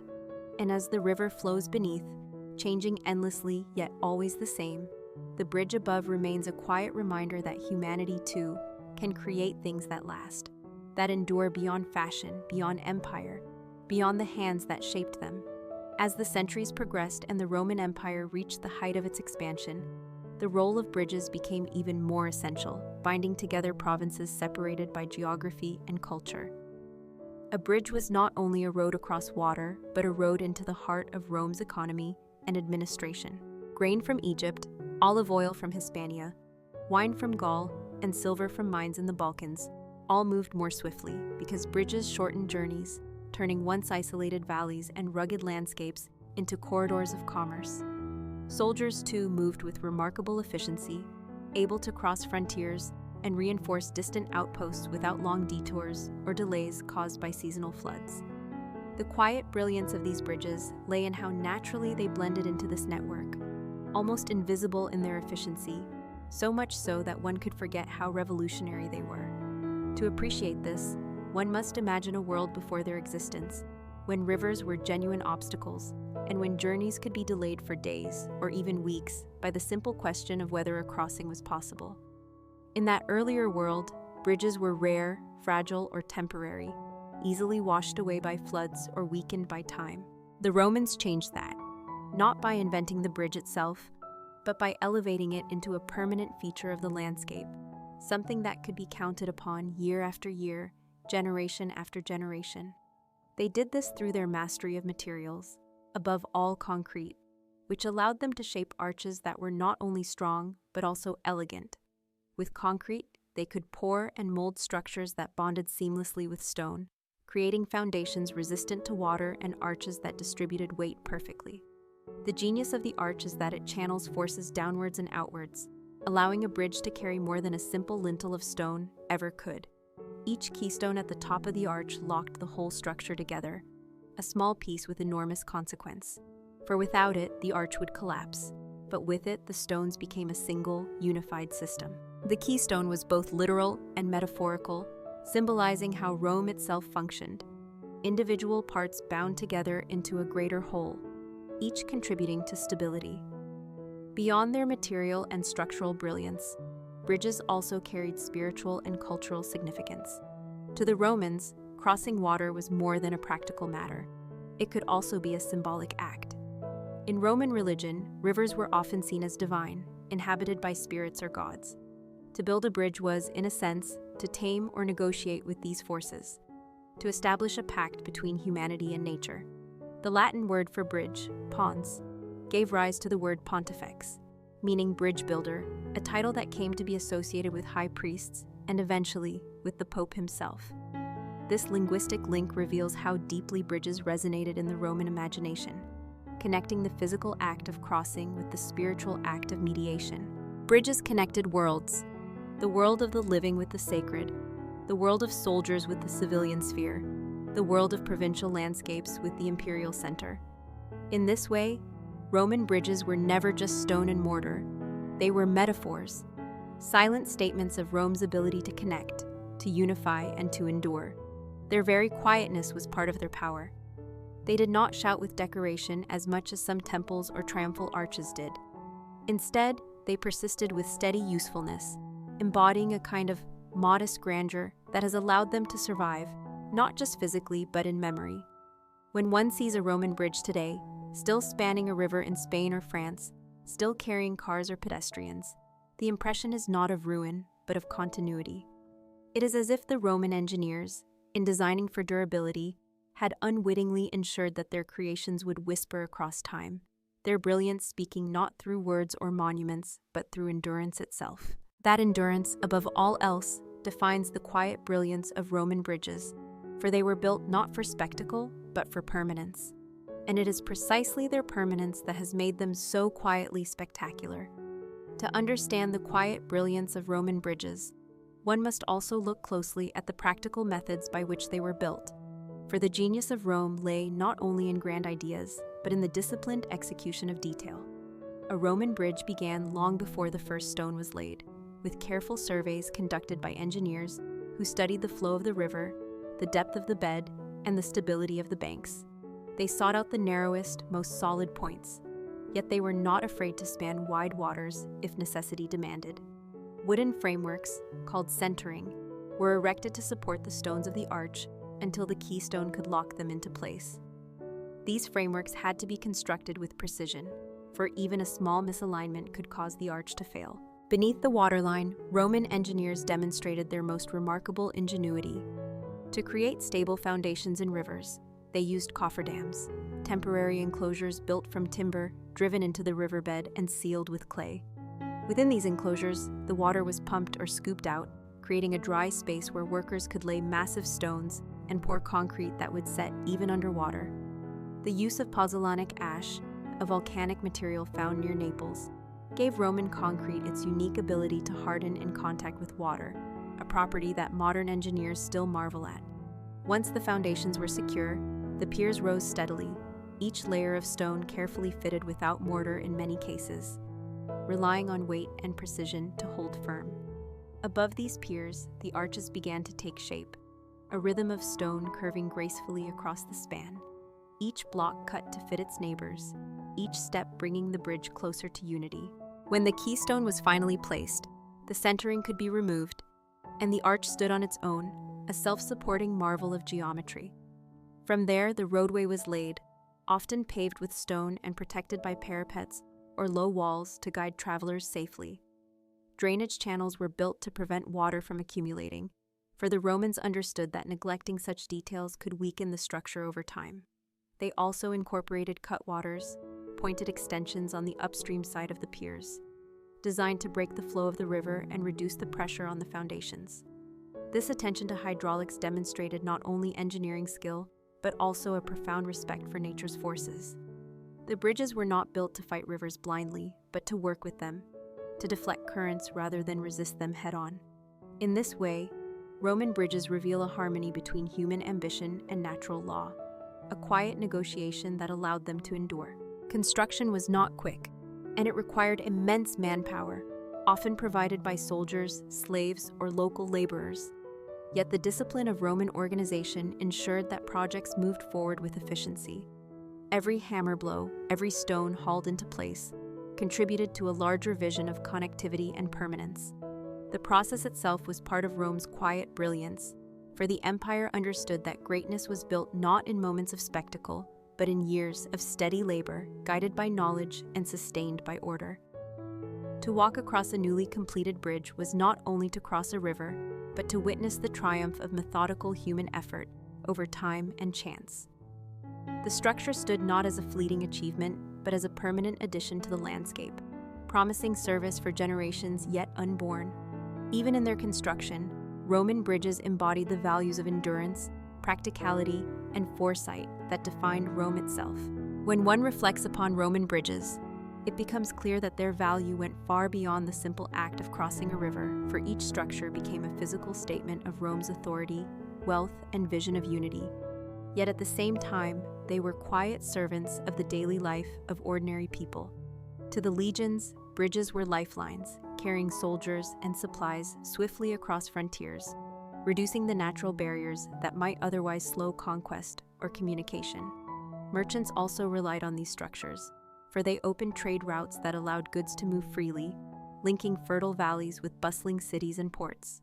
A Roman bridge could transform an isolated town into a thriving marketplace, simply by making it accessible throughout the year, regardless of the season's floods or the depth of the river.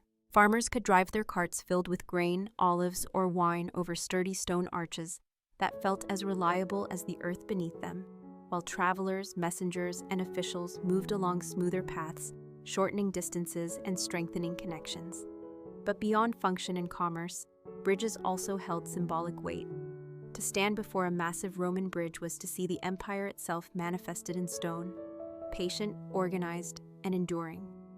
Unlike wooden bridges that rotted or washed away with storms, the Roman bridge seemed eternal, a constant reminder that the empire's reach was secure and its order unshakable. Inscriptions were often carved into stone blocks, dedicating the structure to an emperor, a governor, or a military unit, ensuring that every passerby was reminded of the power and benevolence of Rome. In this way, bridges were both infrastructure and propaganda, carrying messages as well as people. Yet for all their grandeur, they remained deeply practical, built with an awareness of the common needs of communities, not just the glory of rulers. Their quiet brilliance lies in this balance. They were simultaneously monumental and humble, majestic yet useful, objects of awe that also became invisible through daily use. The very fact that people could take them for granted, walking across without fear or hesitation, proved how seamlessly they blended strength with simplicity. Bridges also became meeting points, places where different cultures interacted, for rivers often marked boundaries between tribes, regions, or provinces. By spanning these divides, Rome did more than connect geography. It connected people, drawing diverse communities into the same economic and political network. In this sense, each bridge was an ambassador of Roman civilization, spreading not only goods but also ideas, languages, and laws across the empire.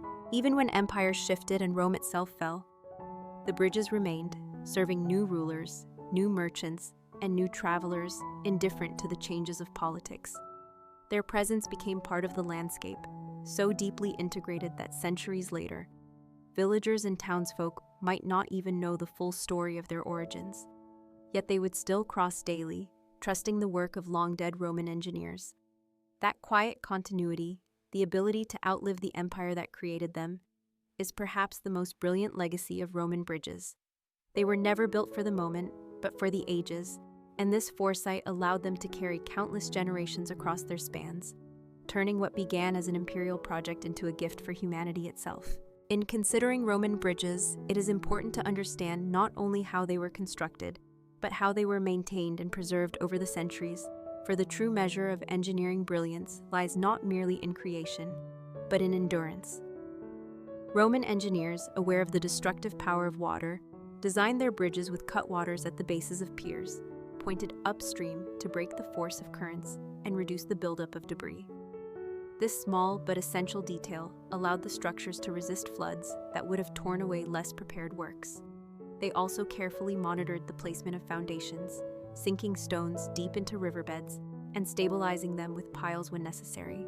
Once completed, the bridges were often inspected and maintained as part of civic duty, ensuring that cracks were filled, surfaces were kept even, and damaged stones were replaced. Inscriptions sometimes recorded the repairs, noting which official or emperor had authorized the work, turning maintenance itself into a political statement of care and authority. Over time, many bridges became so well integrated into the life of a community that to let them fall into ruin would have been unthinkable, for without them, markets, roads, and entire towns would lose connection. This continuity of care explains why so many Roman bridges still stand today, while other works of ancient construction have disappeared.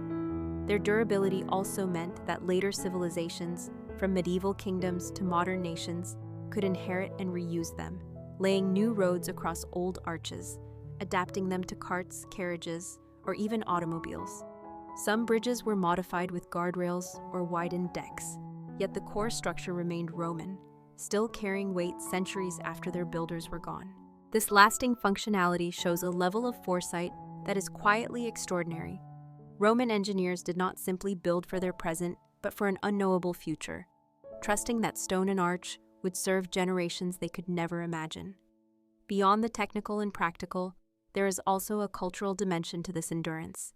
Each time a person crosses a Roman bridge today, whether in rural Spain, in France, or in Italy, they are engaging with the same stones touched by Roman hands nearly 2,000 years ago. The sense of continuity is profound and strangely comforting, as though time itself has been bridged. To walk those arches is to feel that human effort and ingenuity can outlast the fragility of empires, politics, and wars. In that sense, the bridges became monuments not just to Rome, but to humanity's ongoing dialogue with nature, with rivers that flow endlessly, and with the human need to overcome obstacles. Their quiet brilliance is in this paradox. They are strong but not aggressive, imposing but not domineering, ever present but never shouting for attention. They endure because they were designed to serve, and in their service they transcend the ambitions of those who built them. As long as water flows and people walk, the Roman bridges will remain, silent companions to history, carrying both the weight of travelers and the memory of a civilization that understood how to make the useful into something eternal. When we look more closely at the legacy of Roman bridges, it becomes clear that they were more than utilitarian structures. They were instruments of empire, culture, and identity. And their quiet brilliance lies as much in what they represented as in the stones that carried their weight. Every bridge was a physical statement of Rome's reach and organization, an announcement that no river, however wide or fierce, could halt the march of Roman roads or the spread of Roman order. Merchants leading caravans across stone arches knew they were entering a network greater than themselves, one that promised safety, consistency, and opportunity. Soldiers who crossed felt the certainty of logistics that could keep an army moving, well supplied, and disciplined far from home. Ordinary citizens, whether farmers bringing produce to market or travelers visiting relatives, recognized in those bridges a connection to the vast entity that ruled them, a reassurance that they were part of something enduring. In this way, bridges were more than passages over water. They were anchors of identity, quietly reminding all who used them that Rome was present, stable, and capable. Their construction also revealed an extraordinary blend of practicality and beauty. The engineers did not carve elaborate decoration into every surface, yet there was elegance in the simplicity of proportion, in the graceful symmetry of repeated arches, in the way a bridge appeared to rise naturally out of its environment rather than intrude upon it. This understated beauty made them timeless, admired in antiquity, and still admired today. Travelers in later centuries, from medieval pilgrims to Enlightenment thinkers, wrote with awe about the sight of a Roman bridge spanning a valley, its stonework both humble and majestic. Their endurance created a form of silent teaching, showing later builders how to harmonize durability with elegance. The symbolism extended further, for to cross a Roman bridge was often to cross from one jurisdiction to another, from one culture to another, or from danger into safety. And this psychological aspect should not be overlooked.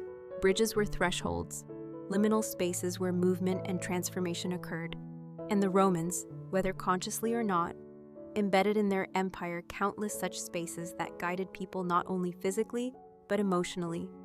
They instilled confidence, trust, and even a sense of wonder. That sense has not vanished. One can stand today on the Pont du Gard in France or the Alcantara Bridge in Spain and feel that mixture of awe and reassurance, the conviction that some human creations, when born of necessity, discipline, and foresight, achieve a kind of immortality.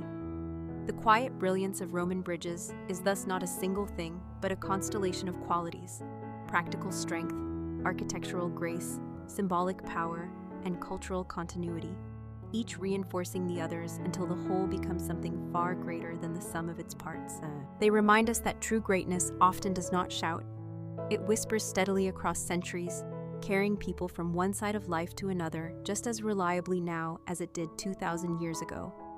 As we bring our reflections on Roman bridges to a close, it becomes clear that their story is not only about stone and mortar, but about the endurance of ideas, and perhaps this is why they still hold us in quiet fascination even today. The Romans did not merely wish to move people and goods more efficiently. They sought to bind together a world that might otherwise have remained fragmented, and the bridge was the perfect embodiment of that mission. It was a symbol of connection in every sense of the word, linking not only distant places, but also cultures, economies, and generations. Long after the legions withdrew and the empire faded into history, the bridges remained, continuing to serve communities who inherited them without always knowing their origins. They carried medieval peasants, Renaissance artists, and modern travelers alike. And in this way, they blurred the boundaries between ancient Rome and the countless societies that followed. To walk across one is to step into a living continuum, to feel underfoot the same stones that once supported sandals, horses, carts, and wagons laden with goods bound for markets centuries ago. There is humility in such awareness, the realization that our present moment is but one step in a journey that stretches endlessly backward and forward.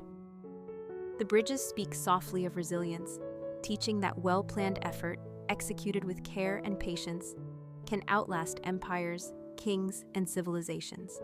They also offer lessons about moderation and foresight, for their builders understood that function and beauty need not be rivals, that strength and elegance could exist side by side. In our modern age of steel and concrete, we sometimes forget that truth, favoring speed of construction over durability, spectacle over harmony. Yet the Roman bridges remain to remind us that the truest mark of success is longevity, not immediate applause. When we pause beside a quiet river where one of these arches still stands, the sounds of water flowing beneath and wind passing through the stonework carry echoes of centuries past, whispers of human determination and ingenuity. The bridge tells us that every act of building is also an act of faith, faith that what we construct will matter to someone beyond ourselves, perhaps even to people we will never meet. It is this faith, coupled with discipline, that gave Roman bridges their lasting brilliance.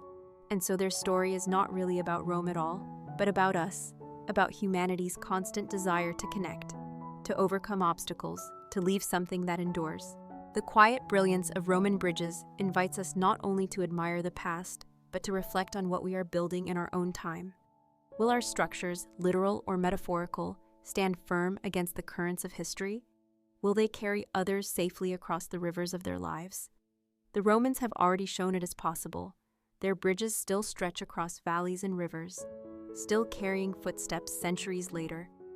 Silent reminders that greatness endures not in noise, but in patient strength, not in sudden spectacle, but in quiet permanence. Perhaps that is why, even as we drift into sleep thinking of them, they offer comfort, for they whisper that the things we create with care can outlive us, and that in building well, we too can reach across time. Thank you for choosing to spend your time with Sleep Whisper. May your morning, when you awaken, bring you luck, gentle moments, and success in all that you do. I look forward to seeing you again tomorrow night here at Sleep Whisper.